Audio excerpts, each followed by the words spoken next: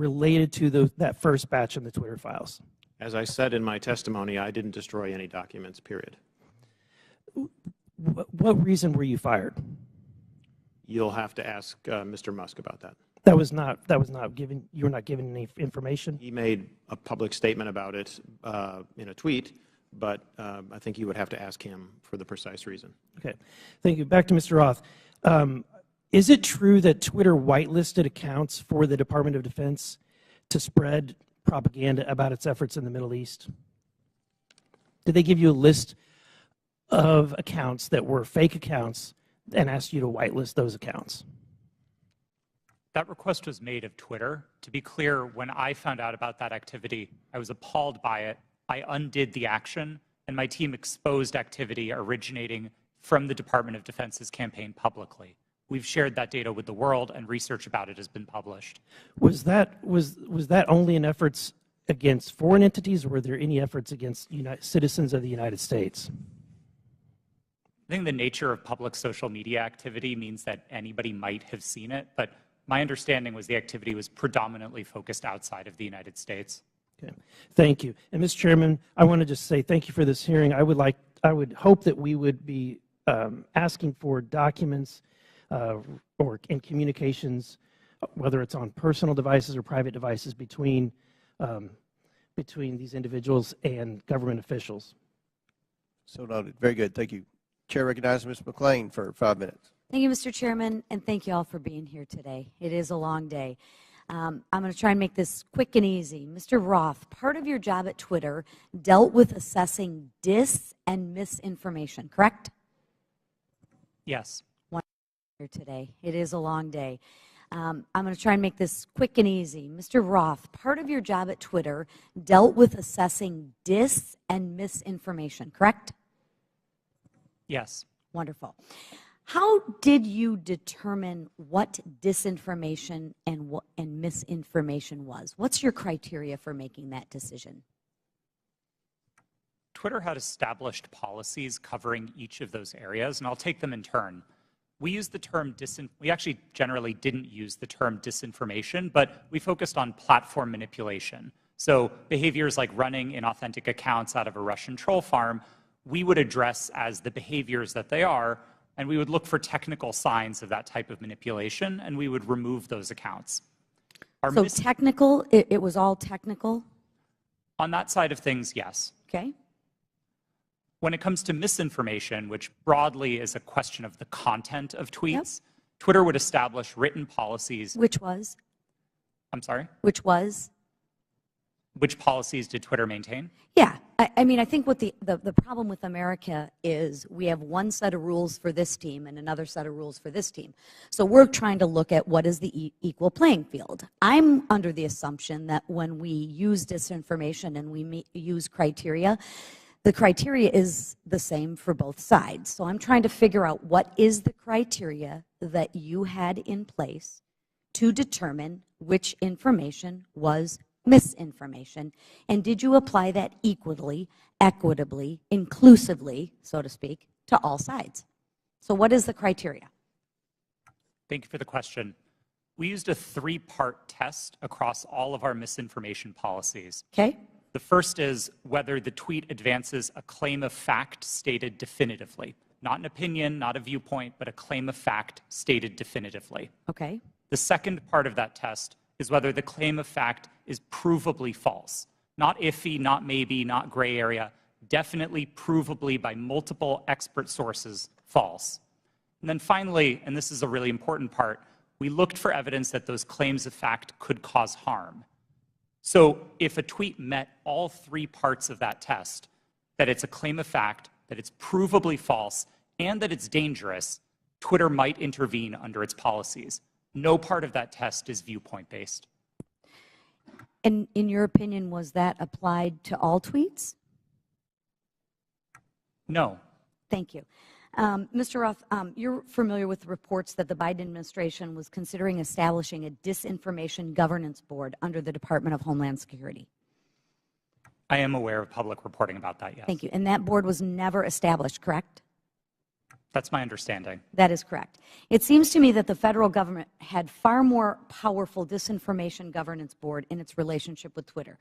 Again, Mr. Roth, question, how often were you meeting with people from the federal government while you were at Twitter?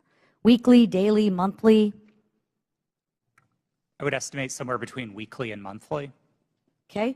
And were you aware that Mr. Baker was also taking these meetings with the federal government as well? I was not aware of Mr. Baker's calendar, no. So you had no idea that he was meeting, there was no you just worked in silos? I mean, Mr. Baker and I were in some of the same meetings together, but no, I did not know the ins and outs of what he was doing. Okay. What did you understand Mr. Baker's role to be at Twitter besides offering general legal advice? Mr. Baker supervised the primary legal team that advised the trust and safety team. He was the supervisor of the attorneys who advised my team. Okay. And how about Ms. Gaddy's role at Twitter besides offering general legal advice? For the final, I believe, year and a half of my tenure at Twitter, Ms. Gaddy was my direct supervisor. Oh, okay. What was her role?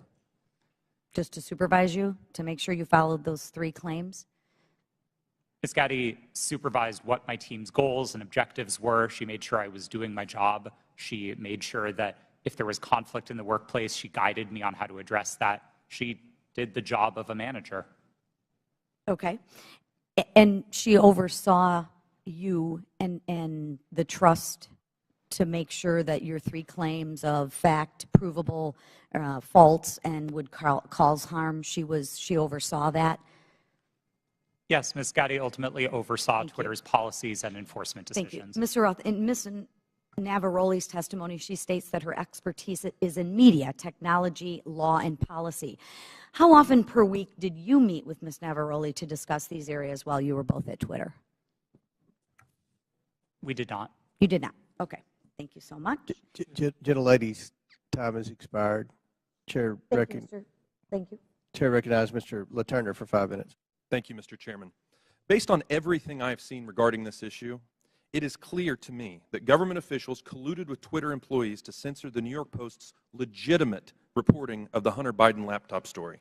Democrats on this committee have so far characterized this hearing as unnecessary and a waste of time. I'd invite any of my colleagues across the aisle to talk to folks in Kansas, because I can promise you they do not feel that way.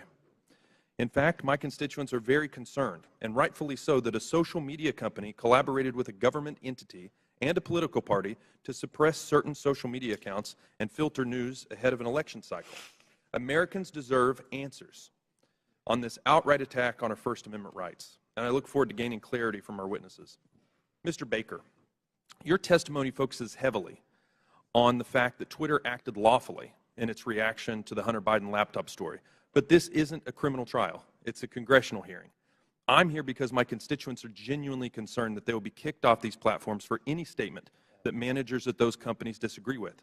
They feel that social media companies like Twitter are forcing them to play a game that they don't know the rules to. I want to know your opinion on if you think it is appropriate for people in positions of power to determine what information gets shared. If not, what criteria is acceptable for making those determinations? Excuse me, sir, that's a very broad question on people in power. I'm not sure I can answer that effectively and address your... Could you try? Well, I mean, the Congress is in power. Congress is restricted by the Constitution of the United States. Congress passes laws. Those laws impact how, for example, private sector actors exercise their power or spend their money, that type of thing. Government agencies have to act in accordance with the Constitution, the laws you pass, internal regulations, executive orders. There's a whole panoply of ways that that people in power, writ large, are held accountable and have to comply with rules and regulations and laws and the Constitution.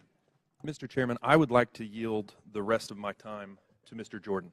Mr. Jordan. I thank the gentleman. Mr. Roth, I want to go back to your statement in your declaration to the FEC. I learned that a hack and leak operation would involve Hunter Biden. Who did you learn that from? My recollection is it was mentioned by another technology company in one of our joint meetings, but I don't recall specifically whom. You don't know the person's name? I don't even recall what company they worked at. No, this was a long time ago. And you're confident that it was from a tech company, not from someone from the government? To the best of my recollection, yes. Did anyone from the government in these periodic meetings you have, did they ever tell you that a hack and leak operation involving Hunter Biden was coming? No, Did Hunter Biden's name come up at all in these meetings? yes, his name was raised in those meetings, but not by the government, to the best of my recollection. Okay. Mr. Baker, I want to go back to the question we had a few hours ago. But I want to frame it in a way I think you can answer. Did you ever tell the FBI that they had no legitimate interest in enforcement of Twitter's policies?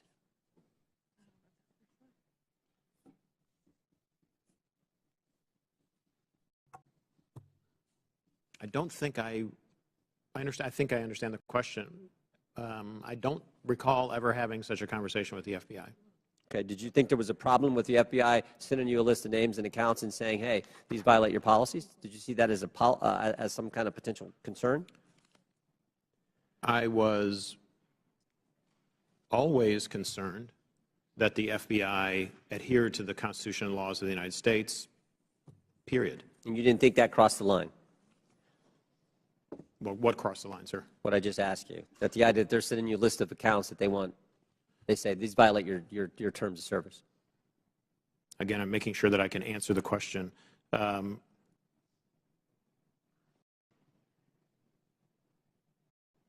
Had I thought that they were doing something unlawful, I would have taken appropriate steps to address it. Okay, Mr. Roth, why were you reluctant, based on what I read in the Twitter files, why were you reluctant to work with the GEC? It was my understanding that the GEC, or the Global Engagement Center of the State Department, had previously engaged in at least what some would consider offensive influence operations. Not that they were offensive as in bad, but offensive as in they targeted entities outside of the United States. And on that basis, I felt that it would be inappropriate for Twitter to engage with a part of the State Department that was engaged in active statecraft. We were dedicated to rooting out malign foreign interference no matter who it came from. And if we found that the American government was engaged in malign foreign interference, we'd be addressing that as well. Yep. Gentlemen's time's expired. In closing, I want to again thank our panelists for being here. I know it's been a long day. We apologize for the electricity going out. That's never happened in my 6 years in Congress. But before we close, the ranking member and I are going to have very brief closing statements. I yield to the ranking member. Well, thank you kindly, Mr. Chairman. Thank you to the witnesses for your endurance and patience today. I hope you don't feel as bad about the day as you seem to look right now, but it's going to be over soon. I want to start with a simple point that I hope will be sympathetic to you, and I began the long day with this. It's even more important now that we have members who are actually threatening witnesses with arrest and prosecution for clearly imaginary offenses, or at least offenses that might make sense in their minds, but I don't quite know what they would be. But Twitter is a private First Amendment protected media entity, and you make your own decisions like Fox News makes its decisions. And I might get kicked off of Fox News, or they might not cover me, or Wall Street Journal, or MSNBC. I've got no constitutional right to go there. So I think there's just a fundamental legal fallacy and logical fallacy that pervades most of the questioning today. And my friend, the chairman, and my friend, Mr. Jordan, certainly know that under our First Amendment, there's a state action requirement. There is no state action here. Now, there's an attempt to perhaps jerry-rig some state action by claiming, well, it was really the FBI that committed whatever offense was there. But what do we have in terms of what we found today? Well, today's witnesses, each and every one, testified that no U.S. government official directed any of them to censor, remove, or take down the New York Post story. That was their mistake. 2, today's witnesses all testified that the Biden campaign did not direct Twitter to take action against the New York Post story. And 3, the whole hearing was predicated on the idea that the FBI directed Twitter to take down the New York Post story to protect Biden, but once again, not a single witness testified that the FBI even communicated with Twitter about the New York Post story. So to me, this has been a wild cyber goose chase all day. It has turned up absolutely nothing. But there was one serious point made by our witness, Ms. Navaroli, who said that the violence and the chaos that was wreaked upon this institution, not far from where we sit today, on January 6th, the attempt to topple a presidential election and install someone who had not been elected as president, was facilitated by Twitter and other social media entities. And at Twitter, at least, the brass there specifically rejected the pleas of employees to take seriously all of the signs and clues of coming violence in the insurrectionary action that took place. That's a serious problem that we're going to have to deal with at some point at a serious hearing, Mr. Chairman. I yield back to you. Gentleman yields back. I will conclude by reminding my friend, the ranking member, that you've gone through quite the transition at the beginning of the hearing. You, as well as many of your colleagues, said this was a conspiracy theory. After listening to the witnesses, now you say it's a simple mistake they made in suppressing the laptop story. Twitter is a private company, but they enjoy special liability protection, Section 230. They also, according to the Twitter files, receive millions of dollars from the FBI, which is tax dollars, I would assume. And that makes it a concern of the Oversight Committee. The reason that we've had this hearing is because the laptop has been mislabeled by many in the mainstream media as being Russian disinformation, and that started with Twitter, as well as being tampered with, and you had several people, including Mr. Goldman, that implied that it had been tampered with, even though CBS News and other credible media outlets. You mean mainstream media outlets? CBS? Yeah. You don't think CBS is credible? No, I thought you were just calling the mainstream media. No. Okay. CBS News. CBS News has done a forensic audit that shows that the hard drive is legitimate and it was not tampered with. So these are misconceptions that are out there, and they started because of the suppression of the laptop story. The reason the laptop's important is because there's evidence on there that should concern every American about potential corruption, as well as evidence that would suggest that there's a possibility that this administration could be compromised because of the millions and millions of dollars that they've received from our adversaries around the world. We believe that's worth investigating. We believe national security is important. We had a hearing yesterday on our border. We believe there's a crisis at the border, and it threatens our national security. We had a hearing today. We believe that we need to make sure that this administration is not compromised because of the millions of dollars that they've received from our adversaries around the world. That much of that evidence is contained in the laptop. So I think this was a very successful hearing. I appreciate the witnesses' time. I know it was a very long day, and again, we've never had the electricity go out before. But again, we appreciate your sincere testimony. And with that, and without objection, all members will have 5 legislative days. Mr. Chair, I apologize to interrupt. It's come to my attention that I have to seek your unanimous request in order to submit some additional documents. Without objection, so ordered. Thank you. Apologies. With that, and without objection, all members will have 5 legislative days within which to submit materials and to submit additional written questions for the witnesses, which will be forwarded to the witnesses for their response. If there's no further business, without objection, the committee stands adjourned. Other big tech companies and reporters attended as well. This exercise prepared them for their future collusion to suppress and delegitimize information contained in Hunter Biden's laptop about the Biden's family business schemes. On October 14, 2020, the New York Post published its first story based on information contained in Hunter Biden's laptop story. The Post provided proof of the laptop's legitimacy by releasing a computer repair store's signed receipt for the laptop and the federal subpoena used by the FBI to retrieve it in 2019. The article revealed that a top executive at Burisma, who was paying Hunter Biden $50,000 a month, had spent time with then Vice President Biden in Washington, D.C. Throughout his presidential campaign, Joe Biden assured the American people that he had never spoken to his son about his overseas business dealing. However, the details exposed in the Post article indicate that Joe Biden lied to the American people. Immediately following the story's publication, America witnessed a coordinated campaign by social media companies, mainstream news, and the intelligence community to suppress and delegitimize the existence of Hunter Biden's laptop and its contents. That morning,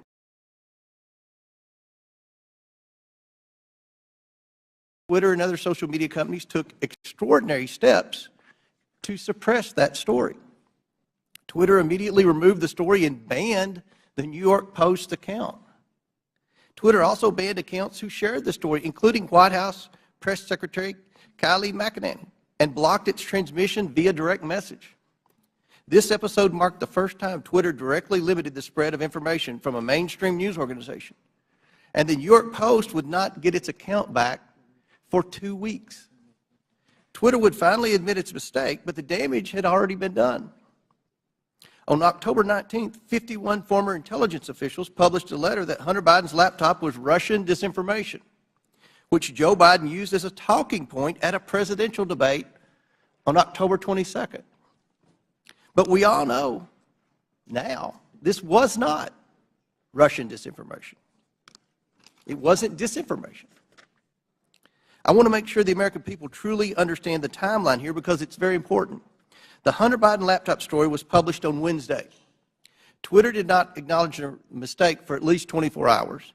Then on Monday morning, 51 former intelligence officials published their letter. That letter was then wholeheartedly accepted by mainstream news as proof that the laptop was fake. Joe Biden used that letter to brush aside the few questions he received about the story. During that time, the mainstream media was more concerned about what flavor of ice cream Joe Biden had ordered on a particular day. All this happened 2 weeks before the 2020 election. 2 weeks. One survey found that 17% of Biden voters would not have voted for the Biden-Harris ticket if they had known about the Biden laptop. But many Americans did not know about it because of a coordinated cover-up by big tech, the swamp, and mainstream news. Now mainstream media outlets have verified the laptop, but the damage has been done. Today we are joined by 3 former high-ranking employees at Twitter. Vijaya Gadde, Twitter's former top lawyer; James Baker, Twitter's former deputy general counsel; and Yoel Roth, Twitter's former head of trust and safety. We are also joined by Annika Collier-Navaroli, Twitter's former head of trust and safety.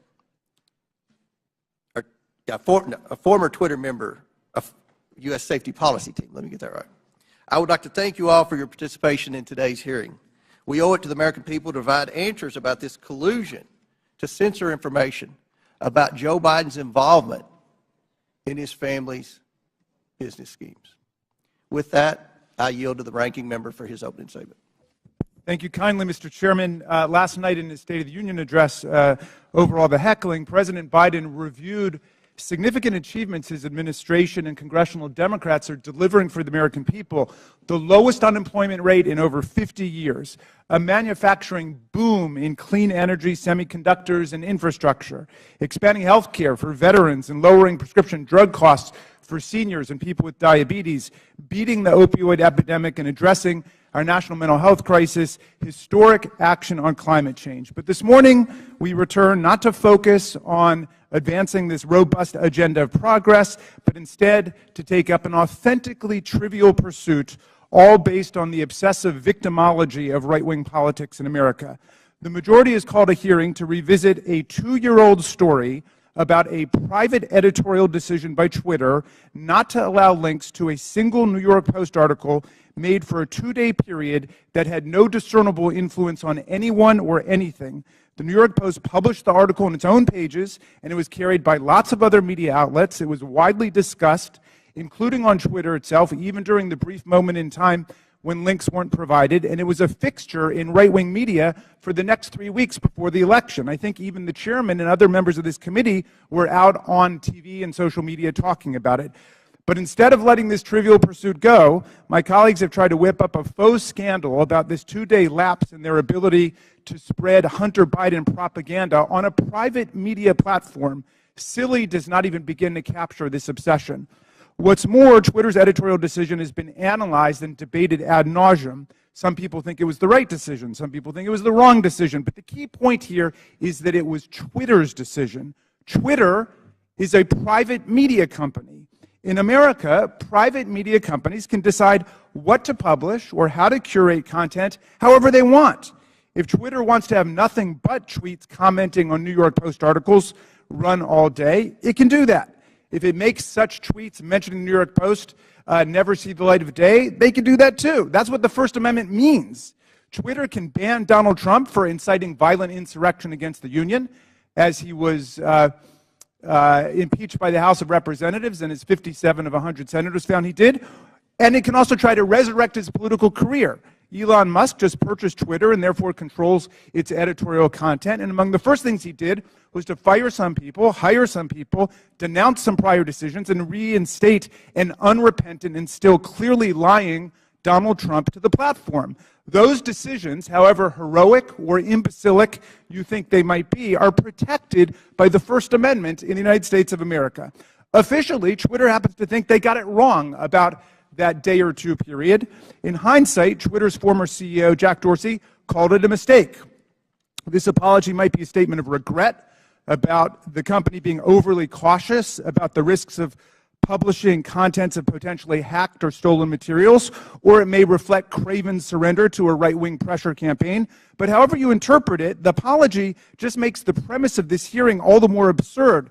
The professional conspiracy theorists who are heckling and haranguing this private company have already gotten exactly what they want, an apology. What more do they want? And why does the U.S. Congress have to be involved in this nonsense when we have serious work to do for the American people? But what makes this hearing tragic is that if our colleagues really wanted to examine a serious problem involving American democracy and social media, my friends, it is staring us in the face right now.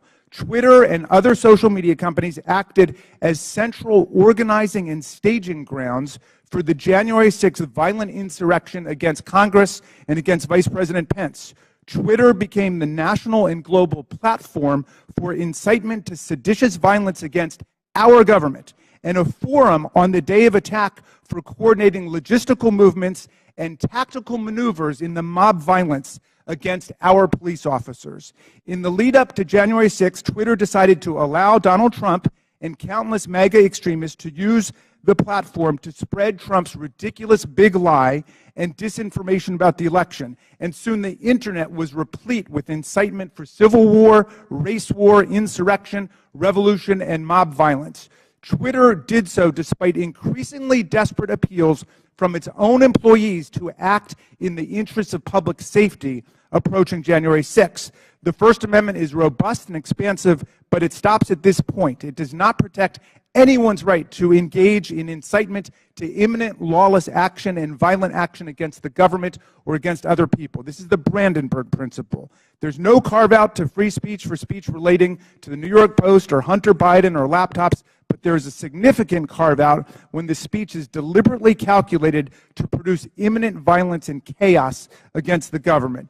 That's why Twitter's deliberate indifference to Trump's big lies and incitement, its decision to ignore the pleas of its own employees to deal with the impending explosion against our police and against Congress on January 6th, are matters that require real investigation and reflection.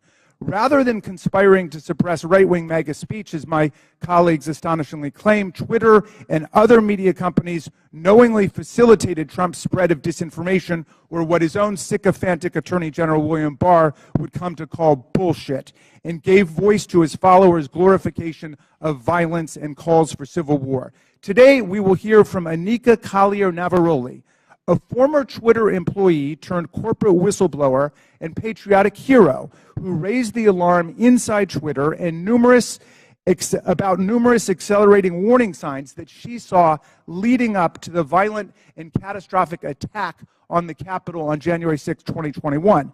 Ms. Navaroli is here today to publicly testify about how senior officials at Twitter resisted her efforts to put policies in place or to enforce existing policies to promote public safety and to defend our national security. Twitter management, however, did not want to cross Donald Trump. I don't know precisely how we will solve the problem of private social media platforms being used for the organization of coups and incitement of violent insurrections against the United States or Brazil or any other country. But this is a grave problem confronting democracy, not just in America, but all over the world. It is not a silly, concocted partisan issue. We must analyze it carefully and legislate effectively to address it, and we must never forget that the enemies of democracy, led by autocrat and war criminal Vladimir Putin, are spending hundreds of millions of dollars on social media propaganda and disinformation to destabilize democracy all over the world, even as they wage their genocidal, illegal, aggressive war against the people of Ukraine. How are we going to prevent the liberal democracies from being overrun by propaganda, disinformation, and violent incitement? Well, listen to Anika Collier-Navaroli, because she has something important to say. She poses a problem that would be worthy of a serious congressional hearing, and we should have one. Thank you, Mr. Chairman. I yield back. Gentleman yields back. I want to thank, again, the witnesses for appearing here today. Today's witnesses are former Twitter employees. Vijaya Gaddy, Twitter's former general counsel; James Baker, Twitter's former deputy general counsel; Yoel Roth, Twitter's former head of trust and safety; and Anika Collier-Navaroli, a former member of Twitter's U.S. safety policy team. I want to remind everyone, you all are appearing under subpoena by your own request. Pursuant to Committee Rule 9G, the witnesses will please stand and raise the right hands. Do you solemnly swear or affirm that the testimony you are about to give is the truth, the whole truth, and nothing but the truth, so help you God?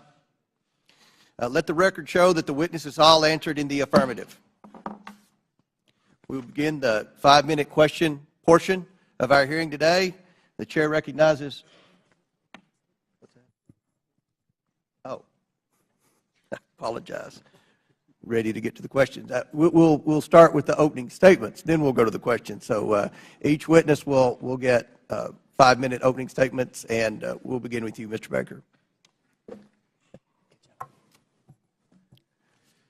Thank you, Mr. Chairman. Mr. Chairman, Ranking Member Raskin, and members of the committee, thank you for the opportunity to appear before you today. I hope that we will have a useful conversation about matters that are of great importance to the nation and the world.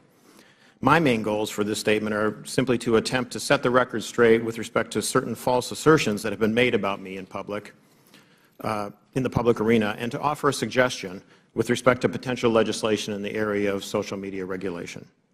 As the committee is aware, however, based on the advice of counsel, I believe in good faith that I'm constrained today by my legal and ethical obligations as a former lawyer for Twitter, as well as by certain non-disclosure agreements. Within those constraints, however, I will endeavor to respond to the committee's questions as fully as I possibly can. And I believe I can make the following statements. First, I was not aware of, and certainly did not engage in, any conspiracy or other effort to do anything unethical, improper, or unlawful while I was at Twitter, period. I did not act unlawfully or otherwise inappropriately in any manner with respect to Hunter Biden's laptop. Indeed, documents that Twitter has disclosed publicly reflect that I urged caution with respect to the matter and noted that we needed more information to fully assess what was going on and to decide what to do. Hardly a surprising piece of advice from a corporate lawyer.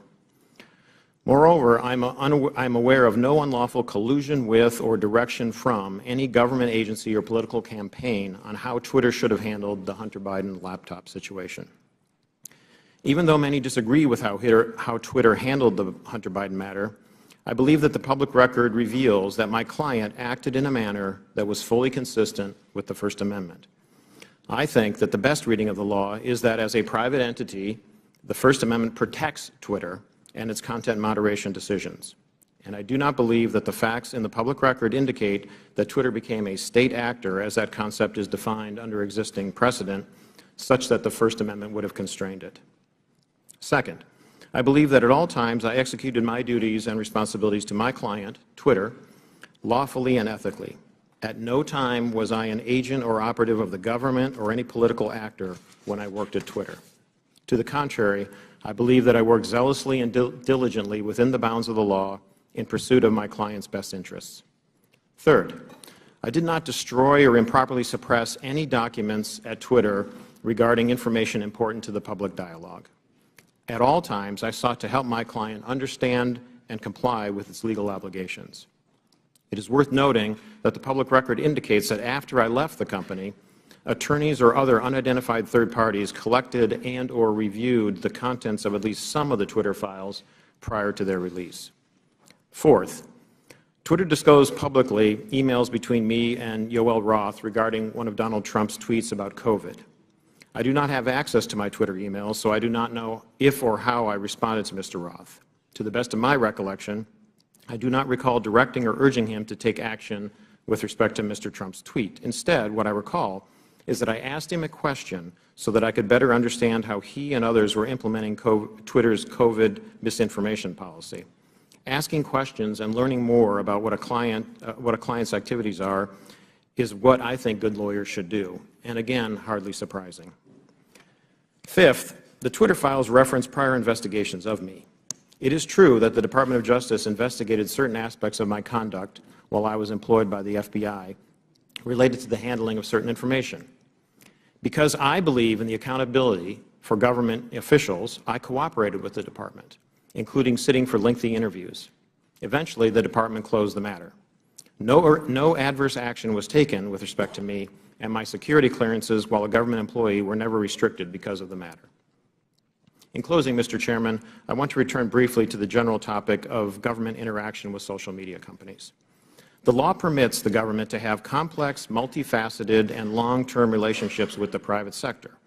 Law enforcement agencies and companies can engage with each other regarding, for example, compulsory legal process served on companies, criminal activity that companies, the government, or the public identify, such as crimes against children, cybersecurity threats, and terrorism, and instances where companies themselves are victims of crime. When done properly, these interactions can be beneficial to both sides and in the interests of the public. As you, Mr. Chairman, Mr. Jordan, and others have proposed, a potential workable way to legislate in this area may be to focus on the actions of federal government agencies and officials with respect to their engagement with the private sector. Congress may be able to limit the nature and scope of those interactions in certain ways, require enhanced transparency and reporting by the executive branch about its engagements, and require higher-level approvals within the executive branch prior to such engagements on certain topics, so that you can hold Senate-confirmed officials, for example, accountable for those decisions. In any event, if you want to legislate, my recommendation is to focus first on reasonable and effective limitations on government actors. Thank you, Mr. Chairman. Thank you, Mr. Baker. Ms. Gaddy. Chairman Comer, Ranking Member Raskin, and members of the committee, thank you for this opportunity to provide this opening statement. After a decade as a corporate lawyer, I joined Twitter in 2011 as the first member of the corporate legal team. In 2013, I was promoted to general counsel. In 2018, I became the chief legal officer and continued in that role until October of 2022. During my time at Twitter, I had many distinct teams reporting to me, including legal, trust and safety, public policy, corporate security, and compliance. I was drawn to work at Twitter because I was inspired by how people were able to use the platform and awed by its potential. Twitter enabled anyone to hear directly from any individual instantly. People from around the world were coming together on Twitter for an open and free exchange of ideas. The work was challenging and fulfilling. After Jack Dorsey returned as CEO in 2015, one of his top priorities became what we called the health of the public conversation. This was based on customer research, advertiser feedback, Twitter's declining revenue, user growth, and stock price. Teams across Twitter were focused on making the platform safer, better, and more profitable. As an executive of the company, I also was responsible for helping to achieve the corporate goals set by Mr. Dorsey, and I was accountable to him, the board of directors, and ultimately Twitter's public stockholders. As we prioritized the health of the public conversation, we did not lose sight of what Twitter was for most people, a place to talk about their favorite things. Topics that animated the platform range from K-pop to the World Cup to video games and movies. We needed to ensure that differences of opinion would not cross the line, for example, into sending death threats to soccer players who missed important goals, distributing non-consensual intimate photos, or cyberbullying so vicious that it could compromise a teenager's mental health. Twitter's platform rules covered a wide range of conduct and changed over time based on new behaviors and harms on the platform and feedback from customers, regulators, governments, advertisers, researchers, and others. This feedback led to a principles-based approach which we applied to an array of difficult yet equally complicated situations around the world. These rules were also benchmarked against industry standards. We all knew how difficult it would be to design, much less apply, one set of global rules for hundreds of millions of accounts that shared billions of tweets a week. While I was at Twitter, the company never lost sight of its deep commitment to promoting and defending free expression around the world. For example, to protect human rights defenders, we fought for the right of people to use pseudonyms on the platform. We litigated in courts around the world to protect the rights of people to express their opinions, often defending them against their own governments who are acting unlawfully or violating international human rights. And we took extra precautions to ensure we scrutinized or challenged and never just acquiesced to government legal demands. Defending free expression and maintaining the health of the platform required difficult judgment calls. Most applications of Twitter's rules were fact-intensive, subject to internal debate, and needed to be made very quickly. We recognized that after applying our rules, we might learn that some of them did not work as we imagined and that we would need to update them. We always remained open to new information from our customers and critics regarding our policies and enforcement. At times, we also reversed course. For example, on October 14, 2020, the New York Post tweeted articles about Hunter Biden's laptop with embedded images that looked like they may have been obtained through hacking. In 2018, we had developed a policy intended to prevent Twitter from becoming a dumping ground for hacked materials. We applied this policy to the New York Post tweets and blocked links to the articles embedding those source materials. At no point did Twitter otherwise prevent tweeting, reporting, discussing, or describing the contents of Mr. Biden's laptop. People could and did talk about the contents of the laptop on Twitter or anywhere else, including other much larger platforms, but they were prevented from sharing the primary documents on Twitter. Still, over the course of that day, it became clear that Twitter had not fully appreciated the impact of that policy on free press and others. As Mr. Dorsey testified before Congress on multiple occasions, Twitter changed its policy within 24 hours and admitted its initial action was wrong. This policy revision immediately allowed people to tweet the original articles with the embedded source materials. Relying on its long-standing practice not to retroactively apply new policies, Twitter informed the New York Post that it could immediately begin tweeting when it deleted the original tweets, which would have freed them to retweet the same content again. The New York Post chose not to delete its original tweets, so Twitter made an exception after 2 weeks to retroactively apply the new policy to the Post's tweets. In hindsight, Twitter should have reinstated the Post account immediately. There is no easy way to run a global communications platform that satisfies business and revenue goals, individual customer expectations, local laws, and cultural norms, and get it right every time. Still, while I was at Twitter, we worked hard every day to make Twitter a healthy platform and ultimately a healthy business. Thank you for your attention. I look forward to your questions. Thank you very much. Mr. Roth. Thank you, Chairman Comer, Ranking Member Raskin, and members of the committee for the opportunity to speak with you here today. In nearly 8 years at Twitter, I worked in and led a division called Trust and Safety. Trust and Safety's core duty is content moderation, removing tweets that violate Twitter's terms of service and suspending users who repeatedly break the rules. This work is sometimes dismissed merely as censorship, but it represents a key way that Twitter and other companies live up to their responsibility to keep the users of their products safe. Much of this work is uncontroversial. For example, taking down accounts that engage in child sexual exploitation or promote terrorism. The gray area of this work, though, is when trust and safety teams have to make decisions about so-called lawful but awful material, content that may be legal in many jurisdictions, but isn't something most people would want to experience. Think of things like posting someone else's home address without their permission, or bullying somebody for a disability or for how they look. A free speech absolutist might say, yes, that kind of content is unpleasant, but it's not against the law. What right do you have to remove it? The answer is the need to make Twitter an appealing product for millions of people. Consistently, in its own research, Twitter found that users were unhappy with the company's approach to content moderation, and that this dissatisfaction drove people away from the service. This has consequences for what we mean by free speech on social media. Again and again, we saw the speech of a small number of abusive users drive away countless others. Unrestricted free speech, paradoxically, results in less speech, not more. And it was our job in trust and safety to try to strike an appropriate balance. But the importance of this work goes far beyond Twitter's business prospects and into the realm of national security. In 2017, I led the team at Twitter that uncovered significant interference in an American election by agents of the Russian government. Their mission was to stoke culture war issues on social media to try to further divide Americans. My team and I exposed hundreds of thousands of these accounts from Russia, but also from Iran, China, and beyond. It's a concern with these foreign interference campaigns that informed Twitter's approach to the Hunter Biden laptop story. In 2020, Twitter noticed activity related to the laptop that, at first glance, bore a lot of similarities to the 2016 Russian hack and leak operation targeting the DNC. And we had to decide what to do.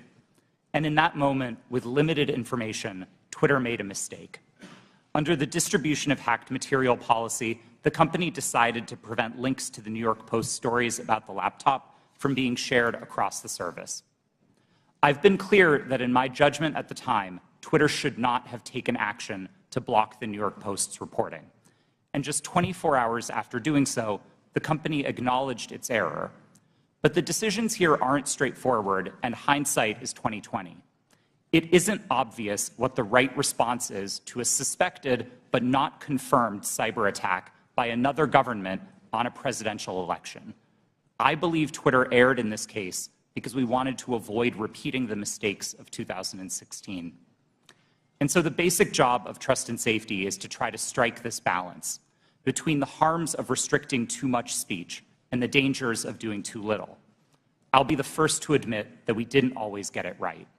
Even rare mistakes add up when you're carrying out content moderation at the scale of hundreds of millions of unique posts per day. While I was head of trust and safety at Twitter, I strove to do this work with impartiality and with a commitment to the fair enforcement of Twitter's written rules. But whether it's me or Elon Musk or someone else in the future, someone will have to make choices about the governance of online spaces. Those decisions should not be made behind closed doors or based on personal whims. I hope that we can work together to find ways to bring greater trust and transparency to social media, and I look forward to answering the committee's questions about any of these topics to the best of my ability. Thank you. Ms. Navaroli. Good morning, Chairman Comer, Ranking Member Raskin, and members of the committee. Thank you so much for the opportunity to speak with you all today. I'm here because there is an urgent need for us to understand the impact that social media companies are having on our democracy. I will be very clear. I was not involved in the decision around Hunter Biden's laptop, but I was involved in decisions that were made leading up to, during, and after the January 6th attack on the Capitol. If we are going to talk about social media in the government, we need to talk about Twitter's failure to act before January 6th. I am here to tell you that doing nothing is not an option. If we continue to do nothing, violence is going to happen again.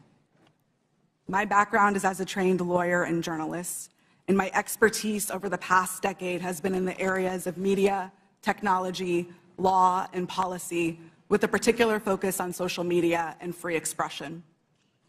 I joined Twitter in 2019, and by 2020, I was the most senior expert on Twitter's US safety policy team. My team's mission was to protect free speech and public safety by writing and enforcing content moderation policies around the world.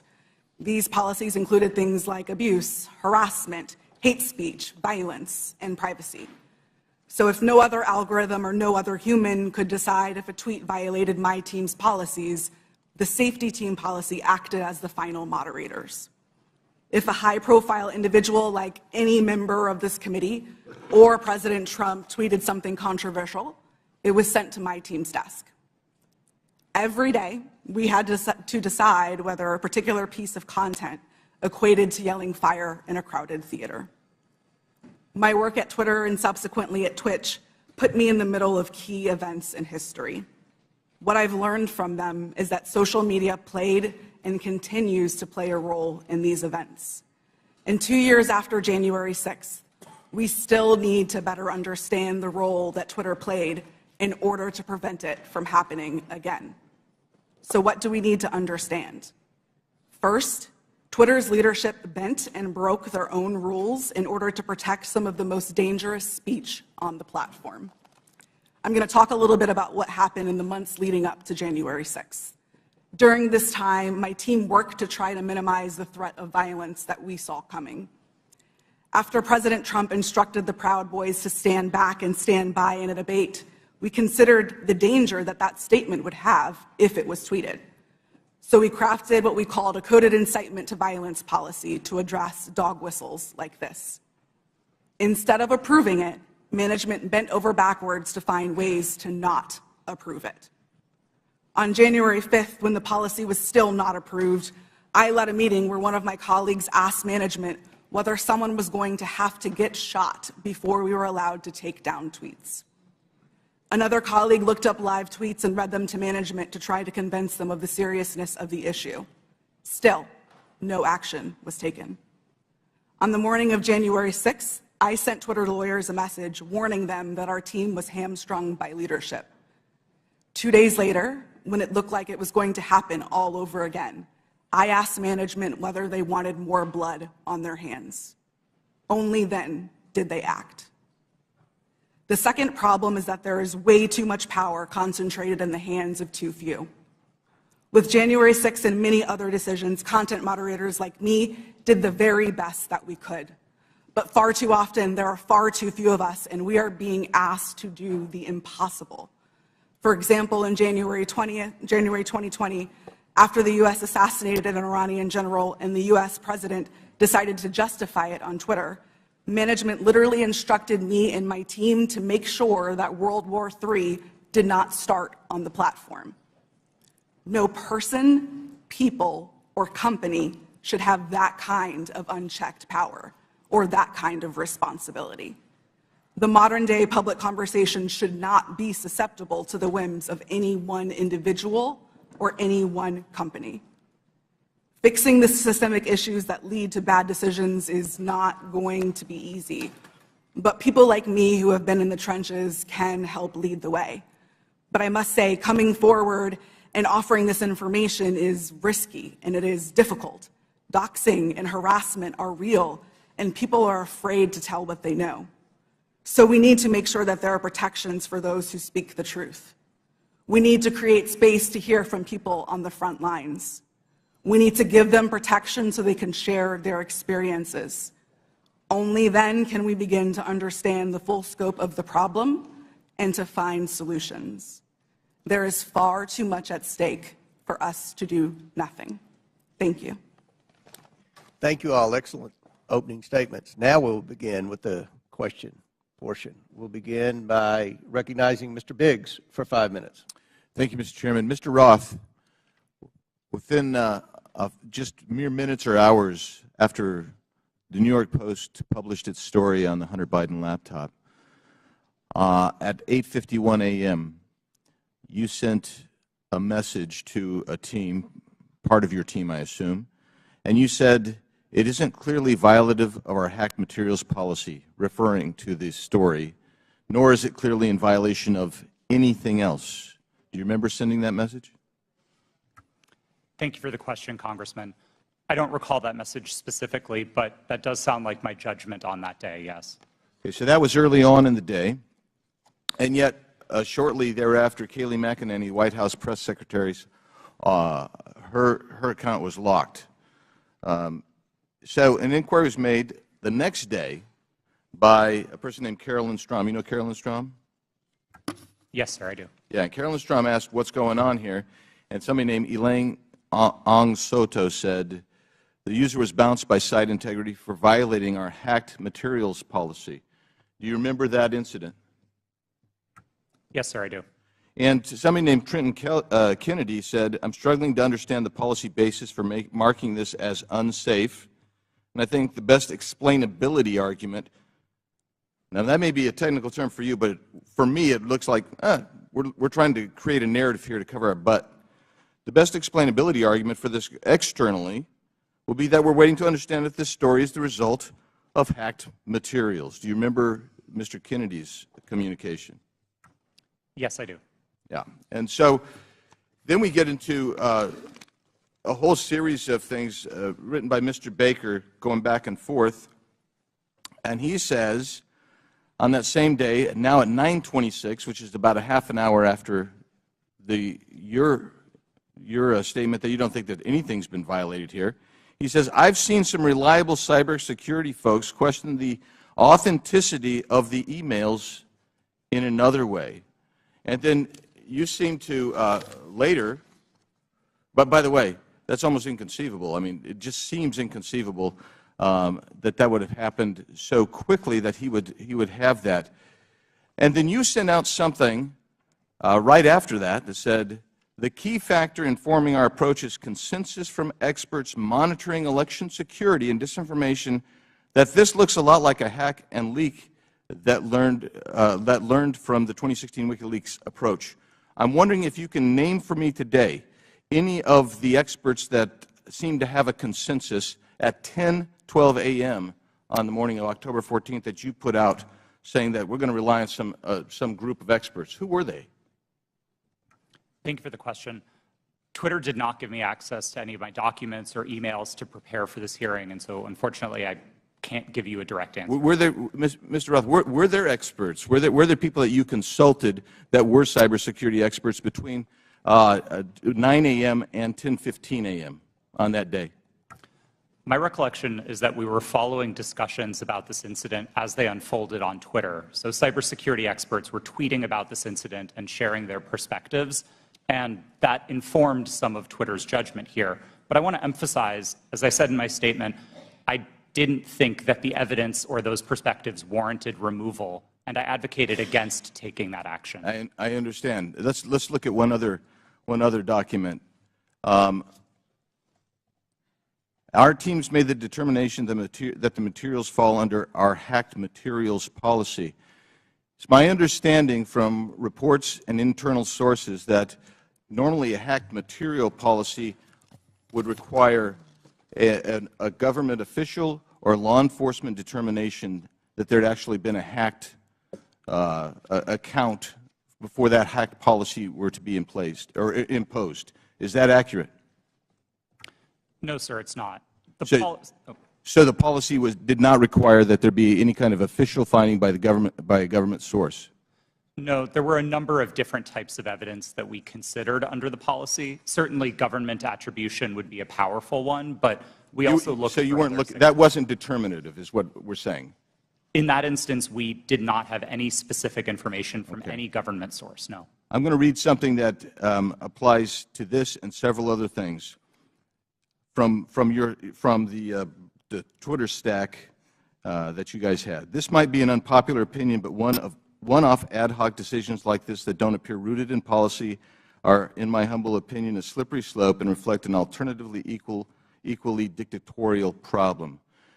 Quite frankly, that's what the essence of all four of your testimony. I realize you're trying to fight against it, but you exercised. You exercised an amazing amount of clout and power over the entire American electorate by even holding them hostage for 24 hours, reversing your policy, and then they're like, well, we want to go back with the originals.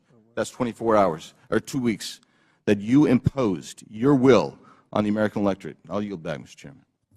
Gentleman, time's expired. He went 30 seconds over. I'll give the ranking member an extra 30 seconds. You're very fair-minded, Mr. Chairman. Mr. Ross, let me start with you. Did I hear you correctly to say that there were thousands or even hundreds of thousands of counterfeit Twitter accounts set up by Russian propaganda and disinformation for Vladimir Putin to pump his poison into the bloodstream of American social media? Is that right? That's right, sir. And that's not just past tense. Those accounts are active on social media today. This is an ongoing campaign. Well, we should be having a hearing about that. I appreciate your alerting to us what's taken place. Ms. Navaroli, so you've testified that in the months leading up to the November 2020 election and then in the weeks before January 6th, you were growing increasingly anxious about the violent rhetoric and incitement that you saw posted on Twitter. Can you describe specifically what made you so concerned during that period? And did you raise your concerns with people at Twitter? Thank you for that question. As I said in my opening statement, after former President Trump in his debate said the statement, stand back, stand by to the Proud Boys, my team, in discussion with other teams at Twitter, realized that we had a gap in our policies and that that could not be said on the platform because it would have gone too far. What we did see continue to happen was those statements, in addition to other coded incitement to violence or dog whistles, began to spring up on the platform.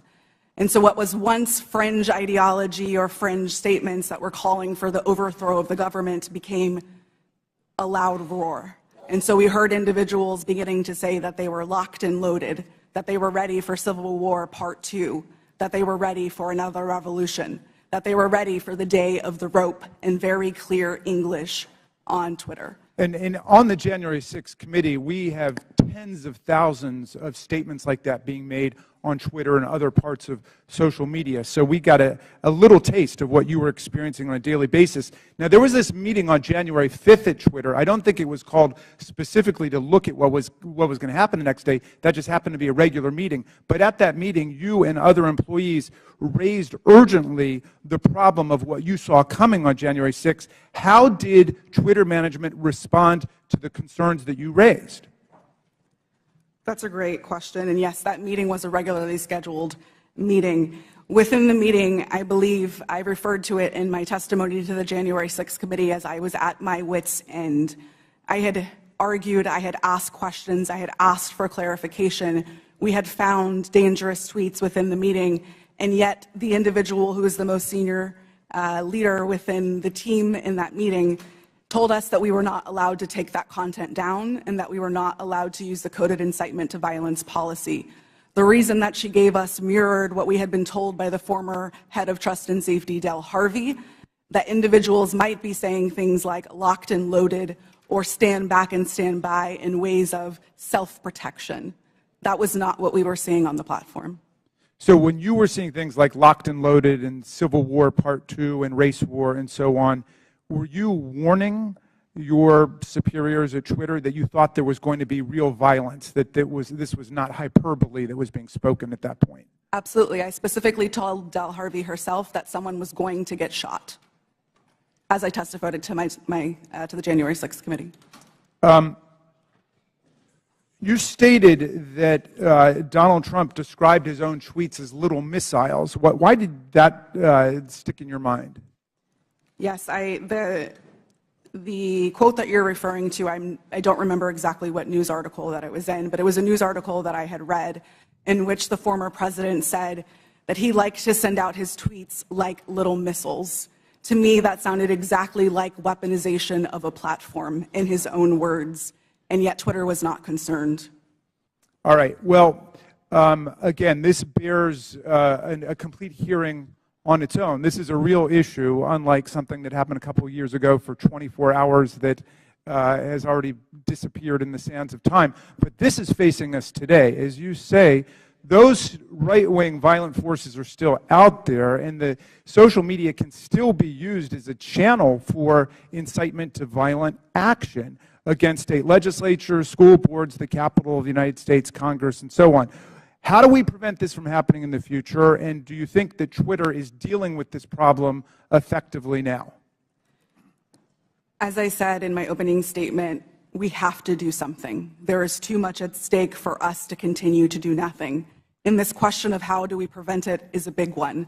Unfortunately, I do not believe that we are at a place that we can come to solutions because we do not know how these companies work. We must continue to hear from individuals like myself.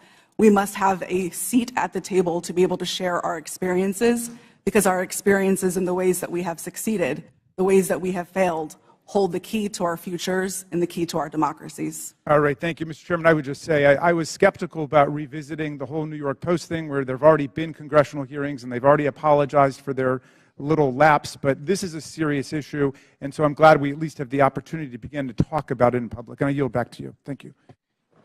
Gentleman yields back. I'll recognize myself now for questioning. The Biden family investigation begins with the story of how big tech, the media, former intelligence agents, And the Bidens themselves suppressed the story of Hunter Biden's laptop weeks before the 2020 election. Today, we're hearing from Twitter executives who buried the New York Post laptop story, claiming it violated the platform's hacked materials policy. In reality, the Twitter executives were hostile towards conservatives and biased towards anyone who opposed their points of view. For example, Mr. Roth, did you write this tweet? I regret the language that I used in some of my former tweets, but yes, I did post that. And I'll read the tweet so it's in the record. Yes, that person in the pink hat is clearly a bigger threat to your brand of feminism than actual Nazis in the White House. Mr. Roth, do you think all conservatives are Nazis? Certainly not, sir. What about the hundreds of people who worked in the Trump administration? Certainly not. Did Ms. Gaddy or any other lawyer at Twitter ever tell you to take down that tweet? No, Twitter did not have a practice of restricting employees sharing their personal viewpoints on the service. Okay.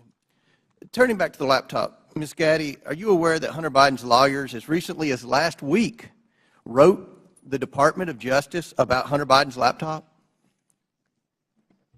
I've seen some articles about that. Yes, they did. And it appears that Hunter Biden's attorney is admitting that the laptop and emails on it are authentic. So, Ms. Gaddy, on October 14, 2020, did Hunter Biden report to Twitter that he was the victim of a hack?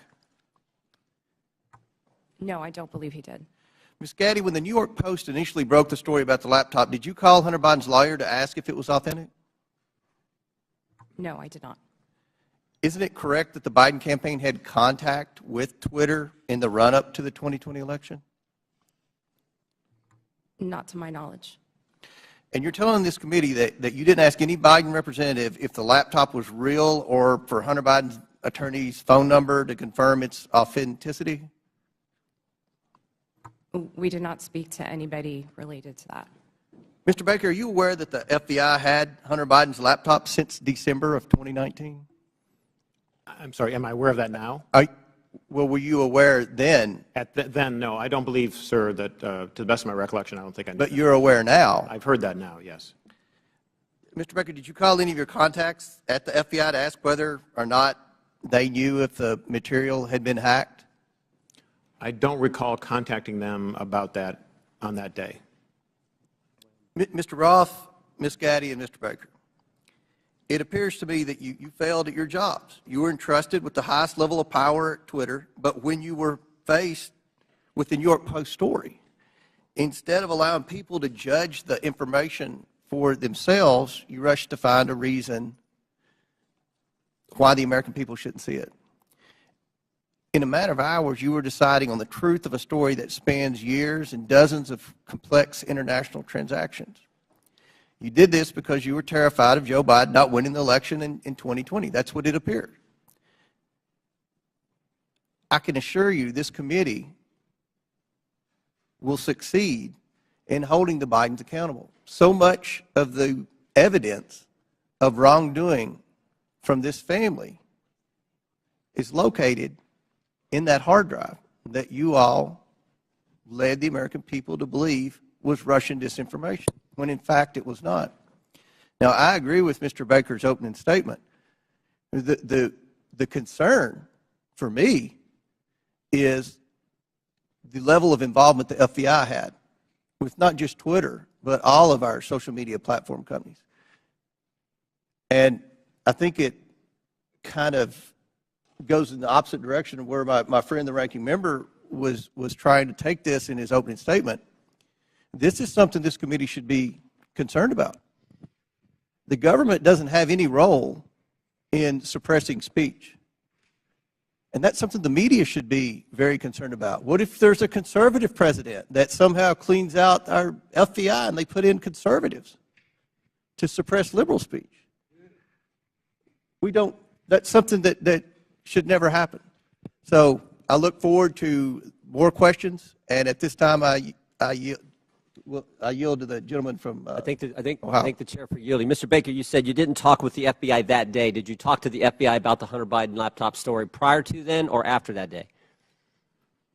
I'm trying to make sure I can answer this question consistent with the restrictions that I talked about in my opening Simple statement. question. Did you Yeah. talk to the FBI about the Hunter Biden story? To the best of my recollection, I did not talk to the FBI about the Hunter Biden story before that day. Did you talk to him after it? You said your don't response is real. Your response is real specific to the chairman. You said, "I did not talk to the FBI about the Hunter Biden laptop story that day." I assume that day is October 14th. I want to know if you talked to him on the 13th or before, or if you talked to him on the 15th and after. I don't recall speaking to the FBI. Sitting here today, I don't recall speaking to the FBI at all about the Hunter Biden matter. Well, then why'd you answer it the way you did? I beg your pardon? I yield back there. Chair recognizes Ms. Norton for 5 minutes. Thank you, Mr. Chairman. Like Benghazi before, Republicans are on a taxpayer-funded expedition to attack their political rivals, and they're feeding the flames of conspiracy in the process. With the release of the so-called Twitter files, Donald Trump has seized the moment to further his own conspiracies about the 2020 election, writing in December, and I quote, "Do not throw the presidential election results of 2020 out and declare," do you throw the presidential election results of 2020 out and declare the rightful winner, or do you have a new election? A massive fraud of this type and magnitude allows for the termination of all rules, regulations, and articles, and even those found in the Constitution, end quote. Now, it bears repeating that this is the same man who incited an insurrection on January 6th, and just last week reposted a message on Truth Social that suggested his supporters will, quote, and I'm quoting him now, "physically fight for him this time," and added, "They got my 6 and we are loaded," and I mean loaded. This is a question for Ms. Navarrete. What did the phrase "locked and loaded" mean to you while you were at Twitter prior to January 6th? Yes, thank you for that question. The way that I read "locked and loaded" to be interpreted by the tweets that I saw coming on Twitter prior to January 6th was that individuals were loaded, were armed, and that they were ready to commit violence. Are you concerned that the use of this language will continue to incite and legitimize political violence leading to the next election? Absolutely. We are sitting exactly 1 month in which the exact same playbook was played in Brazil, and we saw almost deja vu happening again. As I said in my opening statement, unless we do something, this will continue to happen again. Thank you, Ms. Navarrete. Mr. Roth, you are no stranger to conspiracies and their real-world consequences. If you don't mind, can you please describe for the committee how the release of the so-called Twitter files has affected your personal safety? Thank you for the question, Congresswoman. The Twitter files, I would note first and foremost, didn't just affect me, but affected much more junior employees at Twitter. Employees as far away as Manila in the Philippines were doxxed, had their families threatened, and experienced harm equal to or greater than what I've experienced. But concurrent with the Twitter files, Elon Musk also made the decision to share a defamatory allegation that I support or condone pedophilia. And this lie led directly to a wave of homophobic and anti-Semitic threats and harassment against me, of which Twitter has removed vanishingly little. And following the Daily Mail's decision to publish where I live, ultimately I had to leave my home and sell it. Those are the consequences for this type of online harassment and speech. Well, I must say, those are very real consequences.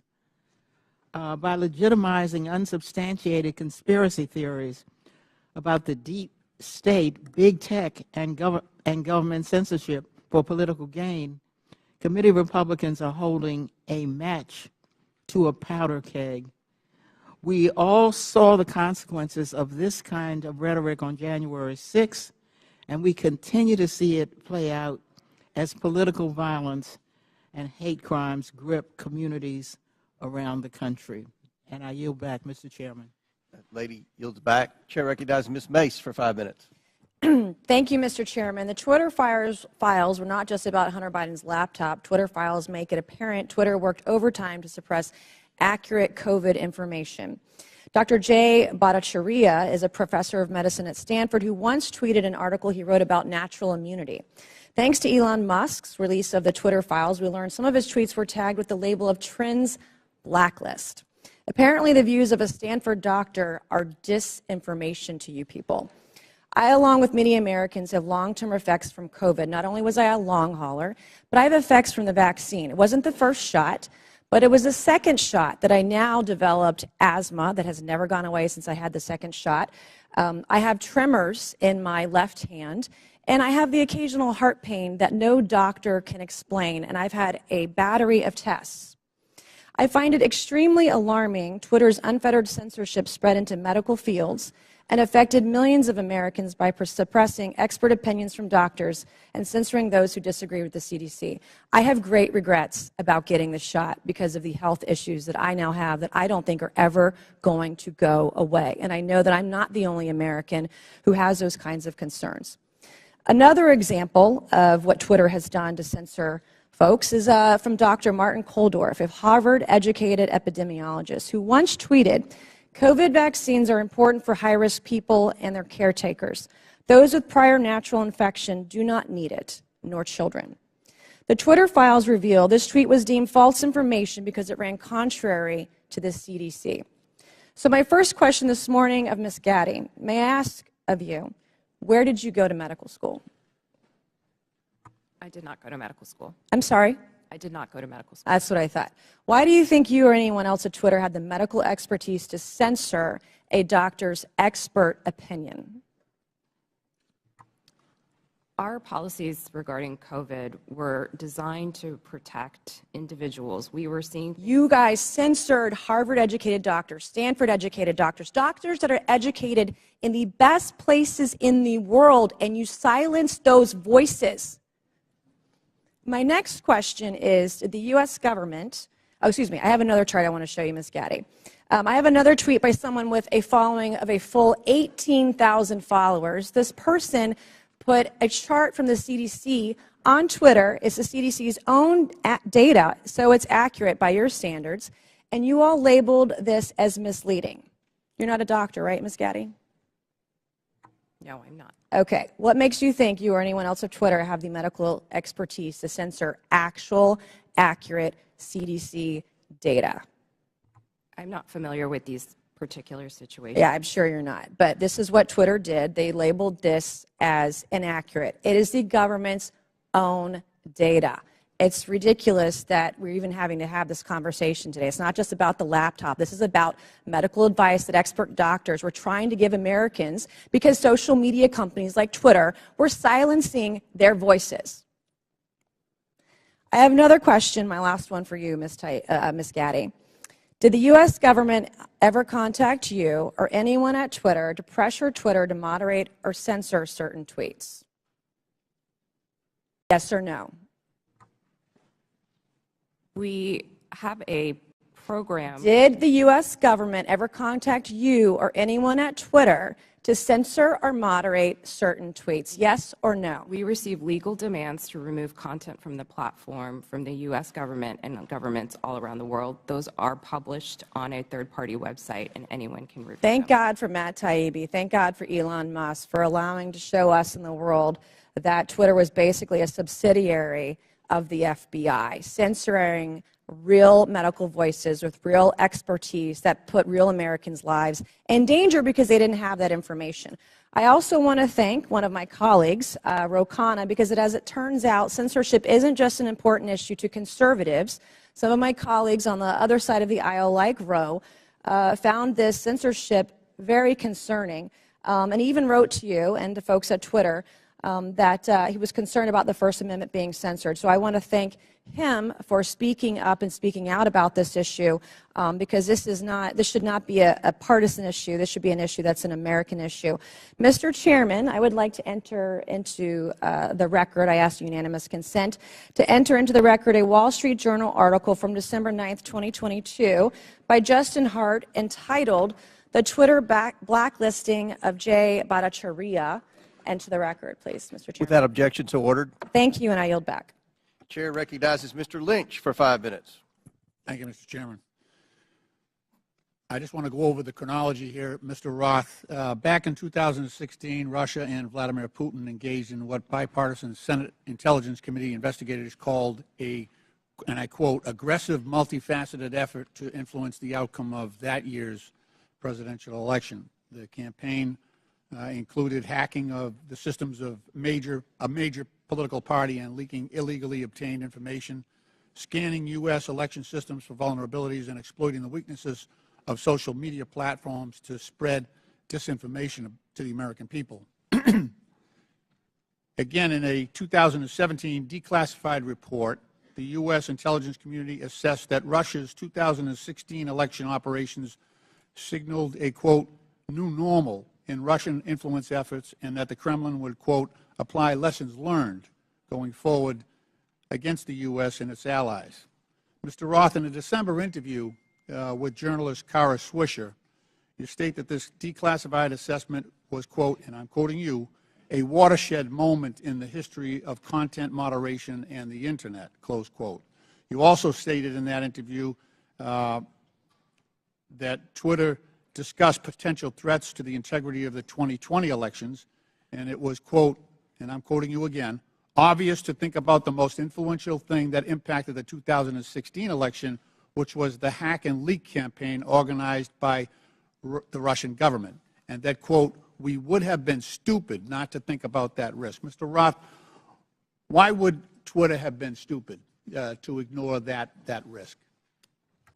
Thank you for the question, Congressman.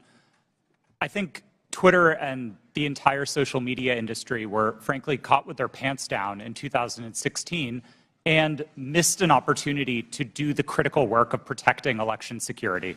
This isn't my judgment. This is the judgment of academics and researchers who have spent years studying Russian active measures. And most of their conclusions suggest that the #1 most influential part of the Russian active measures campaign in 2016 was the hack and leak targeting John Podesta.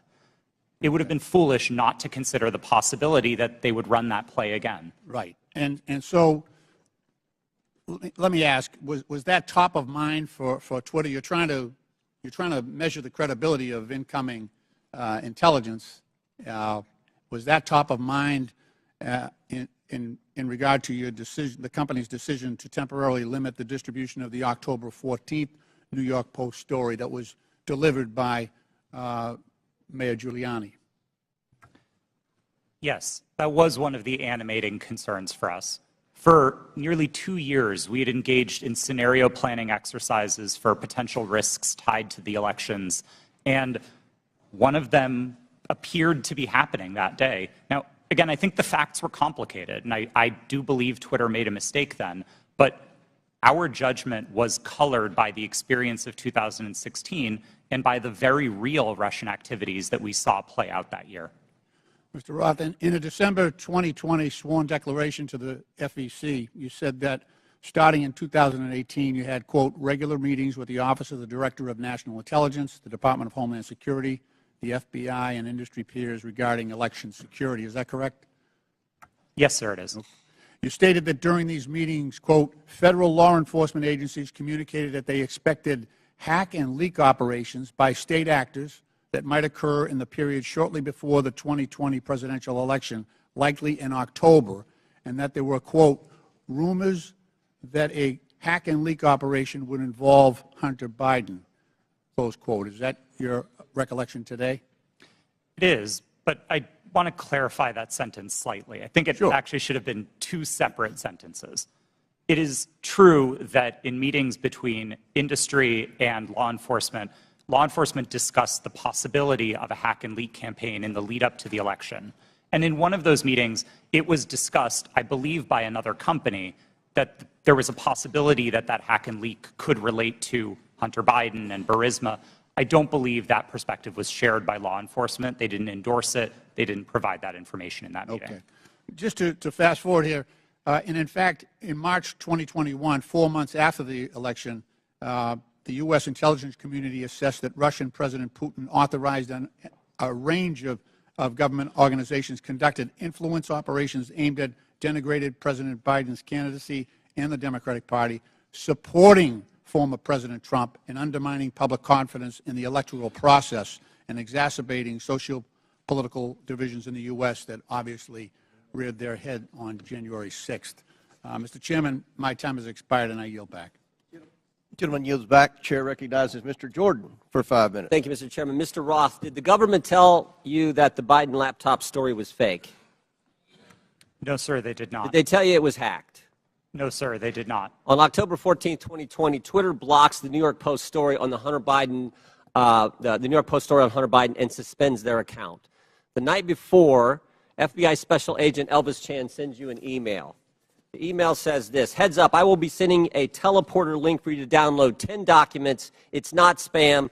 Please confirm receipt when you get it. 2 minutes later, 6:24 p.m., you respond back, received and downloaded, thanks. What were those 10 documents? Twitter didn't give me access to my laptop, but Special Agent Chan has said publicly, and the FBI has confirmed, that those documents did not relate to Hunter Biden, and that's my recollection of them. What did they relate to?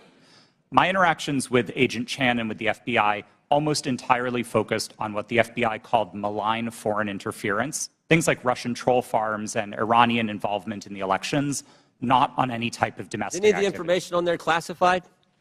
No, sir, I do not hold a security clearance, and so I would not have received any classified information. Who does hold a security clearance? I'll just go to the second email here. I'm just curious about this. What I propose is that 30 days out from the election, this is another email to you from Mr. Chan. 30 days, we get temporary clearances. You pick who they are. Who were the people at Twitter who had a security clearance?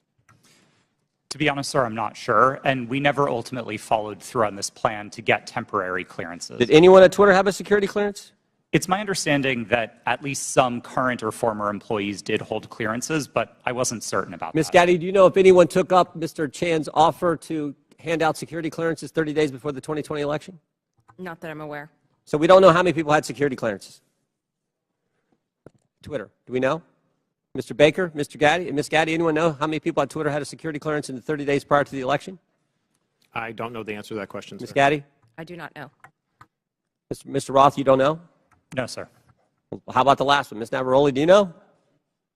No. I mean, it seemed like the offer was to sort of just hand them out like candy. I just wondered who had them. No one knows? Okay. So the FBI didn't tell you that it was fake, didn't tell you that it was hacked. And Mr. Roth, did the story violate your policies? In my judgment at the time, no, it did not. Yeah, that's what you said. Said what I would propose, you said it isn't clearly a violation of our hack materials policy, nor is it clearly a violation of anything else. So I think what a lot of people are wondering is if it didn't violate your policies and they didn't tell you it was fake, didn't tell you it was hacked, why'd you take it down? The company made a decision that found that it did violate the policy. It wasn't my personal judgment at the time that it did, but the decision was communicated to me by my direct supervisor, and ultimately I didn't disagree with it enough to object to You know what I think happened, Mr. Roth? I think you guys got played.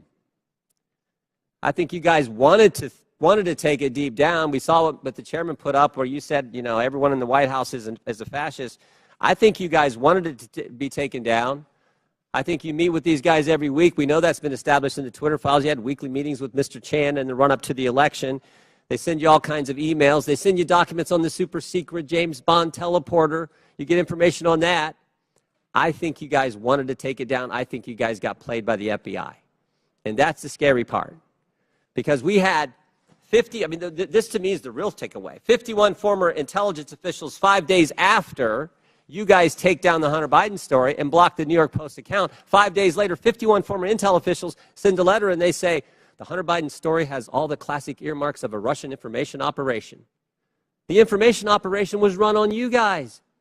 and then by extension run on the American people. And that's the concern.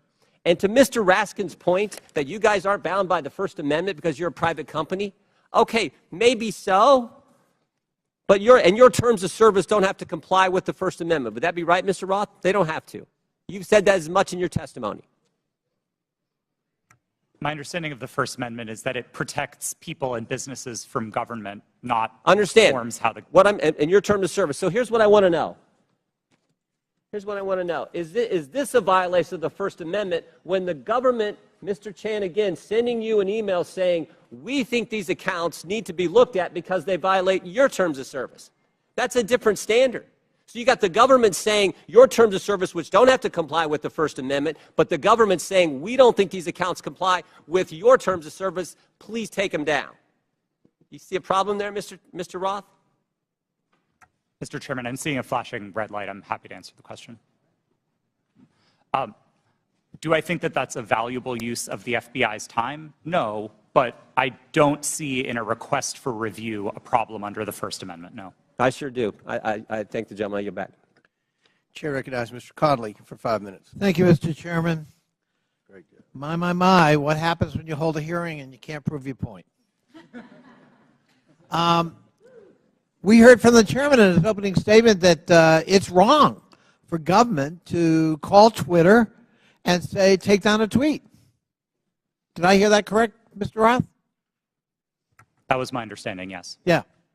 So on May 27th, 2020, President Donald J. Trump tweeted, and I quote, Republicans feel that social media platforms totally silence conservatives. By the way, something that would come as news to you, apparently, Mr. Roth, because you're still the subject of conservative harassment. We will strongly regulate, he went on to say, or close them down before we ever allow this to happen, unquote. Ms. Navaroli, doesn't that sound eerily like a government official telling Twitter that there's a threat, we'll shut you down if we don't like the content? I am not familiar with the tweet that you have referenced. Well, but if I just told you that quote without telling you who said it, might it have some ominous overtones from your point of view if you're still at Twitter? We'll shut you down. We'll regulate you. We will never allow this to happen. Those are pretty strong words. They are. Yeah. Okay. On September 8th, 2019, at 11:11 p.m., Donald Trump heckled two celebrities on Twitter, John Legend and his wife, Chrissy Teigen, and referred to them as the musician John Legend and his filthy-mouthed wife, unquote.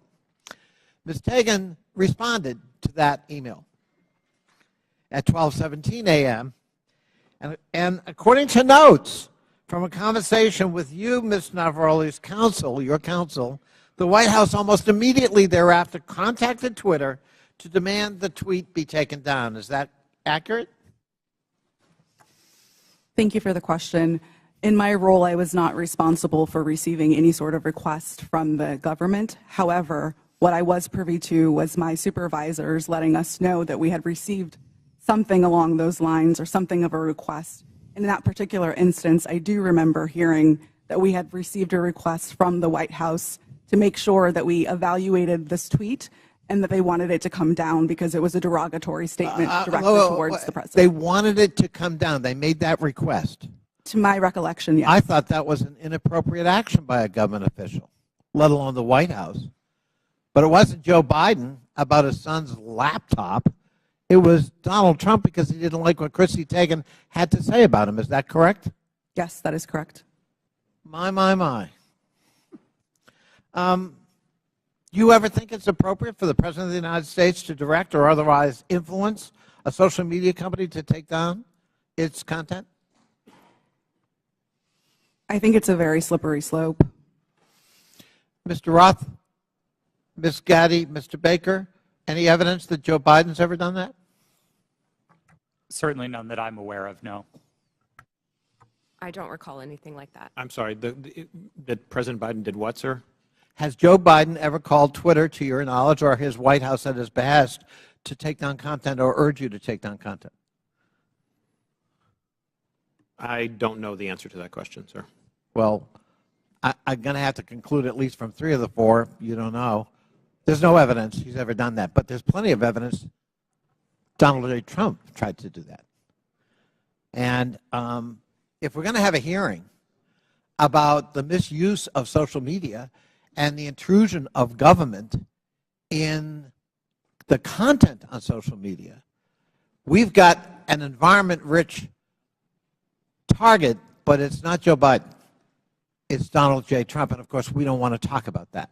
We don't want to talk about Russian bots and Russian fabrications using fake accounts on Twitter to a political purpose, and it's not to help elect Democrats.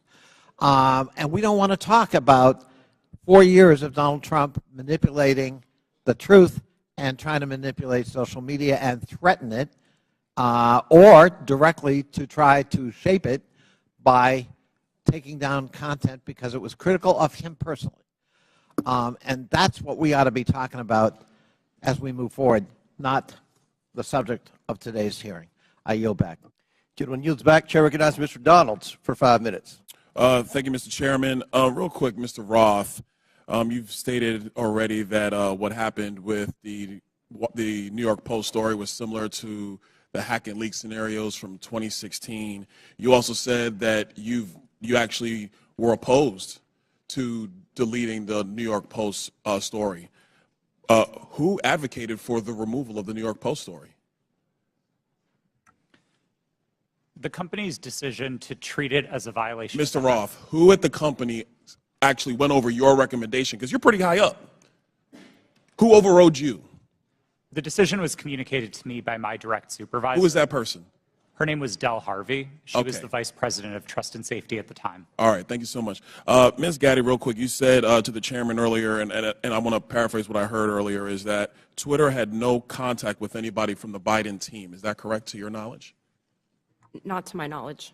Put that up for me. Okay, over my right shoulder, we have an email. Reference, this is Saturday, October 24th, 5:39 p.m., referencing 5 different tweets. This is with a Twitter email chain.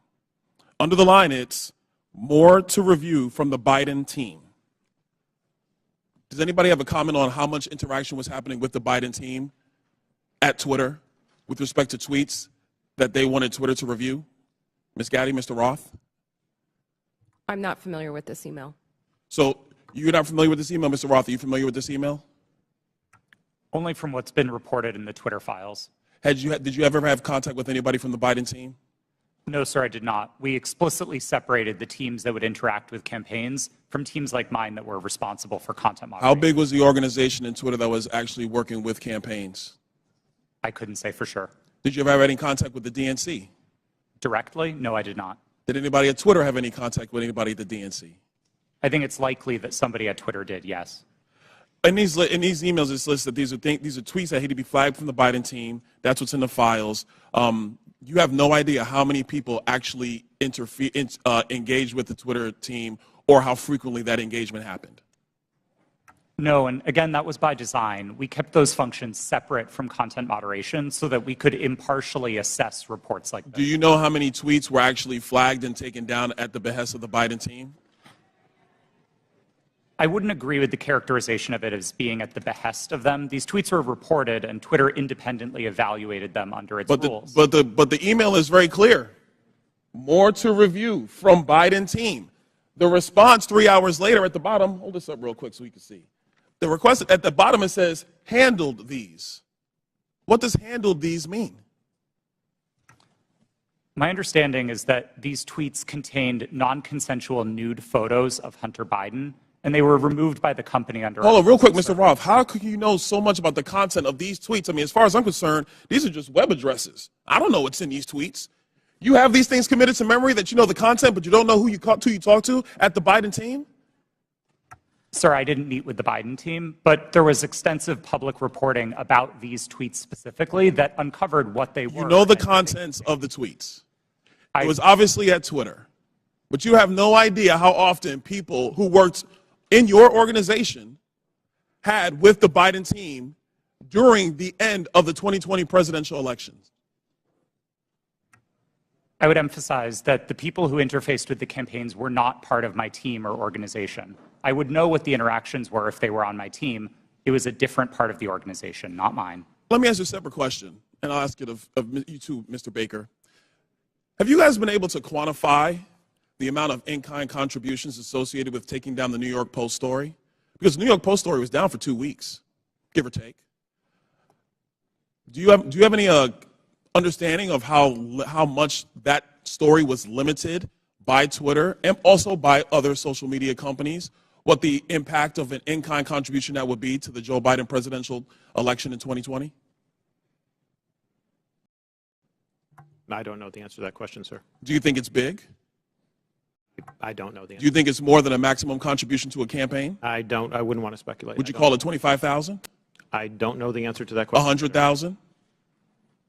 Sir, I don't know the answer to the question. $1 million? I don't know the answer to the question.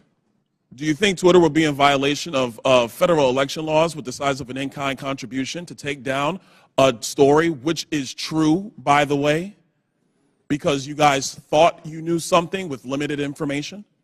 I'm not going to speculate on that sitting here today, sir. I try to propound a legal analysis of election laws. I'll yield back. Gentleman yields back. Chair recognizes Ms. Ocasio-Cortez. It's your turn. You want to go? Okay. We won't start the clock till you get there. Appreciate also your generosity. I just want to start off right here at the top here. This isn't even my line of questioning, but I'd like to submit to the record a Washington Post article now warning about Hunter Biden laptop disinformation, the guy who leaked it.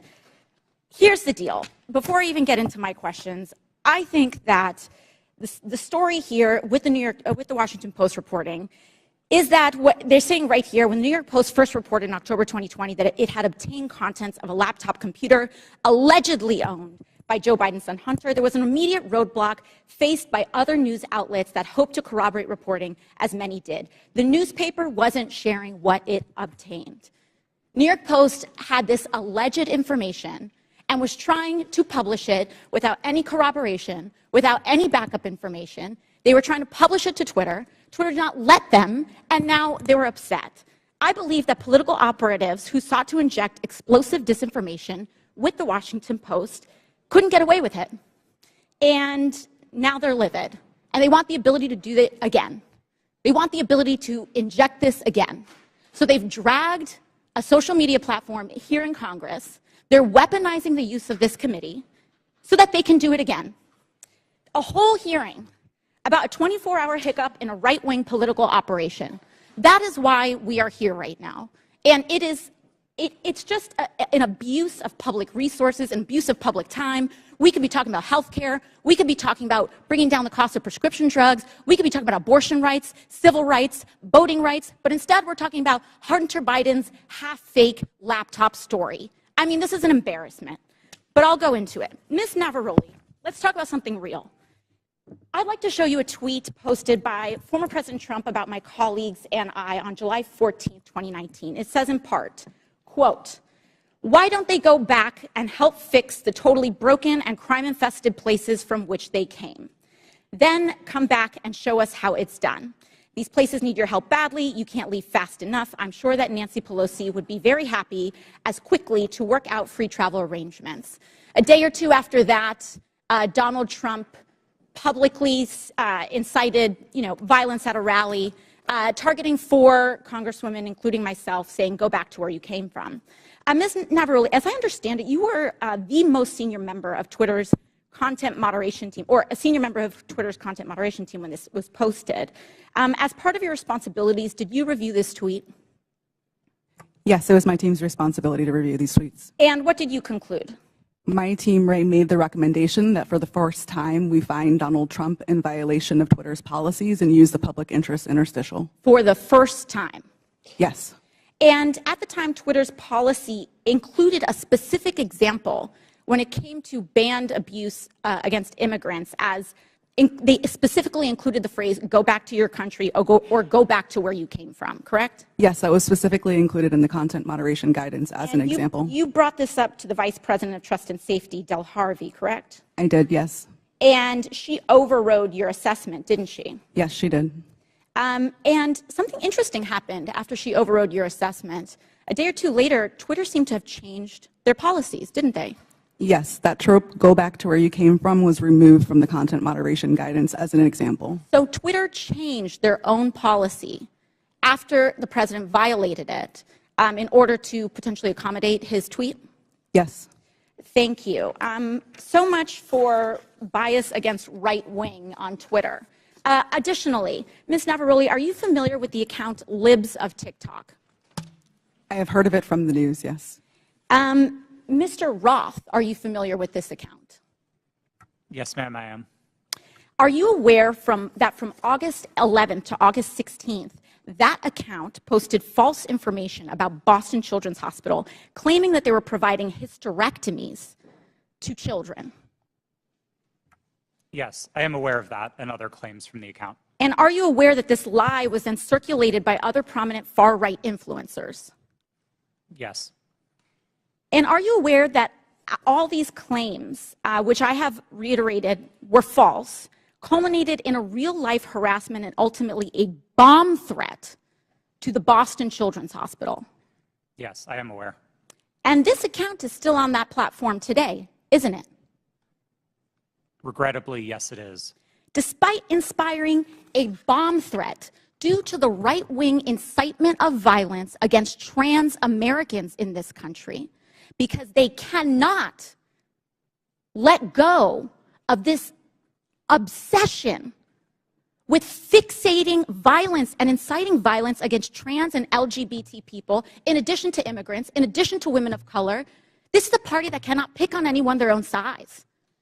And they are trying to co-opt an entire social media platform and use the power of this committee and of Congress in order to pursue a political agenda. I yield back. Lady yields back. Chair recognizes Mr. Fry for 5 minutes. Thank you, Mr. Chairman.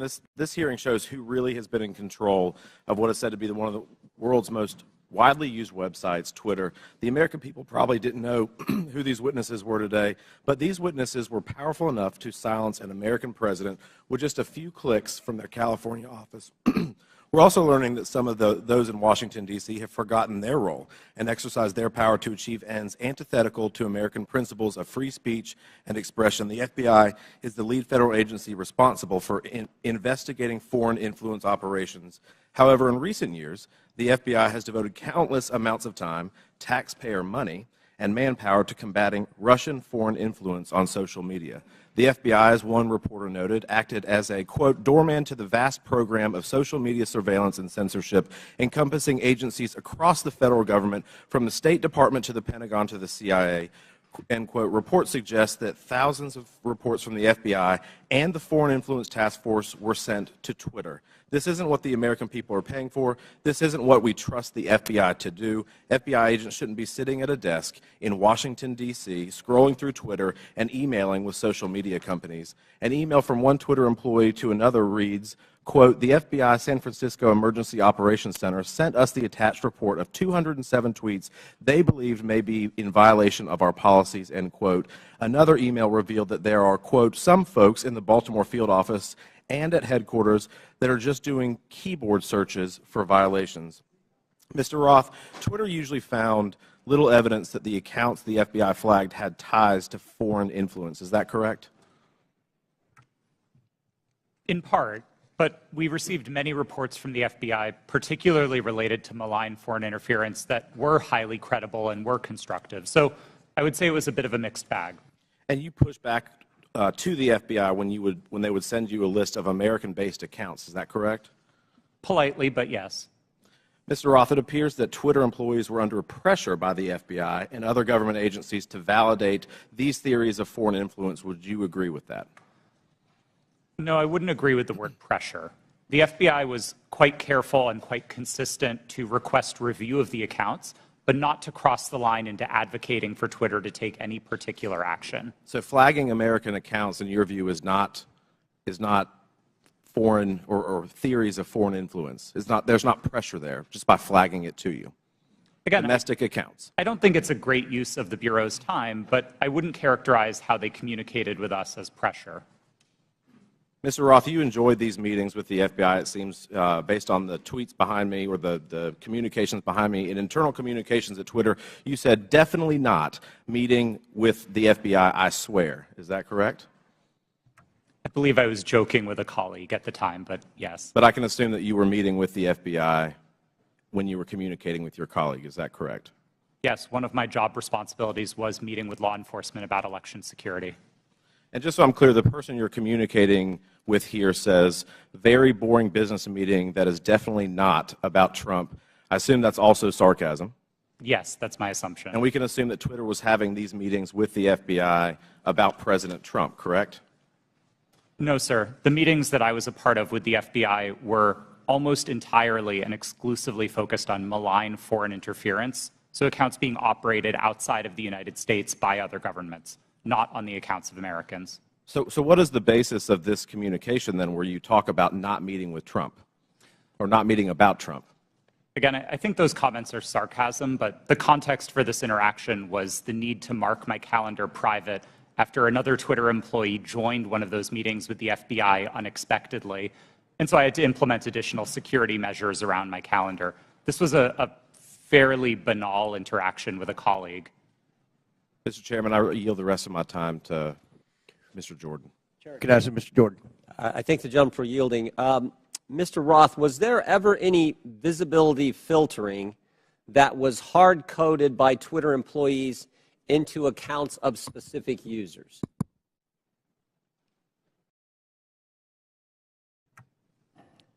Twitter employees were responsible for building the systems that performed visibility filtering, and then that filtering would have been applied either automatically. I'm asking a very specific question. I'm asking, was the code written in a way that for certain accounts, those accounts, unique in and of themselves, would be visibility filtering, to use your term, so that they wouldn't have as much reach or as much influence? The term hard coding suggests that it was permanent and immutable, and I wouldn't agree with that, no. But it did happen, is what you're saying. There was hard-coded into some of these accounts of specific users by Twitter employees this ability to filter and limit the reach of that particular post, or that particular tweet, I should say. Again, I wouldn't say that they were hard-coded. Okay. Thank you. Chair recognizes Ms. Brown for 5 minutes. Thank you, Chairman Comer and Ranking Member Raskin, for holding this hearing today. Social media has been a revolutionary gift of the 21st century. From helping people across the world build meaningful connections to learning a new skill set, these platforms have played a significant role in creating an interconnected global world. When handled responsibly, social media serves as a useful resource with many positive outcomes. However, social media is not without its flaws, and the challenges are much larger than any specific incident or decision by one private company. Recently, social media has contributed to the rise and amplification of domestic extremist content and organizing. This is extremely concerning and, unfortunately, is contributing to the division of our society. According to an Anti-Defamation League survey, 66% of the LGBTQ+ respondents, that's a full 2/3, experienced harassment online. 37% of Jewish respondents and 34% of African Americans respondents said the same. This is truly disturbing. The power that social media has to inspire real-world action, both good and bad, is well known to all of us. And sadly, the hate online does not stay online. Social media has the power to influence not just here at home, but those who are watching us abroad.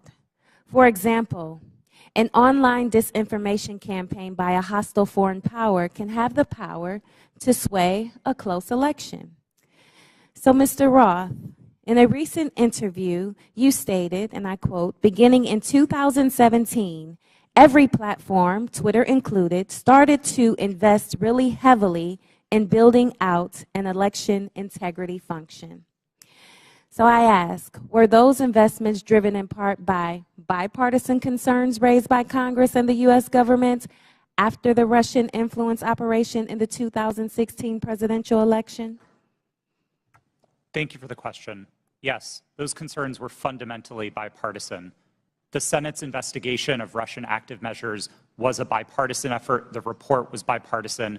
And I think we all share concerns with what Russia is doing to meddle in our elections. Thank you so much. Did those investments include better information sharing mechanisms with the federal government? Yes. I think one of the key failures that we identified after 2016 was that there was very little information coming from the government and from intelligence services to the private sector. The private sector had the power to remove bots and to take down foreign disinformation campaigns, but we didn't always know where to look without leads supplied by the intelligence community. That was one of the failures highlighted in the Senate Intelligence Committee's report and in the Mueller investigation, and that was one of the things we set out to fix in 2017. Thank you for that. And Mr. Roth, were those communication channels useful to Twitter as it worked to combat foreign influence operations? Absolutely. I would say they were one of the most essential pieces of how Twitter prepared for future elections. Thank you so much. So clearly, we must come together as a committee to stand up and protect our country from foreign election interference and disinformation. I sincerely look forward to spending more time with this committee, working to understand how to fight back against our adversaries and strengthen our democracy. And with that, Mr. Chairman, I yield back. Thank you very much. Chair recognizes Ms. Green for 5 minutes. Thank you, Mr. Chairman. Mr. Baker, Ms. Gaddy, Mr. Roth, and Ms. Navaroli, you can consider your speech canceled during my time because you canceled mine. You see, you permanently banned my personal Twitter account, and it was my campaign account also. So let's talk about election interference, shall we? January 2nd, 2002, you permanently banned my Twitter account. This was the account that I would put my campaign ads on, raise money on, fight back when attacked with lies, and be able to talk to my voters in my district. But you banned it. And then let me explain. My account was not reinstated until November 21st, 2022. That was after my election on November 8th. You know, at your company or your former company where you worked, Twitter employees, over 98% of them donate to Democrats. So while you coordinated with DHS, the FBI, the CIA, our government, and outside groups to permanently ban, shadow ban conservative Americans and candidates like me and the former President of the United States, President Donald J. Trump, you were censoring and wrongfully violating our First Amendment free speech rights. Guess what? None of you hold security clearances. None of you are elected, and none of you represent 750,000 people like I do. Let's explain. 52 United States Law 10101. No person shall intimidate, threaten, coerce, or attempt to stop any other person for the purpose of interfering with their rights to vote or to vote as he may choose. You didn't shadow ban or permanently ban my Democrat opponent. No, you did that to me. And that was wrong, and it was against the law. You see, not only that, was it me that you violated my First Amendment rights? You violated countless conservative Americans. These were doctors that were trying to tell the truth about COVID, doctors that were having success treating people with ivermectin that you all would not allow to be talked about on your platform.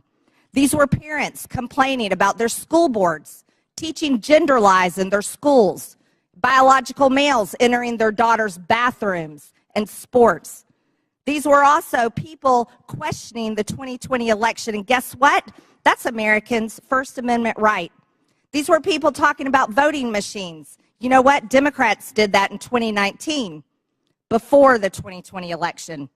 On Twitter, people could question elections such as 2016, saying Hillary won, but in 2020, no one could question elections saying Trump won. You abused the power of a large corporation, big tech, to censor Americans. And you want to know something? Guess what? I'm so glad that you're censored down. I'm so glad you've lost your jobs. Thank God Elon Musk bought Twitter. And you know what? Let's talk about something a little bit further. It's amazing to me, Mr. Roth, as the head and trust of safety at Twitter, your ability, or should I say inability, to remove child porn. Now, here's something that disgusts me about you. In your doctoral dissertation entitled Gay Data, you argued that minors should have access to Grindr, an adult male gay hookup app. Minors? Really? You know, Elon Musk took over Twitter and he banned 44,000 accounts that were promoting child porn. You permanently banned my Twitter account, but you allowed child porn all over Twitter. Twitter had become a platform, you said, connecting queer young adults. You also wrote on Twitter in 2010, can high school students ever meaningfully consent to sex with their teachers?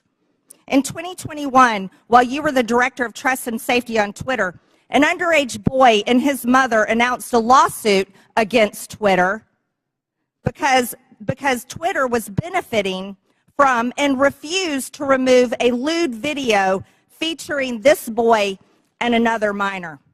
That is repulsive. But you violated me. What were my tweets? Okay, let's talk about them. I was talking about the deaths being reported on VAERS. By the way, that's on the CDC website. I was also saying that I didn't think any entity should enforce a non-FDA approved vaccine or mask. Guess what? A lot of people agreed with me, but you called that COVID misinformation. By the way, I'm a member of Congress and you're not. I also said the controversial COVID-19 vaccines should not be forced on our military. You want to know something? Republicans stopped that in the NDAA. Ladies, time has expired. And your time has expired. I yield back. Thank you, Mr. Chairman. Chair recognizes Mr. Gomez. Thank you, Mr. Chairman. Mr. Roth, please explain to us why Ms. Marjorie Taylor Greene, or the representative from Georgia, was removed from Twitter. Thank you for the question, Congressman. My recollection is that her personal account was banned from Twitter after repeated written notices due to repeated violations of the Twitter rules. Can you add a little specificity to the violation of the Twitter rules? Yes. Again, I didn't have access to my Twitter email, documents, anything that would have let me prepare to answer that in more detail, but my recollection is that the Congresswoman repeatedly violated Twitter's policies about sharing misinformation about COVID-19. She received multiple written warnings about that conduct. She received multiple timeouts related to that conduct. And then ultimately, consistent with the written and published policy, those repeated violations resulted in her account being permanently suspended. Mr. Chairman, so in essence, I'd like to take a point of personal privilege. It's still my time. We'll stop. Still my clock. It's still my time. Mr. Chairman. Point of order by Mr. Raskin. Yeah, I don't believe that members of this committee have the right to interrupt someone's testimony because their Point name of was personal privilege. And you were mentioning my name, Mr. Raskin. Yeah, no, I understand, but that's not the rule, Ms. Green. I don't think a member. That is the rule in Congress. Well, then I'd like we can take a point I'd like of the personal parliamentarian privilege. to rule on whether any member of this committee has the right to interrupt a witness's testimony because they mentioned the name of a member of Congress. You mentioned my name, Mr. Raskin. Yeah, I'm not testifying. Chair recognizes Ms. Green. Thank you, Mr. For your Chairman. point of privilege, very briefly. Thank you. For Mr. Roth, who made you in charge of what is true and what's not true? Does she get to reopen her question? No, we'll go back to Mr. Gomez, and Mr. Gomez, please remember the decorum of the committee.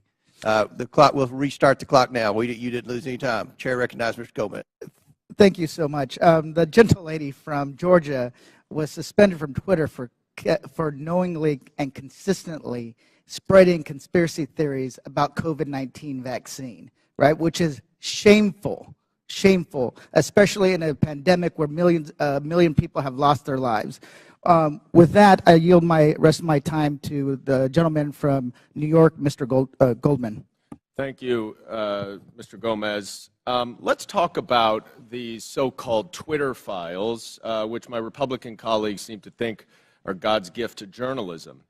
In one about the Hunter Biden laptop, the author says that every single fact in the New York Post story was accurate. And Chairman Comer, I notice you blew up the cover of that New York Post story, which I appreciate you doing that because I'd like to dig into this article. The very first paragraph says Hunter Biden introduced his father to a top executive at a Ukrainian energy firm less than a year before the elder Biden pressured government officials in Ukraine into firing a prosecutor who was investigating the company. That is false. 100% false. Is the gentleman sure about that? Yes. In fact, I am sure about that. And as the lead counsel in the first impeachment investigation, we proved that he was actually fired because he was not prosecuting corruption. Not that he was fired because he was prosecuting corruption. Corruption of the president's son's company. I'm sorry, would the gentleman yield corruption of the president's son's company? I'd like to reclaim my time. Gentleman's recognized. The fact that Joe Biden fired, consistent with U.S. policy and every single European country, the prosecutor general in Ukraine because he did not prosecute corruption, including at companies like Burisma, has been proven over and over and over. And if you want to know who actually prosecuted Burisma, Chairman Comer, you should talk to the British authorities, because they were the ones who were prosecuting Burisma, and they couldn't get any cooperation from the Ukrainian prosecutor general. So that's why he was fired. So right off the top, the very first paragraph of this so-called bombshell story is completely false. Now, what is the allegation that we are hearing from our Republican colleagues about the connection to Joe Biden and Burisma? It is an email from a Burisma employee thanking Hunter Biden for organizing a meeting with the Vice President Biden. We know nothing about the substance of that meeting. We know nothing about how long they met. It was not on Vice President Biden's schedule. And in fact, I would ask my Republican colleagues, do you meet with foreign businessmen? Do you meet with foreign diplomats? If we were to say to you every single time you met with somebody that you discussed something that you're voting on, how would you react? It's preposterous. And Chairman Comer, you have said in your opening statement that Joe Biden lied to the American people. That is a bold, bold accusation. And so far, we've seen no actual evidence of any lies or any support for Joe Biden being involved in anything having to do with Ukraine other than promoting U.S. foreign policy. And I hope that you are not abusing the power as chairman of this committee, and that you are not wasting taxpayer dollars on a fishing expedition into a civilian child of a president for political purposes. I yield back. The gentleman yield to a quick question. You don't have to. It's your choice. You yield. Yeah, please. So I would love to discuss this. Are you admitting that Joe Biden did get the prosecutor in Ukraine fired? I think it's very clear that Vice President Biden, along with all of our allies in Europe, pressured Ukraine to fire a corrupt prosecutor general who was not charging corruption cases that would have included potentially Burisma.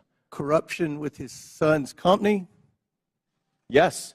In fact, if what he wanted was the prosecutor general to prosecute corruption, and the allegations that you are making and that the Russians are making, because this is all part of Russian propaganda, is that Burisma was corrupt and Joe Biden was trying to stop an investigation into Burisma. That is categorically false, and there is no evidence of it. Mr. Chairman, we're going to recognize one more speaker. We've been requested by the presenters for a brief bathroom break. if you'll allow us, we have one more questioner, and then we'll take that break. Chair recognizes Mr. Timmons for 5 minutes, and then we'll have a 5 to 10 minute break. Mr. Timmons. Thank you, Mr. Chairman. We have a big picture problem right now, and we're talking about Twitter specifically and Hunter Biden's laptop, but it's not just that. It's the general trend of the media, social media, the FBI, DOJ, doing one side's bidding. That's the issue. There's mistakes that have been made, and we keep looking back at these mistakes and say, oh, that shouldn't have happened that way. We are going to have a new policy to avoid that from happening again. But every mistake benefits one side. Every mistake benefits one side. Let's go back to 2016. The Democrat National Committee and the Clinton campaign paid Fusion GPS to fabricate the Steele dossier, which was the basis of this entire Russia collusion investigation. Special counsel, we spent $40 million pursuing it. There was no evidence of the Trump campaign colluding with Russia. There was none. It was actually fabricated by the Democrats and the Clinton campaign to create a narrative to damage President Trump. So that was a mistake. We all know that now. That was the conclusion of that investigation. So, and as a side note, that's why Adam Schiff is no longer on Intel, because he lied about that investigation. He said, as the chair of Intel, I have all this information. He abused his position, and that's why he was removed from Intel. So next, we go to 2020. Another mistake. We have something that is real labeled as something that is fake. We tell the American people that we're going to have an honest, open conversation about issues, about challenges that our country faces, and everybody has their own facts. Congressman from New York is mentioning his facts. It's just very bizarre that Hunter Biden making tens of thousands of dollars a month with no credentials from a business in Ukraine, whether they're being investigated, who knows? I mean, these are all speculation, and it's something the American people can't really digest because we don't know the answers to it. And when we're told the answers by our government, by big corporations, by big tech, and they're repeatedly wrong, it creates a trust issue. It creates a trust issue. So the American people do not trust what they're being told. They do not trust what they're being told. We're going to dig into the Hunter Biden laptop briefly. Jack Dorsey has said that he did not make that decision. Ms. Gaddy, did you make the decision to censor the Hunter Biden laptop story? Yes, I was involved in that decision. Who was the final arbiter? Because Mr. Roth has said he disagreed with that decision. Who was the final person that said, we're going to do this? I ultimately approved that decision. Okay, thank you. Mr. Roth, you have said previously that you do not believe that the New York Post story violated any policy. You've said that multiple times today. How many times, other than this one, did something get banned or flagged that you disagreed with? Is this the only one? No, sir, not at all. Okay, so these are Twitter challenging. Twitter repeatedly banned and censored material that you thought shouldn't be censored. Is that fair? These are challenging judgment calls, and I think reasonable minds can differ about whether a given piece of content. Okay, but on this one you did disagree. I just want to say the American people need to have valid information to process decisions. I would argue that denying the American people the substance of Hunter Biden's laptop story was Hunter Biden's laptop was wrong. You got photos and text messages of Hunter Biden committing multiple felonies, which was never actually criminal. There were no criminal charges. Must be nice. Hunter Biden and James Biden were negotiating deals with Chinese Communist Party agents, one of whom Hunter Biden classified as the spy chief of China. We have evidence at least one of Hunter's deals with Chinese Communist Party linked entities. Joe Biden was given a 10% equity stake in the joint venture. You have evidence that the Bidens were trying to sell America's natural resources to the Chinese, and this is my personal favorite. Evidence that the Bidens and a Chinese energy company owned by the Chinese Communist Party had leased office space no further than 3 miles from where we're sitting right now. And the man running for president had his own office in that office space, his own personal office. You think the American people deserve to know that? I do. I think that there's a lot of smoke surrounding the Biden's relationship with the Chinese Communist Party. There's a lot of smoke surrounding the Biden's relationship with Ukraine. And they deserve to have the facts to make a decision for themselves. You all got it wrong in 2016 with Russian collusion. You got it wrong with Hunter Biden's laptop in 2020. You got it wrong regarding COVID at every turn. The American people deserve better. Will the gentleman yield for a question? Gentleman yield. Will the gentleman yield for a question? Gentleman yield. Yes. And Mr. Raskins. Mr. Baker, did you talk to any of the 51 former Intel officials who sent the now famous letter on October 19th, 2020, saying that the Russian, the story in the New York Post had all the classic earmarks of a Russian information operation? Have you talked to any of those 51 prior to that letter being sent on the 19th or after?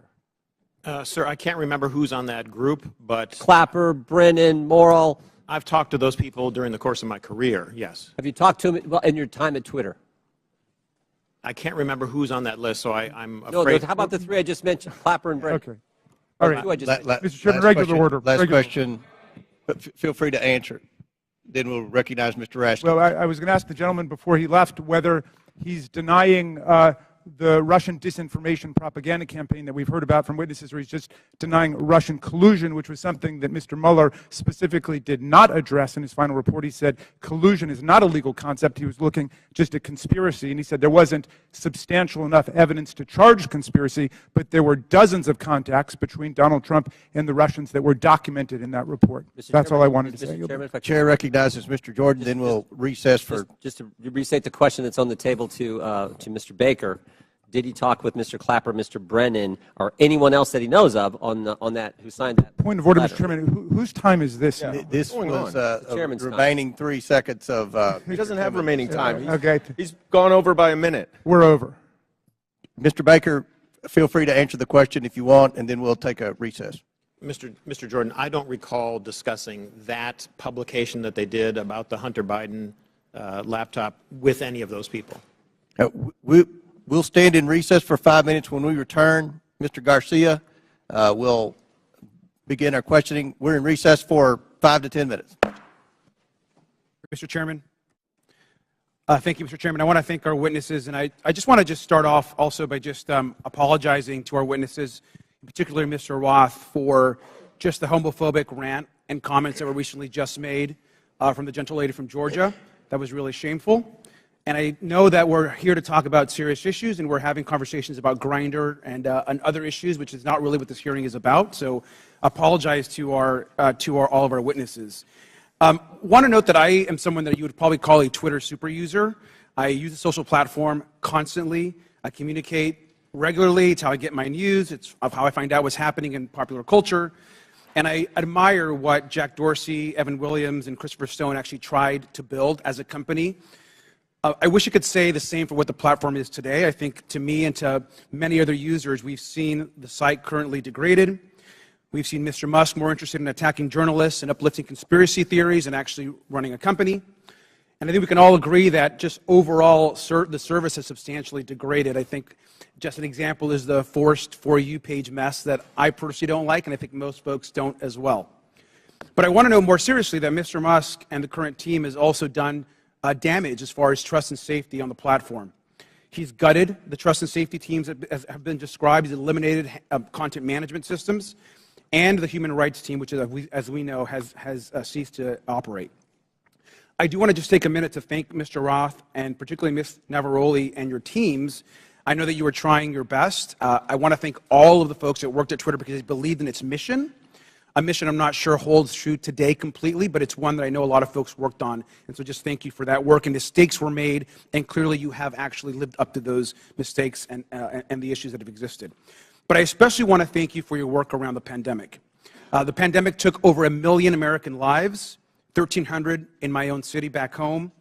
And your decisions in content moderation actually saved countless lives in this country, including the work you did by moderating or banning members even of this committee who peddled in lies and were actively causing death and harm to others. And so for that work on content moderation, I want to thank you. And I want to go back to something that Mr. Roth said briefly. You had mentioned earlier in this hearing that you thought that currently there's still systemic election interference and interference happening. How serious do you think the current threat from Russia and other countries is to current election interference? I think we can look to the evidence from the midterms to know that these campaigns are ongoing and they are serious. And it's not just Russia, Iran, and China, though they are the big players. There's now a playbook for how election interference works. And it's unfortunately all too cheap and all too easy for countries to try to carry this out. Thank you. And I think it's pretty clear what we've learned today. One thing we've learned, which hasn't been much, by the way, is that there's current election interference happening today by Russia and other actors. And so that is something that's serious. That's what the focus of this hearing should actually be about, versus all of this kind of nonsense and lies and conspiracy theories that this committee is actually focused on today. I want to take the remaining balance of my time and yield to Ms. Ocasio-Cortez. I thank the gentleman from California. I'd like to raise and follow up on a point that the opposition and the other side of the aisle is making, which is trying to insinuate that there is something scandalous or unusual about federal agency outreach to social media platforms and other organizations such as Twitter. The insinuation here is that in the FBI and other agencies reaching out to Twitter, that there's something nefarious about this, that this was some sort of partisan weaponization or attempt to intimidate. But we actually have quite a documented history of representatives from the Trump administration hailing the progress that the government had made in working with companies like Twitter to counter foreign influence operations and other areas of concern. In early March 2020, right before the Super Tuesday primary election, several Trump administration officials, including Mike Pompeo, Bill Barr, Chad Wolf, and acting director of national intelligence Richard Grenell issued a statement praising the government's cooperation with the private sector to fend off foreign interference, and said that relationship was, quote, stronger than it's ever been. This was around this whole time where there's this grievance around this. And listen to what DHS Secretary Chad Wolf had to say just weeks before the 2020 presidential election. We now have direct lines of communication with tech and social media companies and election officials so that both parties can seamlessly take action against false information spreading online. I would argue that this information from the Trump administration would say that they would support your decision in temporarily suspending this disinformation that seemed to be coming out from the New York Post. So with that, I yield back to the chair. Gentlelady yields back. Chair recognizes Mr. Burchett for 5 minutes. Thank you, thank you, Mr. Chairman. Ms. Gaddy, Charlie Kirk and Dan Bongino are conservative commentators. Is that a fair characteristic? Just yes or no would be fine. I believe so, but I'm not familiar with them. Okay. The posters behind me show the side of Twitter that is not available to users. Is that correct? This appears to be a view of some of our agent tooling, but I do not have access to that, so I'm not very familiar with that. Okay. Well, Ms. Gaddy, the labels identify status that have been assigned to these accounts. Is that correct? I don't know. Ma'am, these are your internal things. You're telling me you don't receive these, you don't know what they mean? Representative, I did not have access to these tools, and so I don't know. They look familiar to me. As an executive, you did not have access to inside information at Twitter. Okay. Ms. Gaddy, Mr. Bongino's account, there's a few words under the verified and active. Can you read the first two labels under verified and active? They're the yellow ones. Notification spikes, search blacklist. All right, thank you. Ms. Bongino, ma'am, Mr. Bongino has more than 3.5 million Twitter followers. Is that correct, would you say? I'm sorry, I don't know the answer to that question. Okay, well, that is correct. Let's look at Mr. Kirk's account. Ms. Gaddy, can I get you to read the yellow labels on Mr. Kirk's account? Can you see those? I'm sorry, I can't see them from right here. All right. Do you know that Mr. Kirk has almost 2 million followers? I was not aware of that. Okay. Let me ask you, what is a search blacklist? I do not know specifically what that is, but I could make a guess if that would be helpful. Why don't you make a guess for me, please? We do, when I was at Twitter, there was an ability to prevent something from appearing in one of the tabs of search results. Okay, thank you. What does do not amplify mean? To the best of my recollection, when I was at Twitter, it would mean that we would not recommend or amplify that content in the parts of Twitter where Twitter was making recommendations. Thank you, ma'am. In 2018, you said that Twitter does not shadow ban. Twitter did, however, engage in what is called visibility filtering. One Twitter employee described visibility filtering as a way for us to suppress what people see to different levels. Do you agree with that characterization? I'm sorry, can you please repeat the question? I said Twitter, okay, they engaged in what is called visibility filtering. One Twitter employee described visibility filtering as a way for us to suppress what people see to different levels. Do you agree with that characterization? I agree that visibility filtering does give an ability to change. Okay. Shadow banning, ma'am, is understood that the practice is limiting the visibility of a user's post without their knowledge. How is visibility filtering any different? Representative, I believe there are different definitions of shadow banning. Okay. But you said that Twitter in 2018 does not shadow ban. Was that a truthful statement, ma'am? Was that a lie? At that time, I had specifically defined shadow banning to mean something different than visibility filtering. You also said that Twitter does not shadow ban based on political viewpoints or ideology. Do you stand by those comments? While I was at Twitter, to the best of my knowledge, we did not do that. Okay. Mr. Roth, on January 22nd, 2017, you tweeted that there were actual Nazis living in the White House. Do you still stand by that comment? Yes or no?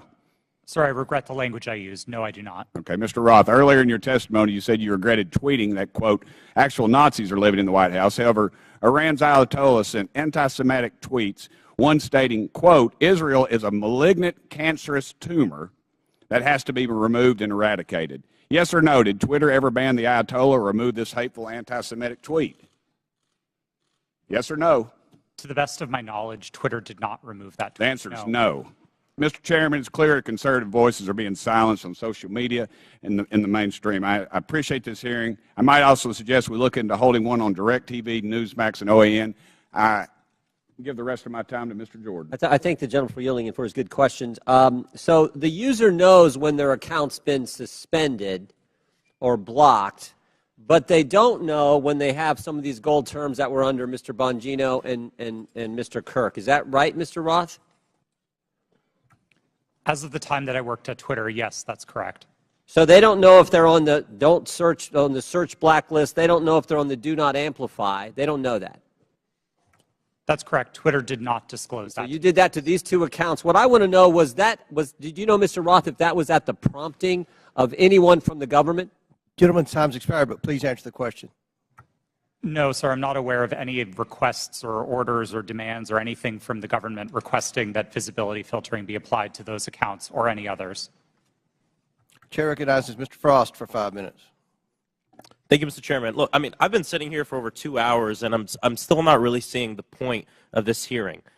Is it to solve the problems of the American people, what people are struggling with? No. We get it. My Republican colleagues wish that the Hunter Biden story would have helped them win the 2020 election, and that didn't happen. And so they're angry about it, and that's the point of this hearing. You know, it was actually the foundation of the chairman's opening statement. It's why he brought up that poll on the 2020 election. That's what this is all about. And so I want to say to my colleagues, don't worry. There's still many platforms you can spread disinformation on, Parler, Truth Social, that have questionable editorial policies but aren't here today. There was no collusion, as the witnesses have said, under oath. There was no pressuring from the United States government, as we heard under oath. We're wasting our time here bullying former Twitter employees. So that way, it's calling the ref. So that way, in the future, when they want disinformation to be put on the internet, social platforms will be scared to call them out down the road. It's called calling the ref. But let's talk about the root of this hearing. My Republican colleagues would have folks believe that Democrats are preparing for some sort of major culture war. And there's a difference between a culture war and how culture naturally changes, culture change. Some on this committee are very resistant to culture change. I mean, just yesterday we heard a member equate immigration negatively to changing our culture, black and brown folks coming to our country. The reality is that culture changes, it adopts, it welcomes more people, it becomes more understanding, and it also decides to reassess what's acceptable behavior and rhetoric. It could be different now than it was in, say, the 1950s. In this supposed culture war, they often conflate the right to free speech with the non-existent right to not be criticized or held accountable for what you say on the internet or even in real life. And just because it's legal to say something and the government won't throw you in jail for it, doesn't mean the rest of the world, and sometimes even your own family, have to associate themselves with you or your comments. Mr. Roth, you helped set up content moderation policy at Twitter. What type of user tweets were more likely to get limited? Did it have to do with racism, sexism, homophobia, violence, or were y'all looking for people who were supporting Donald Trump, President Trump, and limiting those? Our policies were built fundamentally to be viewpoint neutral. They were focused on harm reduction, looking to things like the Universal Declaration of Human Rights with a focus on protecting people's safety, people's right to free and fair elections, people's rights to free speech. And we built concern with those rights into our policies. So being a decent human being. That's certainly what we tried to do. Gotcha. Yes. Ms. Naravoli, earlier you testified about a 2019 tweet that was about President Trump, and I think it was from Ms. Teagan. What was the tweet about? Would you like me to give the direct quote? Yeah. Please excuse my language. This is a direct quote, but Chrissy Teigen referred to Donald Trump as a pussy-ass bitch. Okay. Free speech. And what happened after Ms. Teagan posted her tweet? What did the White House do? What did the Trump White House do? From my understanding, the White House reached out to ask that this tweet be removed. It was my team's job. This fell underneath the policy for abusive behaviors, and we evaluated underneath our insults policy. At that time, up to 3 insults were allowed, and so it was our job to determine how many insults were included within that phrase. So the Trump White House reached out, not an agency, but the White House reached out and requested that you remove the tweet? From my understanding, yes. Okay. Mr. Roth, you mentioned a serious problem of foreign interference in our elections. Did you see that mass interference work more in support of right-wing candidates like President Trump in 2016 or President Biden in 2020? Thank you for the question. It's an important one, and I don't think there's a clear or easy answer to this. We saw Russian operatives playing both sides and often playing them against each other. One of the most enraging interactions that my team saw were accounts operated out of the same Russian troll farm arguing with each other. And they were manufacturing drama both on Democratic sides and on the Republican side. So it's still a huge issue? Absolutely. 100%. Well, there you have it. There's issues of big tech. There are serious issues we need to litigate. Hunter Biden's laptop is not one of them. And like many of my colleagues have said, we need to talk about these issues, how January 6th maybe could have been prevented if Twitter had taken action due to the hateful speech, and how we have foreign interference in our elections. Why are folks on this committee so obsessed with Twitter's editorial decision on Hunter Biden's laptop? Would they hold the same hearings of the editorial decisions of Fox News and Newsmax? Free speech is about the government limiting speech around about the public. My governor, Ron DeSantis, is doing that right now. I have a venue in my district that he's revoking the liquor license of, trying to close because they had a drag show. We have teachers who are not able to teach the curriculum that they want because they disagree with Ron DeSantis and his view of the world. That is limiting free speech, and I'd love to see this committee bring in some of these governors who are abusing their power, like Governor DeSantis in my state of Florida, to limit the free speech of people. I yield back. Gentleman yields back. Chair now recognizes Mr. Gosar for 5 minutes. Thank you, Mr. Chairman, for this important hearing, and thank you for our witnesses for appearing as well. I want to be clear. Despite claims in witness testimonies, government cannot deputize the private sector for actions that would be otherwise be restricted by the Constitution. In this case, the censorship of lawful speech. Now I want to direct you to a tweet over my shoulder sent by President Trump on October 5th, 2020, before Twitter banned him from the platform. This was after President Trump had become infected with COVID and received treatment at Walter Reed Medical Center. It says in part, "Don't be afraid of COVID. Don't let it dominate your life," end of quote. Do you see that, Mr. Roth? Yes, sir, I do. Less than an hour later, you received an email from James Baker at Twitter, reproduced behind me as well, saying, quote, "Why isn't this POTUS tweet a violation of our COVID-19 policy, especially the don't be afraid COVID statement," end of quote. Isn't that correct, Mr. Roth? Yes, I believe that's the email displayed. Now, Mr. Baker, was it your understanding that the Twitter COVID-19 policy was people should be afraid of COVID? Sir, my recollection. Yes or no? Could you repeat the question, sir? Was it your understanding that Twitter's COVID-19 policy was, quote, people should be afraid of COVID? Yeah. At that point in time, I did not fully understand what Twitter's COVID misinformation policy was, and so I was trying to understand. I'm recapturing my time. So maybe you thought that Twitter's policy was that it should dominate people's lives. Is that what you thought? I'm sorry, I'm having a hard time hearing you, sir. So is it the fact that Twitter, don't let it dominate people's lives? Is that the problem with the tweet? I didn't, at that point in time, I did not understand fully. I was relatively new at Twitter, and I was trying to understand what the policy was, and therefore I was. I just want to ask you, the other two were asked, where did you go to medical school? I beg your pardon? Where did you go to medical school? I did not go to medical school. Good.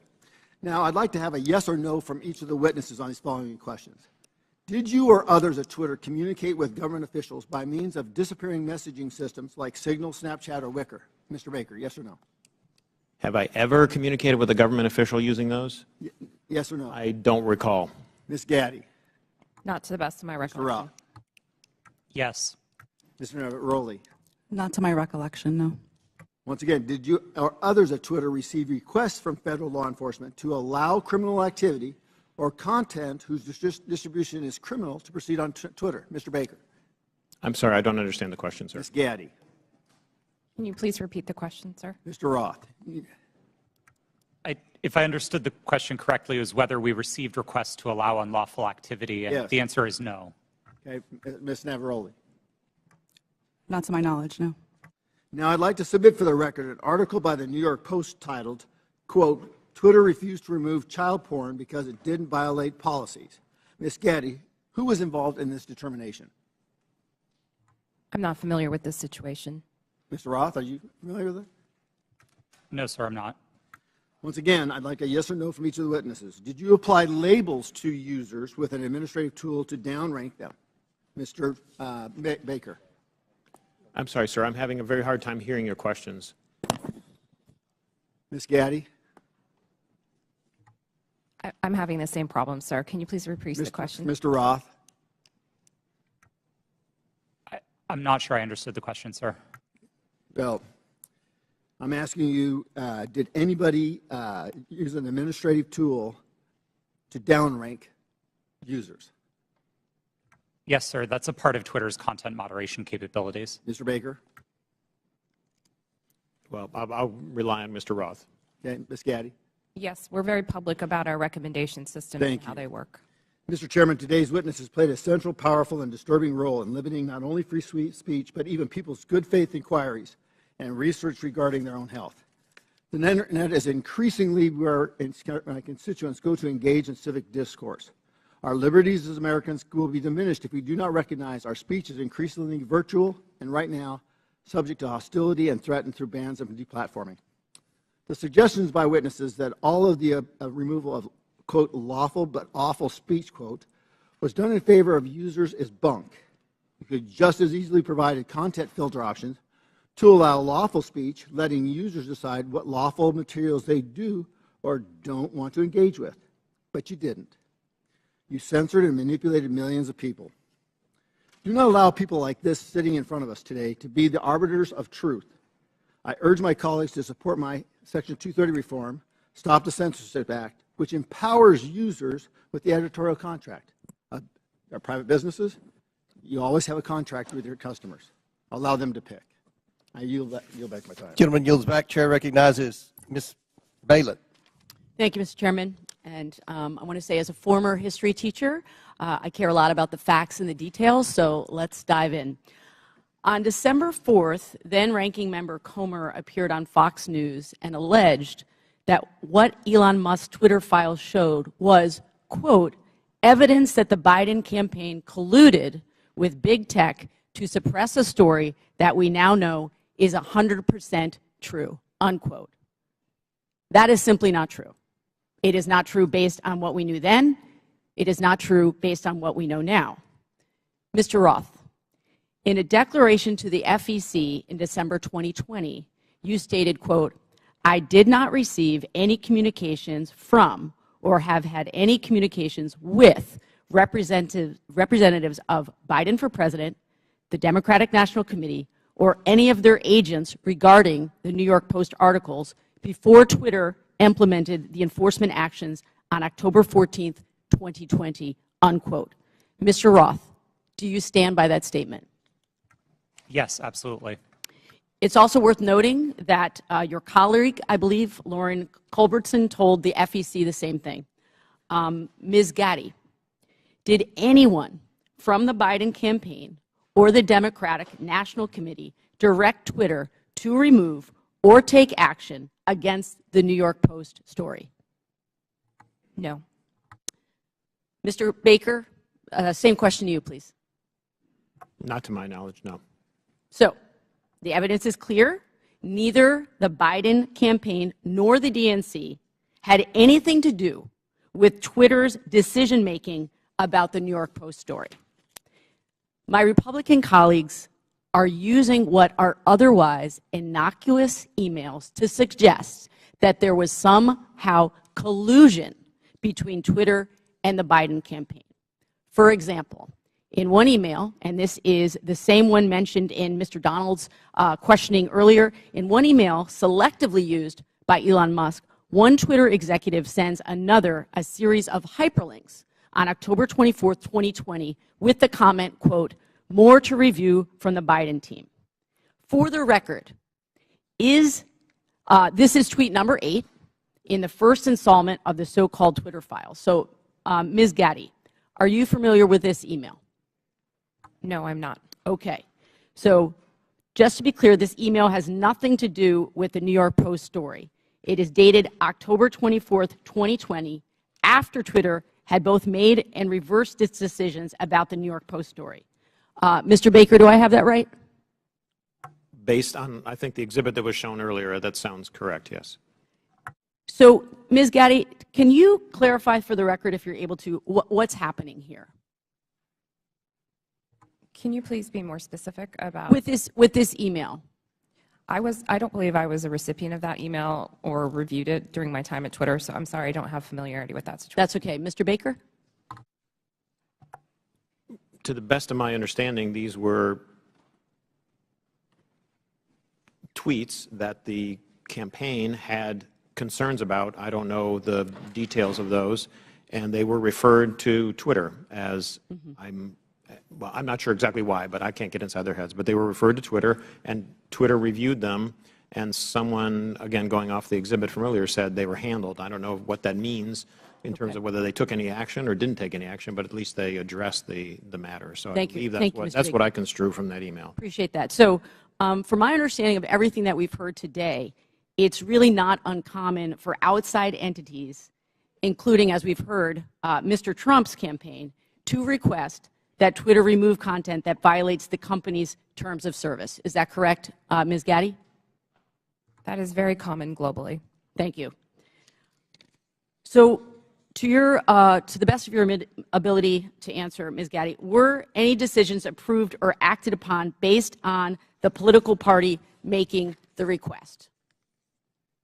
No, our teams were trained to enforce our rules consistently and fairly without regard to any sort of political ideology. Thank you. So I believe that what's happening here is my Republican colleagues know that the premise of this whole hearing is misleading. There is no evidence that the Biden campaign had anything to do with the Hunter Biden New York Post story. And the evidence we do have simply shows that the Biden campaign did what the Trump campaign and millions of Twitter users do routinely: flag content and ask Twitter to conduct its own review to determine whether it violates Twitter's own rules and policies. I yield back.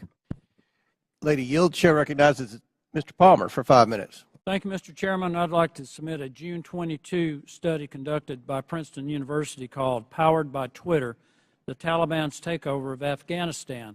Without objection, so ordered. This study covers the time frame of April to September of 2021, which is 4 to 5 month period between President Biden's official announcement of America's intentions to withdraw and the chaotic end of the American troop presence in Afghanistan. The study found that the Taliban weaponized Twitter and that Twitter's moderation policies failed. There were more than 126,000 accounts in the Taliban support network, And 83% of these Taliban-associated accounts were created before 2021, well before Twitter could claim that these accounts represented a government. These accounts shared graphic images and videos depicting dead and decomposing bodies and rampantly spread disinformation about the facts on the ground in direct violation of Twitter's public policies. Taliban tweets were shared millions of times in the summer of 2020. The study also found that 3/4 of Taliban content was produced by only 20 accounts, which is suggestively straightforward. By the way, the U.S. government classifies the Taliban as an insurgent group, in case some of my colleagues don't understand what real insurgencies are. Mr. Roth, why wasn't Twitter more effective at curtailing the clear-cut content violations by Taliban Twitter accounts? Thank you for the question, sir. At the time that you referenced, I wasn't responsible for Twitter's work on counterterrorism. Do you have any idea why Twitter would allow clear-cut violations by an insurgent group? And by the way, they carried out multiple suicide attacks during the time frame they were sending out these tweets, killing dozens and injuring hundreds. It's my understanding that Twitter's policies at the time distinguished between some of the more violent portions of the Taliban and some of the more political portions of it. I'm not rendering judgment on it. That stuff's still up on Twitter, and I just wonder how many content moderators were assigned, if any, to check on these accounts. Additionally, it appears that Twitter was profiting from Taliban's presence on the platform in the lead-up to the overthrow of the Afghan government. Twitter placed ads from U.S. companies, including Amazon, Disney, McDonald's, and on the Twitter accounts of the Taliban news organization and their spokespersons and their senior leaders. Ms. Gaddy, did Twitter make money off placed ads on Taliban Twitter accounts on August 26, 2021, when 13 U.S. men and women died in a suicide bombing? I have no knowledge of this matter. You don't have any knowledge about whether or not these ads were up? I do not. According to Twitter, the decision to ban President Trump was after a close review of his tweets and the context around them, specifically how they are being received and interpreted on and off Twitter. On June 3rd... Minutes remaining, so I now yield 3 minutes to Mr. Palmer. Thank you, Mr. Chairman. Let's try this again. According to Twitter, the decision to ban President Trump was after a close review of his tweets and the context around them, specifically how they are being received and interpreted on and off Twitter.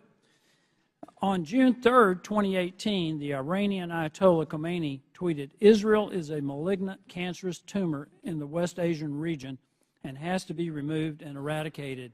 It is possible and it will happen." This tweet remains on Twitter to this day. Mr. Roth, how do you believe this tweet from the leader of Iran calling for the eradication of Israel was received and interpreted on and off Twitter? I couldn't say for sure how that tweet was interpreted. You would have a pretty good idea, though, of how many retweets and the amount of traffic it got. Only from what I can see in that illustration. Why does the Iranian leader who has explicitly pledged to eradicate the Jewish state of Israel get to remain on Twitter? Mr. Roth. Like all of Twitter's users, the Ayatollah is subject to the same set of rules. And while I can't speak for Twitter's decisions today, I can say that Twitter took a number of enforcement actions against the Ayatollah's account, the same way that we would against That's still up. You understand how hypocritical this is, right? You banned a sitting U.S. president and a sitting member of Congress, Marjorie Taylor Greene, while a man who has pledged death to America and can openly call for the death of millions of Jewish people and yet not be removed from Twitter. Do you understand how that looks? How hypocritical that is? I'm asking Mr. Baker, Ms. Gaddy, Mr. Roth, Ms. Navarro. That's amazing. But it shows hypocrisy at Twitter. I want to pivot here, Mr. Chairman. Mr. Goldman made a very troubling statement claiming that as Vice President Joe Biden fired the Attorney General of Ukraine, Since he had knowledge of this prior to becoming a member of Congress, Mr. Goldman should provide to the committee documentation about this action. We should know who authorized Vice President Biden to take this action against the Ukrainian Attorney General. We need to know, was there an investigation to justify the firing of the Ukrainian Attorney General, and if yes, who conducted it? He needs to provide all details involving this action, including Vice President Biden's threat to withhold $1 billion of U.S. funding if the Ukrainian AG was not fired, and who authorized Vice President Biden to make that threat.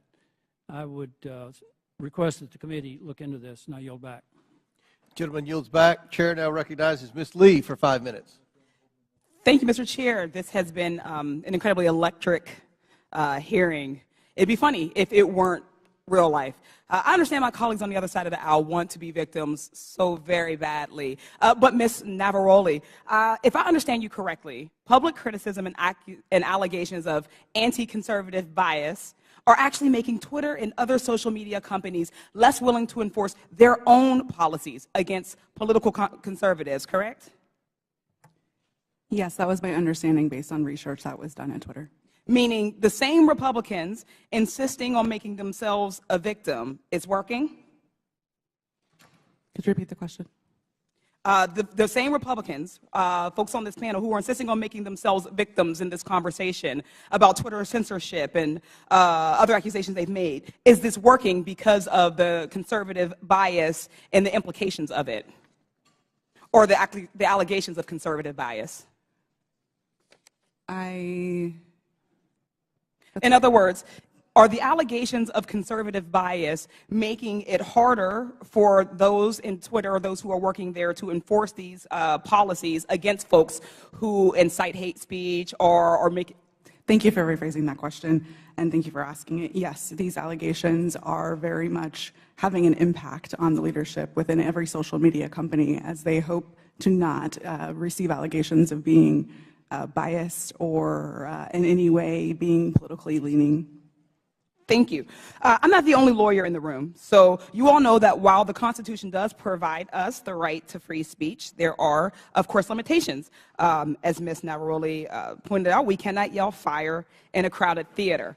Compromising freedom of speech may seem dangerous until we weigh that compromise against the men and women massacred in Buffalo, for instance, or the many other places where radicalized violent extremists found their motivation to kill on social media. This isn't about oppression. It's about public safety.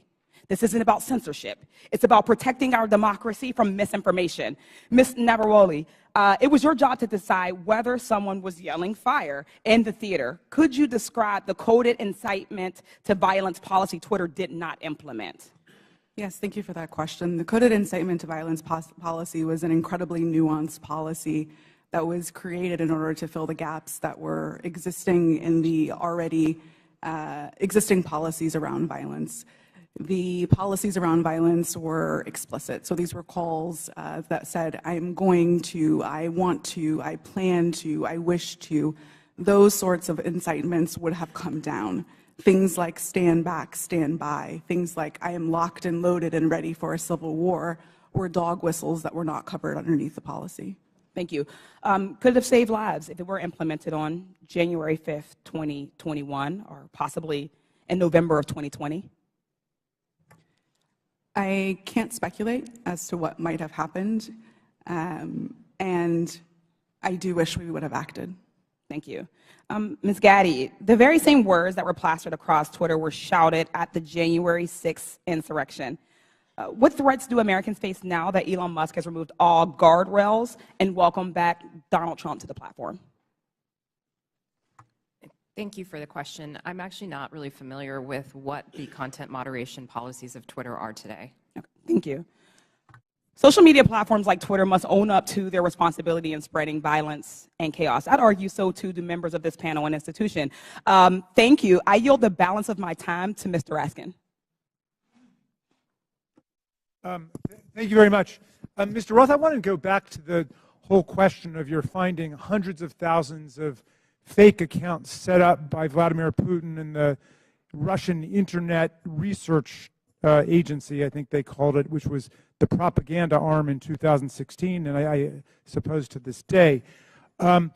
Some have been suggesting on the other side of the aisle that it's illegitimate for the FBI or any representative of the federal government, presumably even Donald Trump, who did a lot of this, to contact private media entities in order to apprise them of anything, whether it might be the penetration of organized crime or child pornography or foreign malign influence. And I'm just wondering if you would give us a sense of how much work is actually being done, and I was going to check with you and Mr. Baker about that. How much work does Twitter and other social media entities do that relies on the FBI and other national security agencies? Thank you for the question. There is a considerable amount of work to address foreign disinformation at Twitter and also at other companies. And this work was reliant in part on intelligence shared with companies by law enforcement and by the intelligence community. I would regard that work as essential.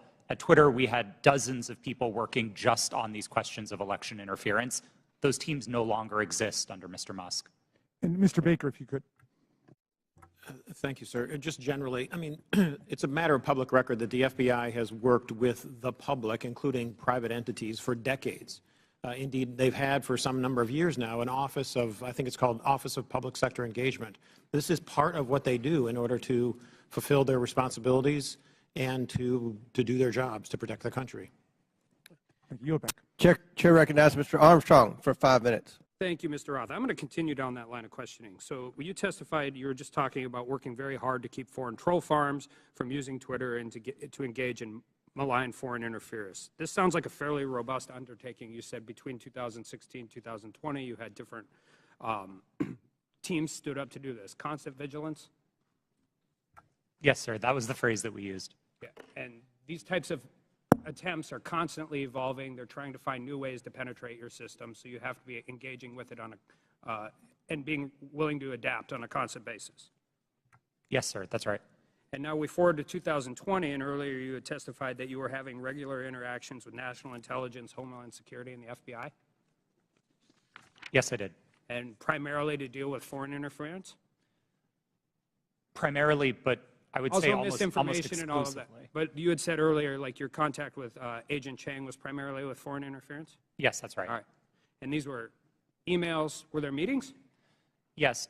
Twitter met quarterly with the FBI Foreign Interference Task Force, and we had those meetings running for a number of years to share information about malign foreign interference. Agents from Homeland Security or intelligence, or just primarily the FBI?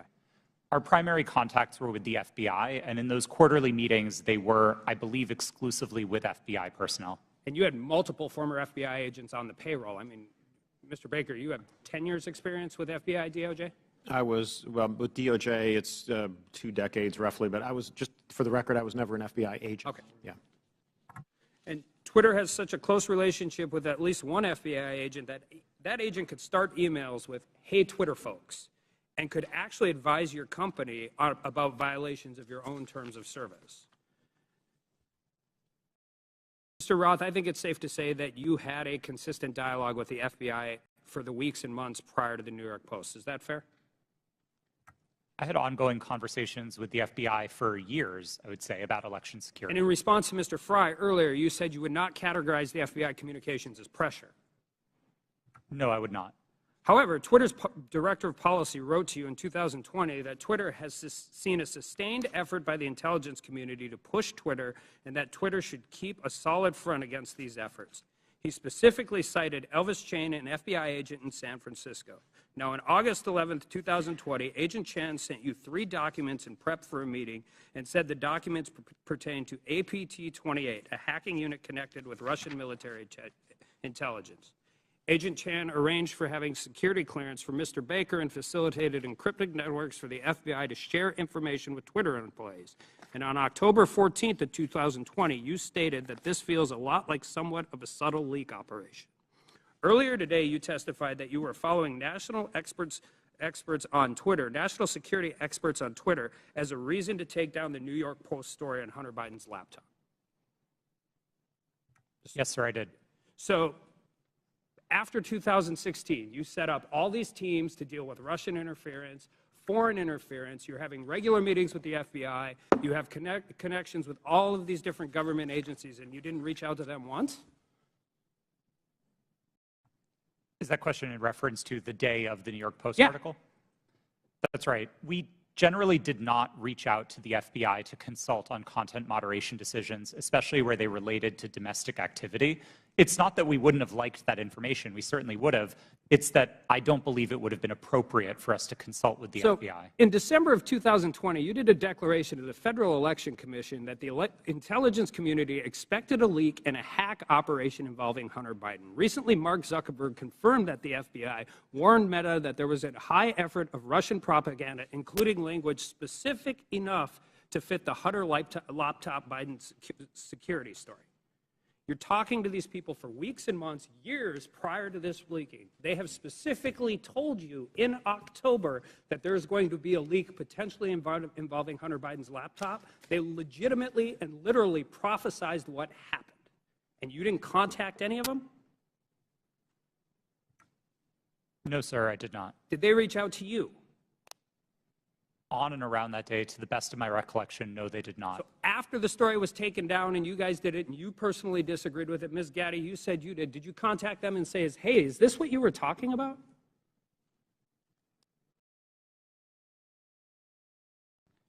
If that question was directed to me, no, I did Ms. not. Gaddy, did you talk to anybody from the FBI? Not to the best of my recollection. So I guess my question is, what is the point of this program? You have constant communication. They're set up for foreign interference. They've legitimately warned you about this very specific thing, and then all of a sudden everybody just walks away? Like, this is what you planned for. This is what you prepared for. This is the information. They told you exactly what was going to happen, and then you want, I don't care if it's members of Congress, you legitimately want the American people to believe we just completely cut off contact with all of the people who we were supposed to defend against? I don't think it passes the smell test, and neither do the American people. I yield back. Chair recognizes Mr. Kassar for 5 minutes. I'm honored to be a new member of Congress, where our purpose is to listen to the people and represent their voices and lift up our communities. After talking to thousands of people across Texas, asking them, what do you want me to work on for you as a new member of Congress? Not a single person told me they were concerned about a New York Post story on Twitter about Hunter Biden. Is that really what we're dedicating this committee's time to? Is that really what we're going to dedicate the next 2 years to? Our constituents of all political backgrounds are worried they're getting pushed out of their neighborhoods by spiking housing costs. They see their public schools suffering because we aren't supporting our teachers. In my state, our rural hospitals are closing. We have more uninsured people than anywhere in the country. We have the highest number of food insecure kids, and reproductive rights have been stripped away. We're talking about none of that. It seems to me that we're having these hearings so that people can beat their chest about Hunter Biden, maybe do some fundraising, get some headlines, and ironically post those on Twitter. If that's what House Republicans want to spend their time on, then that's their prerogative. But to me, it's a damn shame. We're here for a bigger purpose than that. Under the leadership of the legendary chairman, Jack Brooks from Texas, this committee implemented the Great Society through the creation of Head Start and the creation of Medicare. They investigated Watergate. They built the U.S. space program. Anything is possible if we all come together to work on what our constituents demand, if we make sure that we say to our constituents that your voice matters here. We could be ensuring that the historic investments in infrastructure and domestic manufacturing create good union jobs where we need them the most. We could take on free speech and civil liberties issues at home and across the world. We could be investigating and taking a look at these real threats of domestic terrorism and civil unrest. We could be making sure that our constituents' lives are better. But instead, we're focusing today on Twitter. The American people deserve better. I yield back my time to Mr. Raskin. Thank you very much, Mr. Kassar. Let's go back to this point about the Russian disinformation campaign. Just to refresh everybody's recollection, Mr. Roth, you learned, was it before 2016 or after 2016, that Vladimir Putin had commanded an entire campaign to try to invade the American election with social media messages on Twitter, Facebook, and so on. Was that before the election you learned or after? While there was some public discussion of it before the election, most of the confirmed information was only declassified after Election Day. Okay, so there was this powerful, massive campaign unleashed by a malign foreign actor interested in undermining American democracy with a specific electoral objective, right? Did you find that? Was he just trying to create chaos, or did he want to put the thumb on the scale with his intervention for either Hillary Clinton or Donald Trump? A bit of both, honestly. I think there was a significant amount of the troll activity on social media in particular that wasn't tilted one way or the other. It played both sides and it played them off of each other. And I think that's bad for America and it's bad for democracy. I think the hack and leak campaign was a bit more skewed because that focused very specifically on the DNC and on John Podesta. Okay, and so the hack and leak campaign against the DNC and Hillary Clinton was one meant to damage Hillary Clinton's campaign. Is that right? That's what most research concludes was the objective, yes. All right. So some people are suggesting that if the U.S. government finds out about a malign foreign influence disinformation or propaganda campaign in our elections at any level, the government shouldn't say anything to the public or the news media about it. What do you think about that proposition? I believe that would be a profound failure. I think there's a collective responsibility across the private sector and the public sector to address our shared threats, and Russian interference in American democracy is one of those shared threats. Okay. Ms. Gaddy, do you agree with that? Yes, I do. Okay. And just back to you, Ms. Navaroli, for a moment. Did you follow the attempt to overthrow the official election result in Brazil? I was not working at Twitter at the time, but I paid attention to the news, yes. Okay, and were you struck by any of the resemblances between what happened in Brazil and what happened here on January 6th? Yes, it was the exact same playbook that was played on January 6th, in which a ruling party claimed that an election was stolen and that misinformation continued to spread and lead to political violence. Thank you. I yield back, Mr. Chairman. Chair recognizes Mr. Fallon for 5 minutes. Thank you, Mr. Chairman. If there was ever, if there's ever a time where our government becomes the sole arbiter of truth, then we've lost the United States. Twitter's become the virtual town square. It now has the power to transform public opinion like no other medium in history, with their algorithms shaping and molding the public mind to their own ends. Mr. Roth, to the best of your knowledge, what percentage of your colleagues when you worked at Twitter donated to Democratic causes or candidates in 2020? I don't know, sir. We have it here. It was 98.4% of Twitter employees gave to Democratic candidates or causes in the 2020 election cycle. And believe it or not, those numbers actually went up in the 2022 cycle to 99.7% of Twitter employees donating to Democratic candidates and causes. So clearly, Twitter as a whole had a political bias. Mr. Roth, do you personally think that you have a political bias, and did you have one when you worked at Twitter? A personal political bias? No, sir. You didn't. That's remarkable because it's pretty obvious you did have strong biases when you compared, ironically using Twitter, people that worked in the Trump White House to Nazis. They were good folks that you simply disagreed with politically in our representative republic, and you compared them to the most evil people on the planet that murdered 60 million people, or at least were responsible for those deaths. You think that was a little bit hyperbolic? Yes, I do. As I said, I regret the language. I agree with you. It was. And so your political opinion spilled over into censorship work at Twitter. I think your biases had consequences, which you intentionally expressed through your propaganda and censorship role at Twitter. Additionally, you may have collaborated with the U.S. intelligence community regarding stories that you all didn't want the public to see. So namely, what we refer to as the Hunter Biden laptop story that ran in the New York Post. So I'll ask you, Mr. Roth, did you receive 10 confidential documents from Special Agent of the FBI, Elvis Chan, the night before the Hunter Biden laptop story ran? Yes. You did.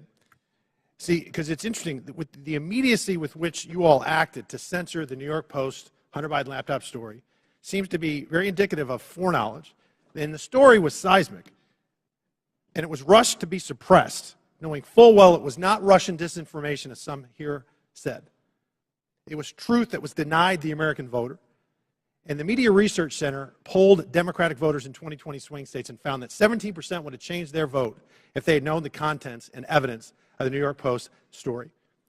President Trump lost key states, Georgia, Pennsylvania, Arizona, and Wisconsin, by collectively just over 100,000 votes. And if this is accurate, this poll, 3.2 million votes could have swung. And he only needed a teeny fraction of those 3.2 million. That decision almost certainly changed the result of the 2020 presidential election. Did you have any idea the contents of the New York Post story, Mr. Roth? Only what I read in the New York Post that day. And then it was killed by Twitter, and the mainstream media followed. So I found this interesting. In 2019, candidate for President Joe Biden said, and I quote, "I have never spoken to my son about his overseas business dealings."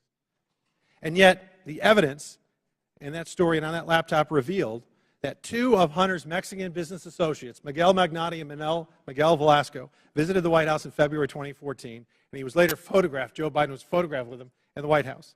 Also in October 2015, Hunter arranged a video conference with his dad, Joe Biden, the sitting vice president, and Carlos Slim, the Mexican billionaire. And then unbelievably in 2015, Hunter introduced his father, then vice president, to Vadam Pazarski, an executive at the now infamous Burisma Holdings Company, where Hunter would later magically make millions as a board member despite having no experience whatsoever in the energy sector. Joe Biden lied. He created the firewall, and then he was exposed because of this story and other information. He lied to the American people, and Mr. Roth, you withheld information on the eve of a presidential election, and you protected that lie. And I hope for the sake of the country that men like you that do those things, men and women, never get to put in such power, in positions of power again. And Mr. Chairman, I'd also like to see if, I'd like to ask unanimous consent to enter into the record a tweet from Ranking Member Raskin. The tweet reads, "It's horrifying to see images of Border Patrol agents whipping Haitian refugees at the Texas border. Not exactly the feeling I get from Without objection, it's ordered. Thank you. Would you yield back? Would you yield? Yep. Oh, well, I just think that's misinformation, or at least it was a mistake, and Twitter left it up for a week, or not a week, a year, a full year. Gentleman yields. I yield. Mr. Baker, in top of page 2 in your written testimony, you said, "I did not destroy or improperly suppress Whose time is this? any documents at Twitter regarding information important to the public dialogue." The way you worded that, it sounds like there is some Chairman, kind how of much extra time is he going to get during this hearing? You finish He the had, question, he and had then you time. take it Let to him Mr. repeat the Jordan. question, and then his time will be expired. And It please expired answer. before he started. Clearly, it's up to the chairman, so why don't you let him answer? Mr. Baker, on top of page 2 of your written testimony, you said, "I did not destroy or improperly suppress any documents at Twitter regarding information important to the public dialogue."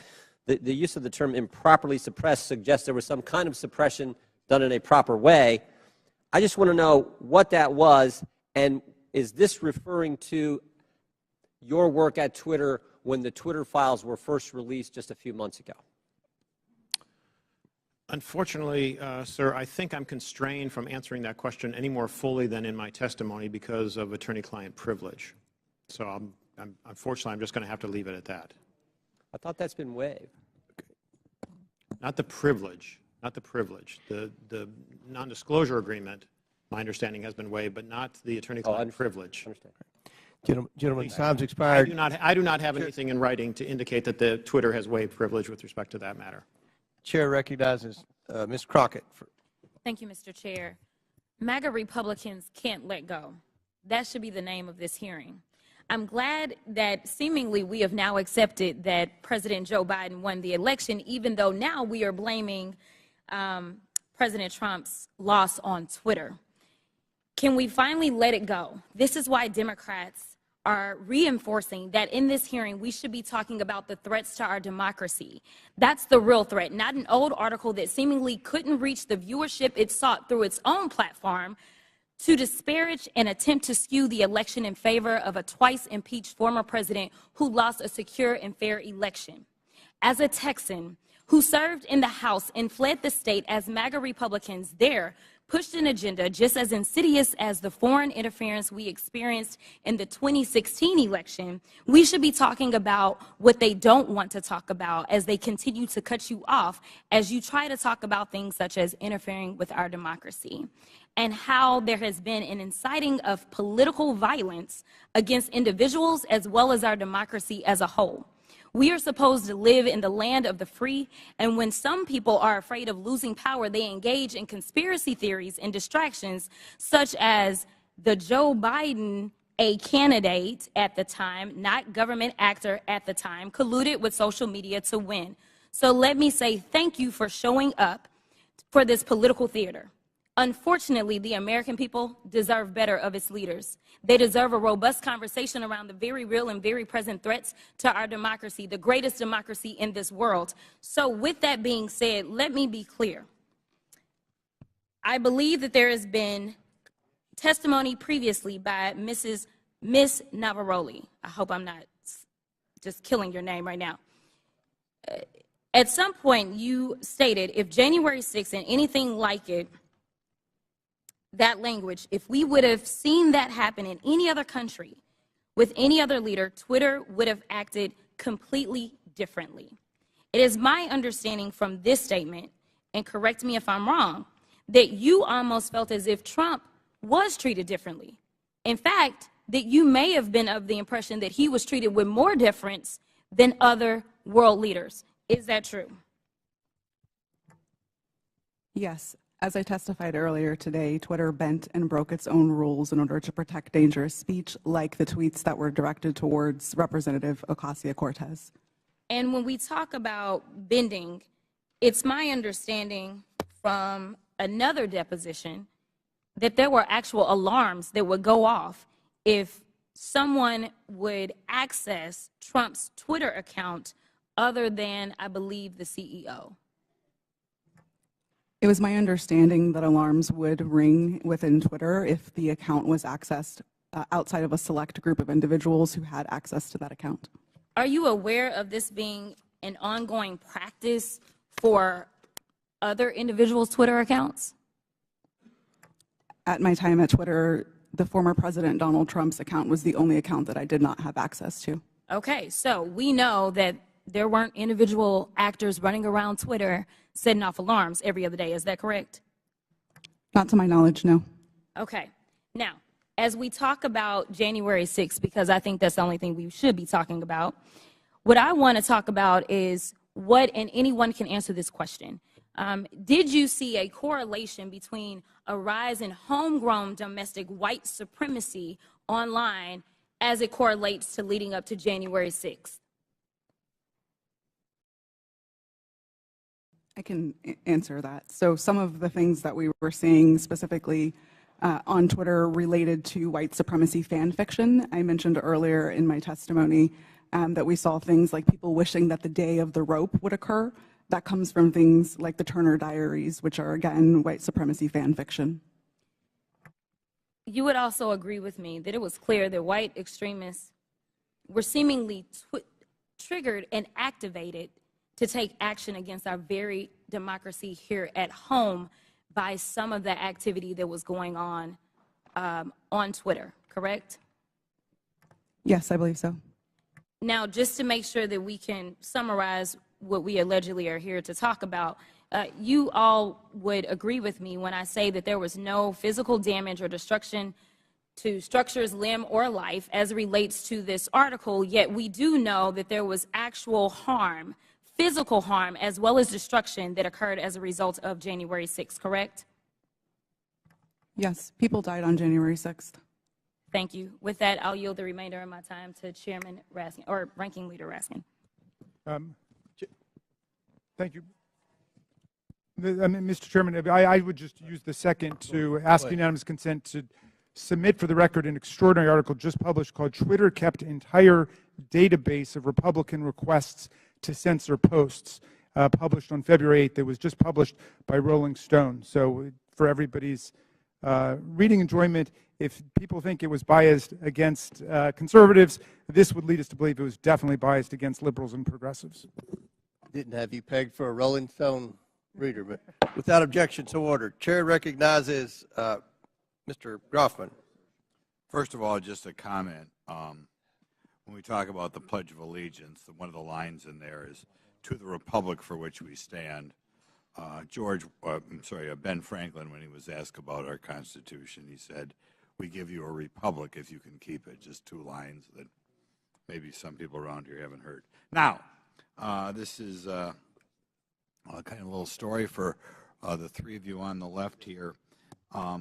In January of 2021, the Christian magazine called The Daily Citizen tweeted about President-elect Joe Biden's announcement that Dr. Rachel Levine was his nominee for Assistant Secretary of Health. They commented that Dr. Levine is a transgender woman. This was banned from Twitter. Are you familiar with this story? I'm not familiar with it, sir. Do you have any reason why it would have been banned?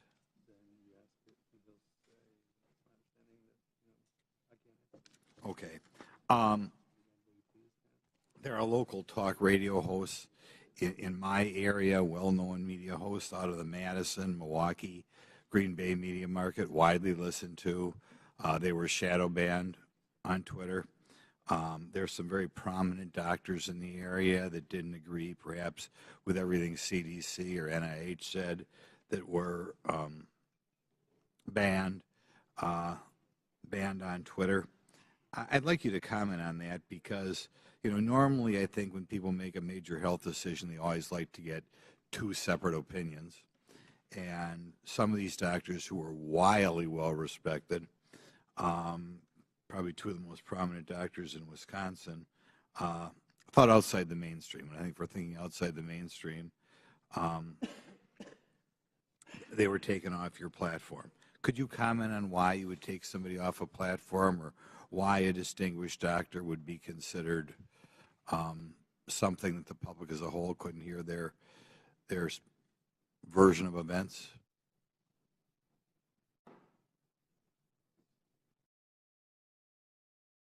No, you're not aware that ever any doctors who commented outside the mainstream version of what was going on with COVID, going on with the vaccine, going on with treatments, that there were people who disagreed with the NIH recommendations and you took them off of Twitter? You're not familiar with that? None of you are familiar with that. Okay.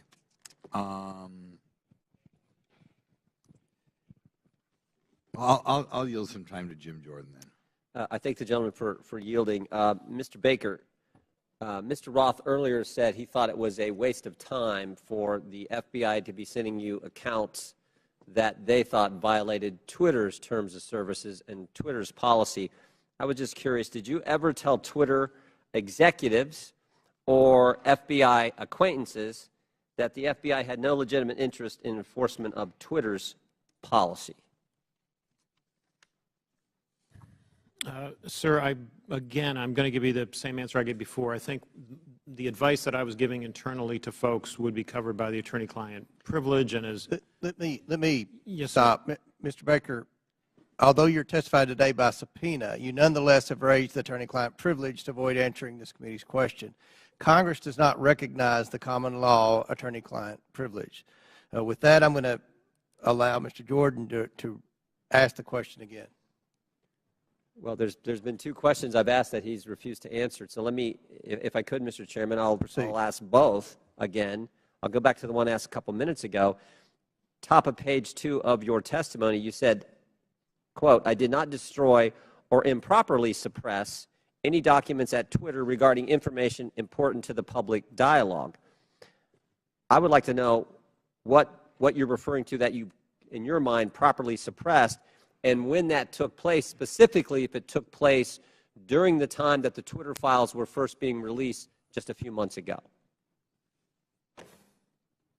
Well, again, sir, as I think we've notified the committee and we've had these conversations with Twitter as well to try to resolve this issue prior to coming up here today, I don't have anything in writing that clears me in my ethical responsibilities to my former client with respect to answering questions that I think fall squarely within the attorney-client privilege. So unfortunately, I don't think I can go beyond what I've said there already, sir.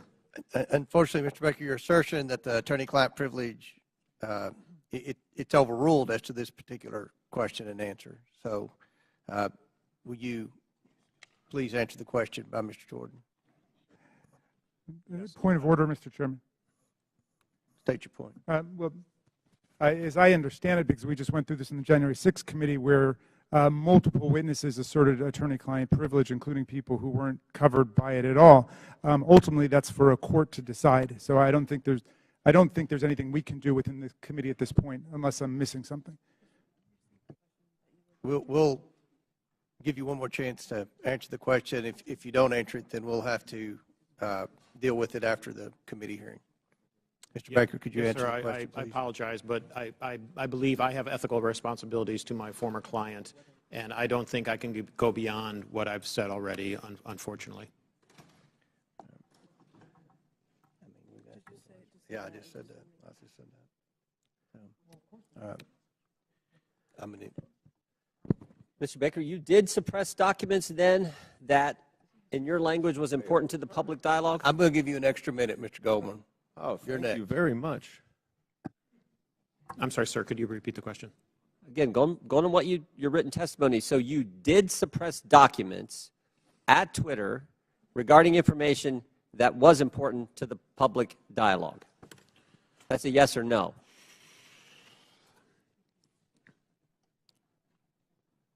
I'm going to answer the question with the following sentence, which is right after that. At all times, I sought to help my client understand and comply with its legal obligations. Okay. Gentlemen's time's expired. I recognize Mr. Goldman for 6 minutes. Thank you, Mr. Chairman. I understand that Mr. Palmer was asking some questions about some of my assertions about the removal of the Ukrainian Prosecutor General.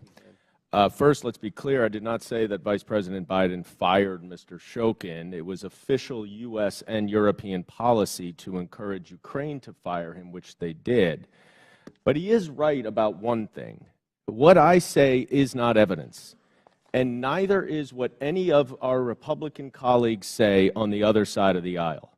They may not like what these witnesses say, but the testimony of the witnesses is the evidence, not baseless statements without firsthand knowledge. But I urge Mr. Palmer, if he wants to understand what actually happened, to read the 300-page report that we published on the first impeachment investigation. There's a lot in there about Mr. Shokin. Luckily, though, he doesn't even have to do that. You can just read the New York Post story itself, because in that story, Shokin admitted that he never opened an investigation into Burisma. He claims to have had, quote, specific plans to do so. Yeah, sure. For 2 years, Rudy Giuliani had been peddling Victor Shokin's bogus story, including with agents of Russian intelligence. And Chairman Comer, if you question that, I urge you to look up Andrei Derkach. So who was the sole source of the hard drive to the New York Post? Rudy Giuliani. And for these reasons, many journalists were highly skeptical. One reporter at the New York Post itself refused to put his name on the story. Fox News's Brett Baer said, quote, "The whole thing is sketchy," unquote. And both Giuliani and the Post refused to give the laptop to other journalists to verify and analyze it. In fact, Giuliani told the New York Times that he hoped that it would be published before it could be verified. So what is the so-called authentication for this laptop? Well, Chairman Comer said in his opening statement that it's a subpoena to the computer repair shop owner, which happened about a year before the New York Post story. But that is not the same hard drive that Rudy Giuliani received months later from that repair shop owner and passed along to the New York Post after he was in possession of it for several months. Now, Mr. Baker, based on your understanding of Russian malign influence campaigns, does Russian intelligence have the capacity to manipulate a hard drive? Yes. So it is possible that some of the materials on a hard drive could be authentic, and some could be altered, manipulated, or even added to the hard drive. Is that right? I believe so, yes. Mr. Roth, you have testified today that Twitter was keenly aware of the hacking efforts by Russia in connection with the 2016 election. Is that right? Yes, sir. And those efforts, I believe you said, and correct me if I'm wrong, by Russian intelligence to interfere in our electoral process continued up and through and including the 2020 election. Is that right? Russian efforts certainly continued through the 2020 election and even through the midterms. I couldn't say specifically if it was military intelligence, as was the case in 2016, but certainly the Russian government was involved.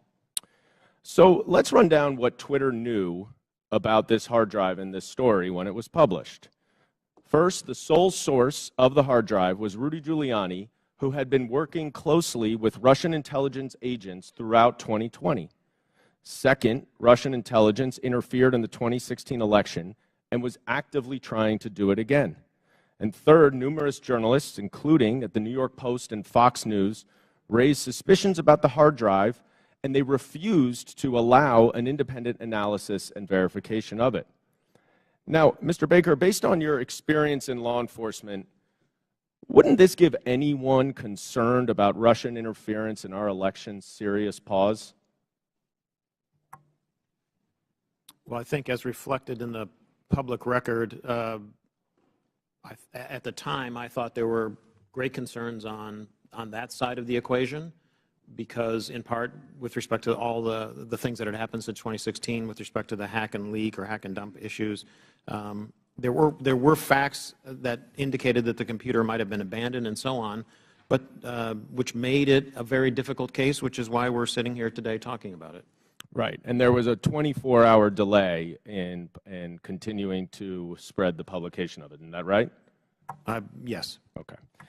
You know, that is exactly what 51 former intelligence officials, many from Republican administrations, even the Trump administration, said in that letter that is being distorted by Mr. Jordan and others at this hearing. Let me quote one paragraph of what they say. We want to emphasize that we do not know if the emails provided to the New York Post by President Trump's personal attorney, Rudy Giuliani, are genuine or not, and that we do not have evidence of Russian involvement. Just that our experience makes us deeply suspicious that the Russian government played a significant role in this case. And unless Twitter, like Special Counsel Mueller concluded about the Trump campaign in 2016, wanted to welcome Russian interference in an election, all of you sitting here today were entirely correct to be highly concerned about the legitimacy of this story. I yield back. Chair recognizes Mr. Higgins for 5. Thank you, Mr. Chairman. I'm going to be yielding some time to my colleague, Mr. Jordan, here momentarily. But for the record, Mr. Baker, Ms. Gotti, Mr. Roth, Mr. Navaroli, are you here under the advice of counsel, and do you have counsel present? Yes, sir. That was a yes? Yes, sir. Yes, sir. Yes, I do. Yes, I was subpoenaed That's to good appear. to know. I'm glad you all have counsel present. Mr. Chairman, for submission for the record, I'd like consent to submit the Twitter files dated December the 8th, posted by the New York Post regarding the suppression of conservative commentators. I'd like that submitted. Without objection, so ordered. Mr. Chairman, thank you. I'd like to also submit for the record a timeline of events with cited sources outlining strong evidence of the Biden family organized criminal actions would certainly indicate that we've crossed the threshold of reasonable suspicion. I'd like this timeline submitted for the record. Excuse me, Mr. Chairman, where is that from, that timeline? Timeline in my hand, boss. I'll get it to you shortly. Bottom line is that the FBI had the Biden crime family laptop for a year. They knew it was leaking. They knew it would hurt the Biden campaign. So the FBI used its relationship with Twitter to suppress criminal evidence being revealed about Joe Biden 1 month before the 2020 elections. You, ladies and gentlemen, interfered with the United States of America 2020 presidential election, knowingly and willingly. That's the bad news. It's going to get worse. because this is the investigation part. Later comes the arrest part. Your attorneys are familiar with that. Mr. Chairman, I'd like to spend 5 hours with these ladies and gentlemen doing depositions surely yet to come. But for right now, I'll yield the balance of my time to my colleague, Mr. Jordan. I thank the gentleman for yielding. I think he made the right point. And I would just respond to to our colleague from New York. You know who knew the laptop was real was the FBI. They had it for, or maybe they had it for a year and just said, you know what, we're going to put it on the shelf, we're not going to look at it. But if anyone knew it was real, it's them. That's why I asked the question, again, back to my colleague from New York, what he was talking about. That's why I asked the question earlier. I said, did anyone at the FBI or Mr. Baker know, did Mr. Baker talk to any of those 51 former intel officials who sent the letters saying this has all the classic earmarks of a Russian misinformation operation? Maybe they could have checked with the FBI because the FBI had the actual laptop in their possession. So I appreciate the gentleman from Louisiana. I think it's a great point that he made. Mr. Roth, I'm going to come back to you on something we were at a few hours ago. And we're talking about this visibility filtering, which in my mind I understand to be something short of suspending and blocking the account, which the user then knows has happened because there's a notification in a public way, like you did to Ms. Green when you suspended her account. But there's other things, this search blacklist, this do not amplify, that are some kind of filtering that account that the user doesn't know about. And I asked the question earlier, was there any bit of this visibility filtering that was hard-coded by Twitter employees into the account of specific users? And you said, you hesitated for a while, and you said, well, you wouldn't use the term hard-coded, but it seemed to me like something like that went on. Can you elaborate? Thank you for the question. Twitter's visibility filtering system, as has been reported in the Twitter files, is based on applying labels to user accounts. And so in that sense, if the application of a label is what you meant by hard-coded, yes, Twitter systems did apply those designations to those accounts.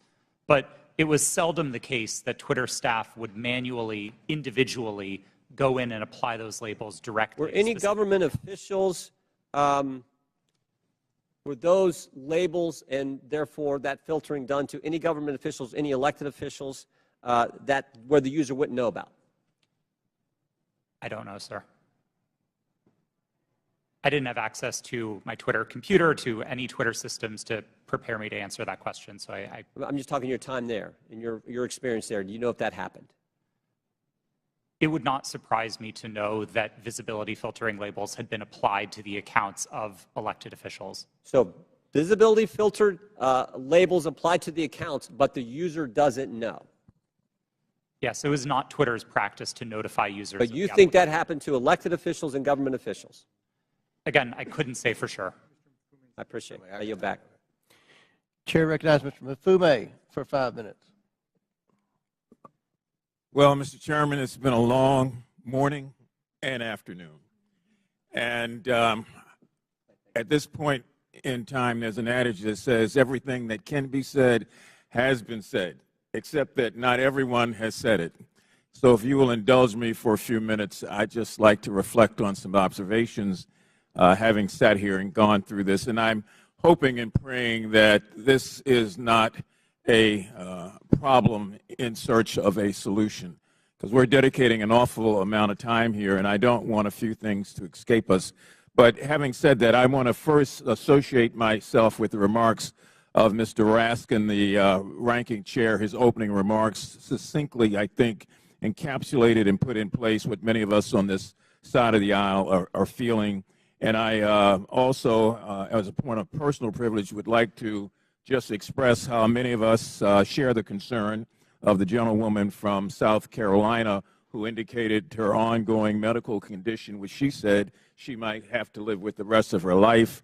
That just got me for a moment, and I wanted to make sure that that's on the record. Now, I would disassociate myself with her remarks when she said, as did the gentlewoman from Georgia, God bless Elon Musk. For me, it's God bless my country, God bless my family, God bless my friends. Mr. Musk can take care of himself. I would also caution, if I might, all of us, but particularly the gentleman from South Carolina who said earlier that there is proof that Hunter Biden committed multiple felonies. The gentleman said that without offering anything for the record, and I know we're all covered by congressional immunity in terms of when we're on the floor and when we're in these committees, but sometimes we probably don't want to feed into hot rhetoric. I mean, we campaign in that kind of poetry, but we are elected to govern in prose. And when you do that, there's a different sense of responsibility that goes with all of us. Mr. Roth, I listened to you, and I feel bad that you were attacked. And, you know, you had to sell your home. You had to move your family. And I just want to remind you and remind myself that there are members of this committee who are also always under attack because of their race or because of their surname or because of their political affiliation. That kind of reckless incitement, I think, is best dealt with when you have content moderation. Otherwise, we gin up the rhetoric. The people who can't control themselves oftentimes don't, and then we see violence occurring against whether it's members of Congress through threats or persons like yourself in the private sector. Ms. Navaroli, you in your testimony stated that on the morning of January the 6th that you sent lawyers a message warning them that your team was hamstrung by leadership. And 2 days later, when it looked like that might happen again, you asked management whether or not they wanted more blood on their hands. What was their response, and what did they do? Yes, thank you for that question. On the morning of January 6th, I did send that message to a Twitter lawyer, specifically because I believe that Twitter was going to be facing liability for what was going to occur that day. I do not remember their exact response, but I do remember there coming in a response of confirming that the information had been received. Would you repeat the second question that you asked? I wanted to know what was their response. What did they do? Nothing. Okay, you went on to say that in January of 2020, after the United States assassinated an Iranian general, that the president at that time, Mr. Trump, decided to justify it on Twitter, and management literally instructed you to make sure that we were not about to start World War III on that platform. Is that correct? Yes, that did occur. And what happened after that? It was up to me and my team to create what we called enforcement guidance, so a document that explained how we would apply our policies specifically related to content moderation in that specific instance. I believe the document was relating to foreign policy discourse. So my point here about content moderation on the front end prevents some of the crazy things we see on the back end. Mr. Chairman, I have from the Anti-Defamation League their latest report on murder and extremism in the United States, oftentimes fueled by the lack of content moderation, that I would ask unanimous consent be entered into the record. And I also have the National Threat Assessment done by the Secret Service of our country. This was just released, and it talks about how 25% of all of these acts are being conducted by people who are not moderated, but who in fact end up breaking the law and threatening the lives of people. And I would ask unanimous consent that also be. Without objection, so ordered. Thank you, sir. Chair recognizes Mr. Sessions for 5 minutes. Mr. Chairman, thank you very much. So I will say it, God bless Elon Musk, because I think I feel that way. It was Elon Musk that revealed data that uncovered a disturbing cabal. Let's be clear, we're here today because Twitter got caught, not because people wanted to admit mistakes got made, or perhaps because they got bought. If not for the Twitter files released by Mr. Elon Musk, this activity we're discussing today would still be going on. It's no secret that the political bias of Twitter and their previous leadership bled into politics and merged that with practices of the company. And that is a big concern. But a bigger concern is where our government, on a political basis by law enforcement becomes engaged in things that a timeline would show were not truthful. That's the concern. The fact that Twitter was working hand in glove with the Federal Bureau of Investigation and the intelligence community to suppress free speech and things that were not true is disturbing. That is why we are here today. So, Mr. Roth, I would engage you, if I could, for a minute. By the way, I want to compliment all four of you. You've been here all day. This is hard to do. You've kept your cool. To the best of your ability, you're expressing honesty. I admire that. Mr. Roth, can you please tell me about the meetings with the FBI? How many? Where did they take place? How do they accomplish what they wanted? Thank you for the question. Yes, sir. Twitter met with the FBI, I would estimate, several dozen times over the course of multiple years. These meetings happened in person, in the Twitter office, in the offices of other technology companies, and at times they happened virtually. We issued press releases about these meetings. They were not happening in secret. They were not anything that the public sector or the private sector strove to hide from anybody. But in these meetings, we used it as an opportunity to discuss the shared threats of foreign malign interference, to discuss the preparations that the public and private sector were implementing, and to use that as an opportunity to make sure that we were having open channels of communication about those malign interference threats. Ms. Roth, did you at any time believe that the Bureau might not be honest about the things they knew and the information that they shared and passed to you? I would say I have a personal healthy skepticism about any type of law enforcement, but no, it was never my experience that representatives of the FBI were anything but forthright in those discussions. Do you believe that they, today, in looking back, misled you? I don't believe so, no. So you believe that the things which they told you, in looking back, are truthful even today? To the best of my recollection, yes. So the chance for FBI numerous times, dozens of times, to meet with you, did you put out information of the substance when you said you provided the public with information? Did you discuss what those meetings were about? I believe the public statements were fairly high level and talked about preparations for upcoming elections in the United States. Any internal records or meeting minutes would be on my Twitter computer, which I don't have access to. And does that reside, to the best of your knowledge, currently at Twitter?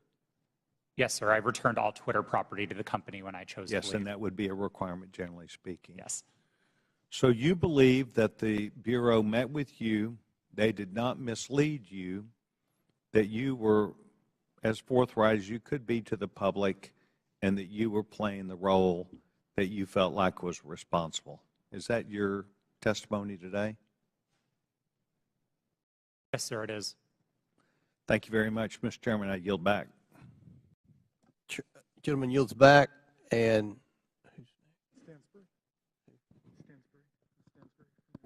Stansbury. Yeah. Oh, yeah, yes. I'm sorry. Thank you, Mr. Chairman. You know, I'm beginning to feel like a little bad for the majority. Like I just feel guilty because you guys have come today to try to prove that the Biden administration in coordination with Twitter is impugning free speech. And the problem is that Donald Trump, he is just this thing that hangs around your neck. Because at every turn, he undermines whatever credibility you want to have on this subject. I mean, Donald Trump and his administration, it's been proven, reached out to Twitter to take down tweets that got under his skin. The tough guy, Donald Trump, right? He got called the B word. Let's reach out to Twitter. Let's get the tweet taken down. You guys have no credibility. You have none. Your own guy taking free speech off of Twitter. You know, I also don't understand this bipolar thing that you're doing with Joe Biden. So every day you guys tweet out, Joe Biden is boring, he's sleepy. Every day you say it on TV. Now you want to tell the American people Joe Biden is an international super mastermind along with his son Hunter. I mean, it's just bananas. You know, the Trump family is getting billions of dollars of loans from foreign governments by using their White House relationships. Any questions? Any questions on that? No, I didn't think so. You want to know if the Trump family made any money selling PPE during the pandemic out of the West Wing? Any questions about that? No, I didn't think so. But let's move on to Hunter Biden's laptop. Your leaker, I always love this, by the way. You guys are against leakers unless they're leaking things you like. Your leaker, Matt Isaac, and I love, you know, have you seen this guy? I mean, he's like a Radio Shack .matrix guy who copied files off a private citizen's hard drive. Okay? That's your entire theory is based off of. But I want to use his words. This is his own words. Your guy, your leaker, the guy who gave you the information. There have been several attempts by several individuals to modify and insert fake data. I do know there has been multiple attempts over the past year and a half to insert questionable material into the laptop, to pass off information or disinformation as coming from the laptop. He continued, "This is a major concern of mine because I fought tooth and nail to protect the integrity of the drive, and to jeopardize that is going to mean everything I sacrificed will be for nothing."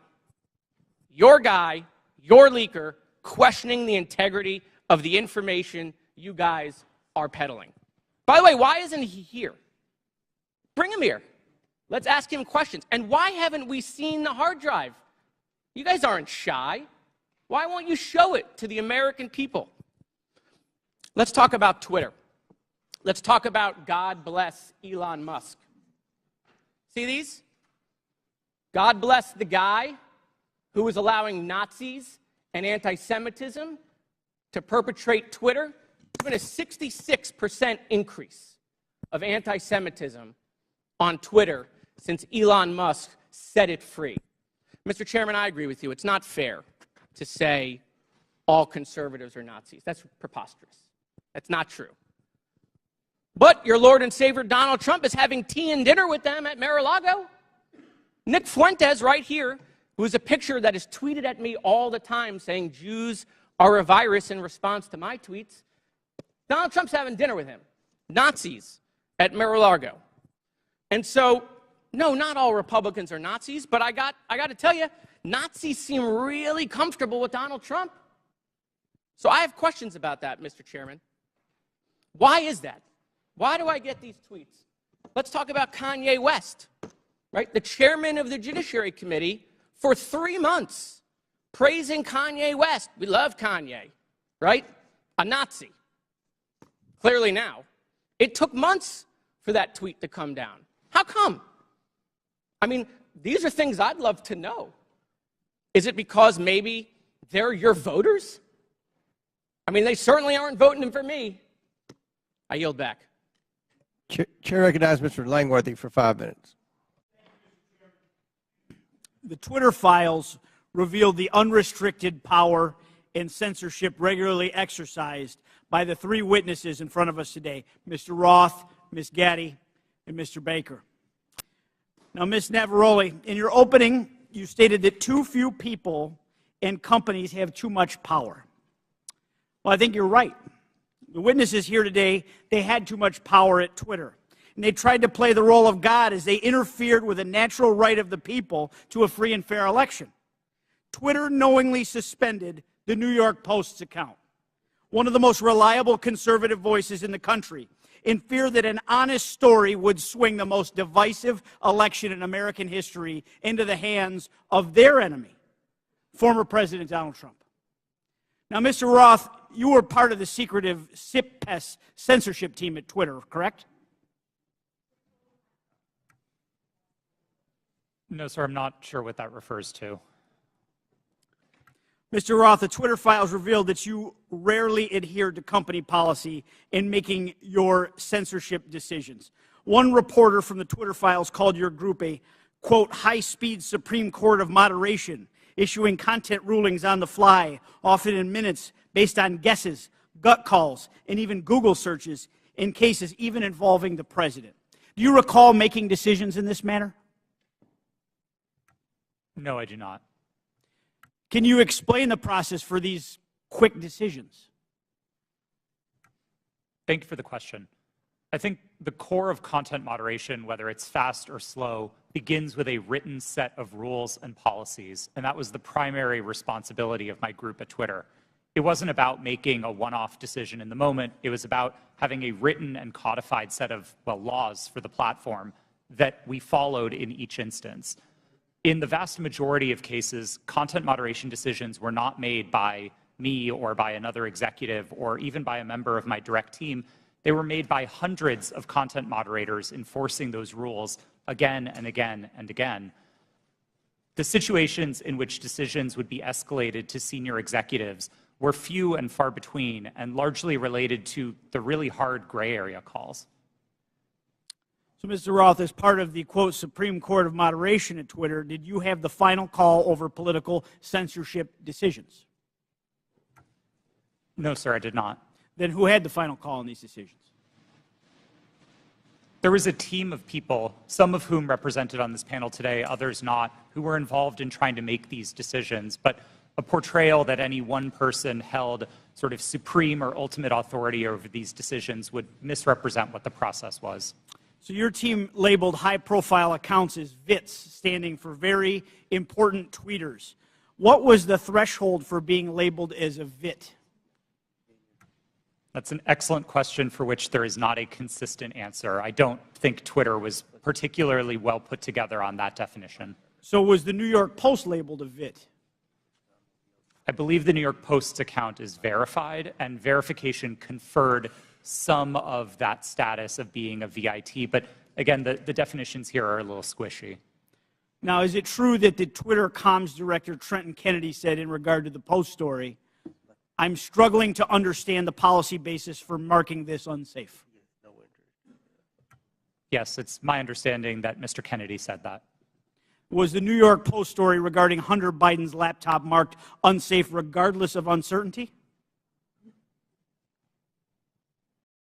It is true that Twitter marked links to that story as unsafe in a number of our systems, which resulted in restricting people's ability to tweet it. That was the decision that Twitter reversed 24 hours later. Well, it's clear from this panel that too few people had too much power.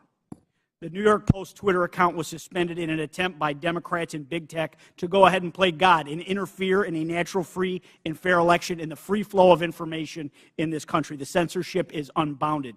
The New York Post has been a reliable source for decades, including their coverage of the nursing home scandals in New York during the pandemic.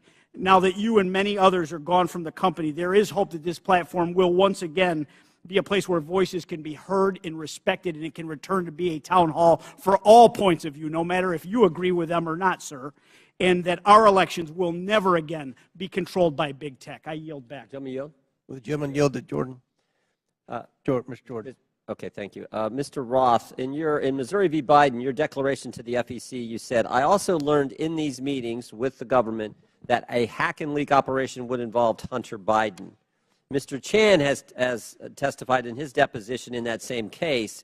In my estimation, we never discussed Hunter Biden specifically with Twitter. Who told you about Hunter Biden in these meetings? Gentleman, time's expired. My recollection is that a representative of another tech company may have mentioned it, but those meetings were several years ago. I truly don't recall. Okay. Chair recognizes Mrs. Stansberry for 5 minutes. Thank you, Mr. Chairman. And I want to just start this afternoon by thanking our panelists who have been sitting here all afternoon, and many of the members of the public who are with us. I see a lot of tired faces out there, and I want to thank you all for spending your day with us. But I also want to start out by asking, what are we doing here in this committee today? Why are we here? Why is this committee devoting a day-long hearing to a political conspiracy theory that was planted in the media by Rudy Giuliani to support Donald Trump's re-election campaign? Of all the topics we could be focused on in this committee to support the American people, how people are going to put food on their table at the end of the day, how we're going to address the economy, how we're going to address critical issues that are on people's minds every day, we are devoting an entire day to this conspiracy theory involving Twitter. Now, the mission of this committee is to root out waste, fraud, and abuse, and to conduct oversight on behalf of the American people. And if you need any evidence of waste, fraud, and abuse, how about the use of this committee's precious time, space, and resources to commit to this hearing? You know, I don't even understand why we're here right now, but I do want to clarify some key facts about what we've heard today. So I'm going to get into it for just a few moments. Ms. Gaddy, thank you for being here today. Mr. Baker, you have already stated publicly that Twitter's handling of this issue was a mistake. Is that correct? Yes or no is fine. Yes, that's correct. I don't think I have stated that publicly yet, but that is what the CEO of the company said. Yes, and at the time, only weeks before one of the most consequential elections of our lifetime in 2020, Twitter made a decision based on policies put into place to protect the public from political disinformation and from foreign interference. Is that correct, Mr. Roth? Yes. In fact, the failure of Twitter and other social media companies to moderate political disinformation not only fueled its use in election tampering in 2018, but allowed for election denialism to run rampant in 2020, and that is exactly what led to the insurrection here on January 6th in the Capitol. So, Ms. Navaroli, I want to ask you, thank you for sitting here all day answering these questions. Do you believe that Twitter has put into place policies that would adequately protect free speech, but also protect the American people from another violent insurrection and the kind of hate speech that we are seeing run rampant right now on the platform? Thank you for that question. I cannot speak to Twitter's current policies because I have not worked there in quite some time, but I can say that my job at Twitter was to balance free expression and safety. And one of the things that I constantly pushed for was for us to include more analysis within that simple balancing act. And instead of asking just free expression versus safety, to say free expression for whom and safety for whom. So whose free expression are we protecting at the expense of whose safety? And whose safety are we willing to allow to go to the wind so that people can speak freely? Exactly, right? Because Twitter refused to sanction Donald Trump's account long before it was actually banned, when violent rhetoric and other rhetoric was already being used on the platform. And in fact, since the latest acquisition of Twitter by Elon Musk, the company's Trust and Safety Council, as represented here today, has been dissolved. And the accounts of individuals like Donald Trump who incited violence in the Capitol have been restored. And we are seeing anti-Semitism, hate speech, dangerous rhetoric, violence being put on Twitter every single day. Election tampering, disinformation, violence, the attack on our Capitol. Mr. Chairman, that is what we should be holding oversight hearings on in this committee. I have traveled to every corner of my district, and New Mexicans are depending on us to defend our democracy and to ensure that we are holding not only those who are committing waste, fraud, and abuse accountable, but ourselves. So let's not waste the precious taxpayers' time and dollars holding hearings about Four Seasons landscaping style conspiracy theories and actually get to work for the American people. Would the gentlelady yield to a question? Mr. Chairman, I yield back. All right, Chair recognizes Ms. Boebert for 5 minutes. Thank you, Mr. Chairman. Mr. Matt Taibbi, a respected reporter who published much of the Twitter files, said, quote, Twitter's contact with FBI was constant and pervasive, as if it were a subsidiary. Now, I want to better understand why he would suggest that. Mr. Roth, while at Twitter, how many meetings did you have with the FBI? I couldn't say for sure, but I would More say than 10? That's a More than reasonable 20? estimate. I couldn't say for sure. More than 50? That seems a bit high. Many meetings with the FBI. Well, we know how many FBI agents worked at Twitter while you were there? I don't believe any active FBI Former agents. FBI agents. How many worked there while you were there? I'm aware of perhaps 2. Well, we know of at least 9 because they started the BU group chat, BU for Bureau. Now, Mr. Roth, did the FBI ever ask you to share information like users' communication data without going through proper legal channels? No, they did not, and I would have refused if they had. That's correct. I see that you denied Agent Chan's request for access to Twitter's data feed. What's sick isn't that you would deny it, it's that the FBI would even ask you for the private data of American citizens without going through legal channels of the law. Now, I want to remind you, Mr. Roth, that you are under oath. Did the FBI ever ask you to do anything that was illegal or questionably legal? I'm not a lawyer, but certainly not to the best of my recollection or knowledge. Now, from the hearing that I've been a part of today, it's almost impossible to tell where the FBI ends and where Twitter begins. We have Mr. Baker here, a former FBI agent, and there seems to be a revolving door between the FBI and Twitter itself. Even Mr. Baker said that there was no collusion with the federal government and Twitter. But Mr. Baker, that's you. You are the collusion between the federal government and the FBI. And now with it, this is such a problem because we're seeing censorship all over. Mr. Roth, Ms. Gaddy, did either of you approve the shadow banning of my account at Lauren Boebert? Yes or no? No, I did not. Not to the best of my recollection. Well, let me refresh your memory, because on March 12th, 2021, and Mr. Roth, I know you looked at it because Fascist Twitter 1.0 had a public interest exceptions policy, which means for members of Congress to be shadow banned, it had to go before you, Mr. Roth. So I'll ask again, did you shadow ban my account? Yes or no? Again, not to the best of my recollection. So the answer is, Mr. Roth, yes, you did. I found out last night from Twitter staff that you suppressed my account for this tweet. It's a freaking joke about Hillary Clinton being angry that she couldn't rig her election. It's a joke. But in response, being the sinister overlords that you all are, you placed a 90-day account filter so I could not be found.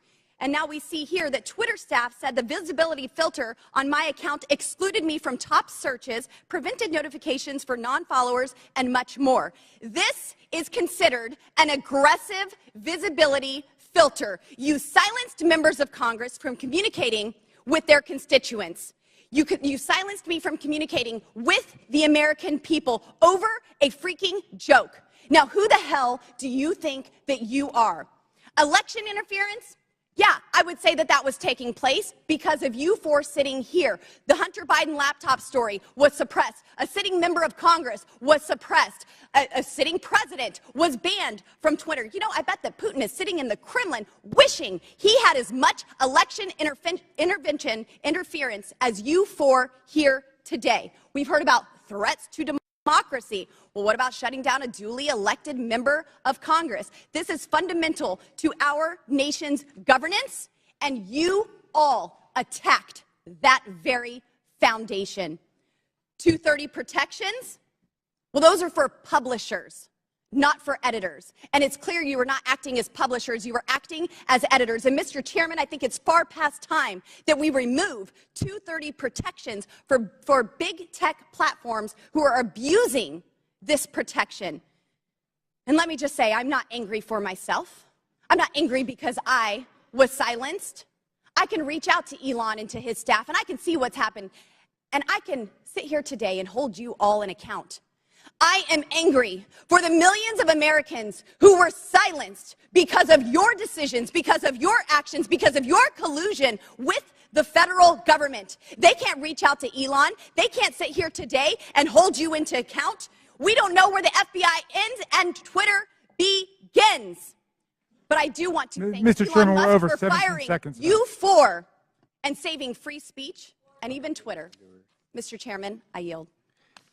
The lady yields. Went over 24 seconds. I'll give Ms. Porter 24 extra seconds. Well, I appreciate your indulgence, Chairman Comer, but I won't need it. So today's hearing gavelled in at 10 a.m. For nearly 6 hours. Power outage. We have been going back and forth about this supposed suppression of a single news story from a single outlet for a single day. This hearing has been, in its length, nearly 1/4 of the amount of time that Twitter users could not share the link. We are spending almost as much time screaming about this as this was ever a problem. Look, criminal activity is always a concern, but if there is criminal wrongdoing on Hunter Biden's laptop, that is a matter for the FBI and our law enforcement agencies. Today's hearing is merely an exercise in misinformation and disinformation, a free-for-all hellscape. That's what now CEO Elon Musk said Twitter would become if the platform became a place where anyone could say anything with no consequences. It is unbelievable to me that I am quoting Elon Musk, but that is how ridiculous this hearing has become. The Oversight Committee, like Twitter or any other social media company for that matter, cannot become a free-for-all hellscape where anything goes. With that, Mr. Chairman, I yield back. The lady yields back. Thank you. Mr. Chairman, Ms. Boebert. I ask unanimous consent to submit 2 documents into the record, both from Twitter. Without objection, so ordered. Thank you. Chair recognizes Ms. Luna for 5 minutes. Thank you, Chairman. Mr. Roth? Mr. Roth, have you communicated with government officials ever on a platform called Jira? Yes or no? Real quick answer. We're on the clock. Not yes to or the no? best of my recollection. Not to no. your recollection? Great. If you did, in the event, communicate, who would have had access to this platform? That's the nature of my confusion. Okay. Jira Did you ever speak to government officials on Jira regarding taking down social media posts? Again, not to the best of my recollection. Can you explain to me why the federal government would ever have interest in communicating through Jira, mind you, a private cloud server, with social media companies without oversight to censor American voices? I want to let you know that this is a violation of the First Amendment, and the federal government is colluding with social media companies to censor Americans. Mr. Chairman, I ask for unanimous consent to submit these graphics into record. And Mr. Roth, I'm going to refresh your memory for you. This flowchart Without objection, so ordered. Thank you, Chair. This flowchart shows the following federal agencies, social media companies, Twitter, leftist nonprofits, and organizations communicating regarding their version of misinformation using Jira, a private cloud server. On this chart, I want to annotate that the Department of Homeland Security, which has the following branches: Cybersecurity and Infrastructure Security Agency, also known as CISA, Countering Foreign Intelligence Task Force, now known as the Misinfo, Disinfo, and Malinformation, MDM. This was again used against the American people. The Election Partnership Institute, or Election Integrity Partnership, EIP, which includes the following: Stanford Internet Observatory, University of Washington Center for Informed Public, Graphica, and Atlantic Council's Digital Forensic Research Lab, and potentially, according to what we found on the final report by EIP, the DNC. The Center for Internet Security, CIS, a nonprofit funded by DHS, the National Association of Secretaries of State, also known as NASS, and the National Association of State Election Directors, NASED, and in this case, because there are other social media companies involved, Twitter. What do all of these groups, though, have in common? And I'm going to, again, refresh your memory. They were all communicating on a private cloud server known as Jira. Now, the screenshot behind me, which is an example of one of thousands, shows on November 3rd, 2020, that you, Mr. Roth, a Twitter employee, were exchanging communications on Jira, a private cloud server, with CISA, NASS, NASED, and Alex Stamos, who now works at Stanford and is a former security officer at Facebook, to remove a posting. Do you now remember communicating on a private cloud server to remove a posting? Yes or no? I wouldn't agree with the characterization. I don't care if you agree. This is your stuff. Yes or no, did you communicate with a private entity, the government agency, on a private cloud server, yes or no?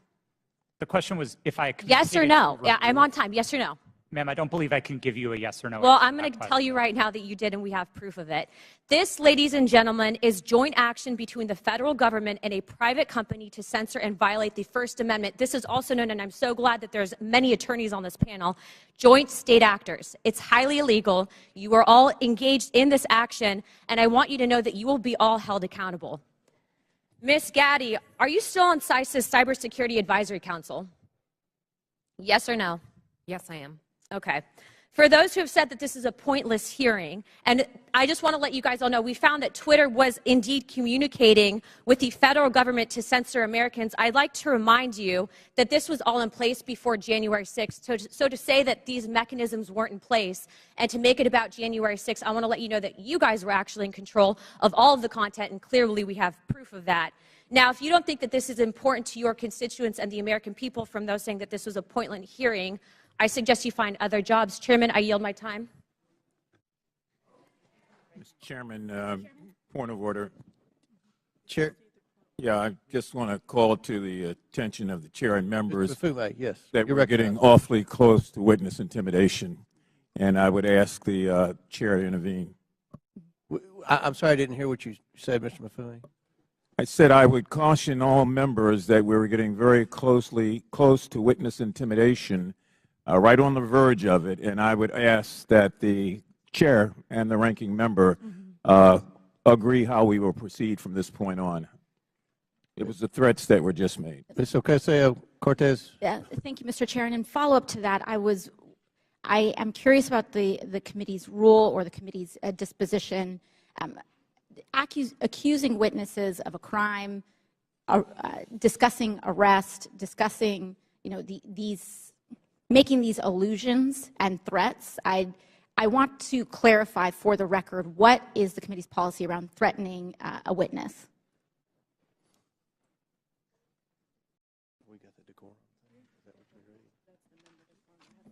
We have the member decorum. Do we have a witness decorum? And around the rules of decorum, can we agree that threatening a witness comes close to broaching general decorum? It does broach general decorum of the committee? With all due respect, Ms. Ocasio-Cortez, we don't agree that there was any witness threatening. In threatening, when we discuss arrest, when we discuss a potential arrest of a witness and alluding to a witness or suggestion of a witness committing a crime without evidence and without documents being supported to the record. Can you be more specific?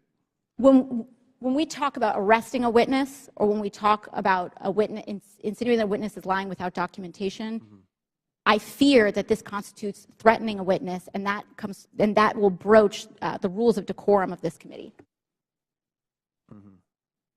And I'd like to ask that we request witnesses be treated with respect. Thank you. Appreciate that, and I will remind everyone of the member decorum and witness decorum to treat everyone with respect. I thank you, Ms. Ocasio-Cortez. Do you have anything to add? No, thank you. I agree with you, Mr. Chairman. I have a separate point of order I just wanted to raise, which is it seems as if several members now seem to have access to some information from Twitter that people on our side don't have, and I would just hope that anybody who's communicated directly with Twitter or received any information relating to witnesses who has that, who plans to use it, distribute it to the committee in advance. That's okay. I think that most of the evidence is coming from. I think a lot of the quotes and emails are on the laptop. Well, I think that at least one member indicated the Twitter files that Elon Musk has. Well, one member had indicated that she had received information directly from Twitter. Okay. Chair recognizes Mr. Edwards for comment. Thank you, Mr. Chair, and to our witnesses, thank you for being with us today. I know it has been a long one.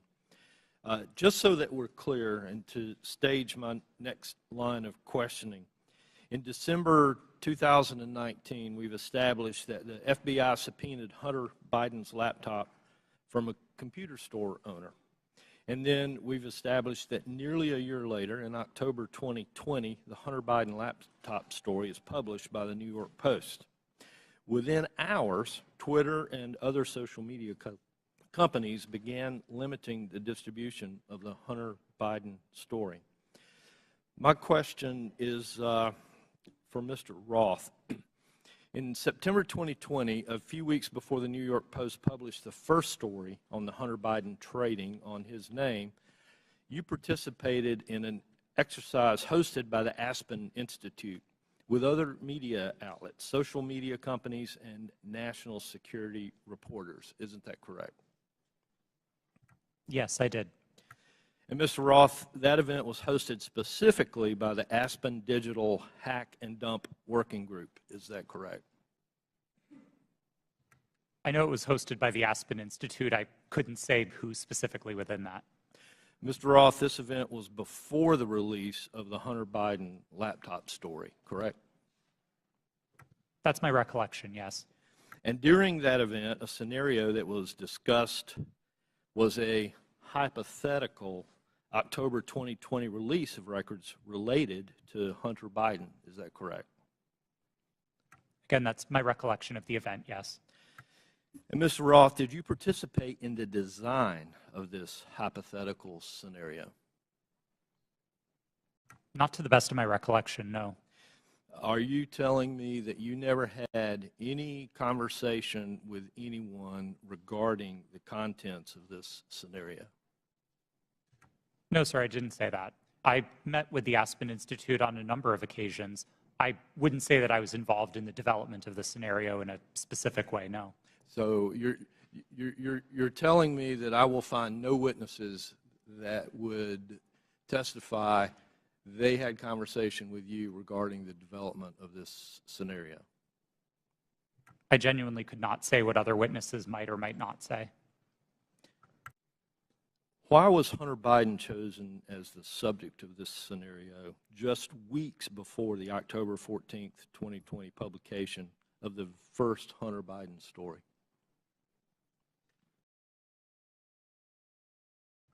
I don't know.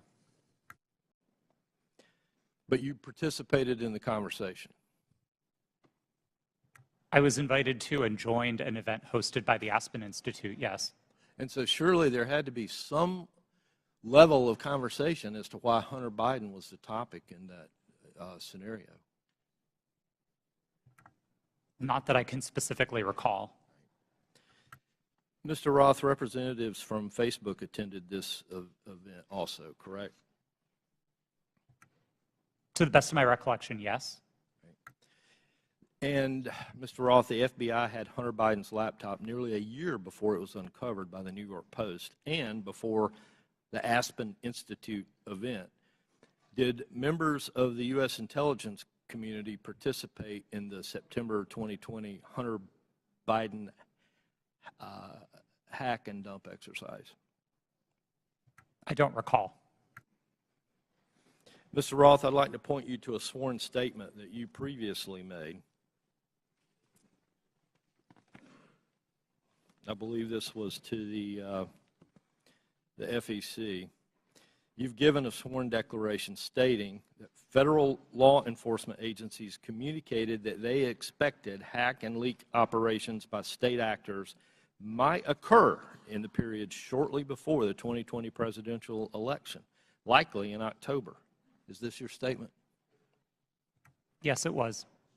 And Mr. Roth, you said since 2018 you had been meeting with the Office of the Director of National Intelligence, the Department of Homeland Security, the FBI, and industry peers regarding election security, correct? Yes, sir. And Mr. Roth, you were told there would likely be a hack and leak operation occurring in October. Is that correct? I believe the FBI has objected to the word likely or expected, but we certainly discussed that possibility with them. All right. Thank you. Mr. Chair, I yield back. Gentleman yields back. Chair recognizes Ms. Bush for 5 minutes. St. Louis and I are here today to talk about the crisis posed by the power of private companies that operate social media platforms. Republicans are holding this hearing because of their ridiculous, politically motivated obsession with Hunter Biden. This is a distraction from their inability, again, to govern, and it hides the shared concerns raised by Republicans and Democrats alike about the vast power, impunity, and lack of accountability of social media platforms. There are so many examples of these companies responding inadequately or inappropriately in crisis that we have come to understand misconduct as the norm for social media giants and not an aberration. Social media played a key role in fanning the flames of violence on January 6th, on that attack on our U.S. Capitol. The impact has spread all over the world. Last fall, after Reuters reported that disinformation about Chile's proposed constitutional referendum was traveling 3 times faster on social media platforms than facts, several members of this committee wrote to Meta, Twitter, and TikTok demanding further action to reduce the dissemination, reduce the lies, reduce the hate. They did nothing. Ms. Gaddy, you were at Twitter on January 6th and asked repeatedly for a retrospective meeting to discuss what happened in the lead up to that day. Management told you, quote, it wasn't a priority for the company. Why was it not a priority for Twitter to learn lessons from January 6th? I don't believe you're referring to me. Apologies. I'm the Chief Legal Officer. I did not make that statement. So who do you want me to ask? Okay, Ms. Navaroli. Would you mind repeating the question? Sure. On January 6th, you were at Twitter and asked repeatedly for a retrospective meeting to discuss what happened in the lead up to that day. Management told you, quote, it wasn't a priority for that company.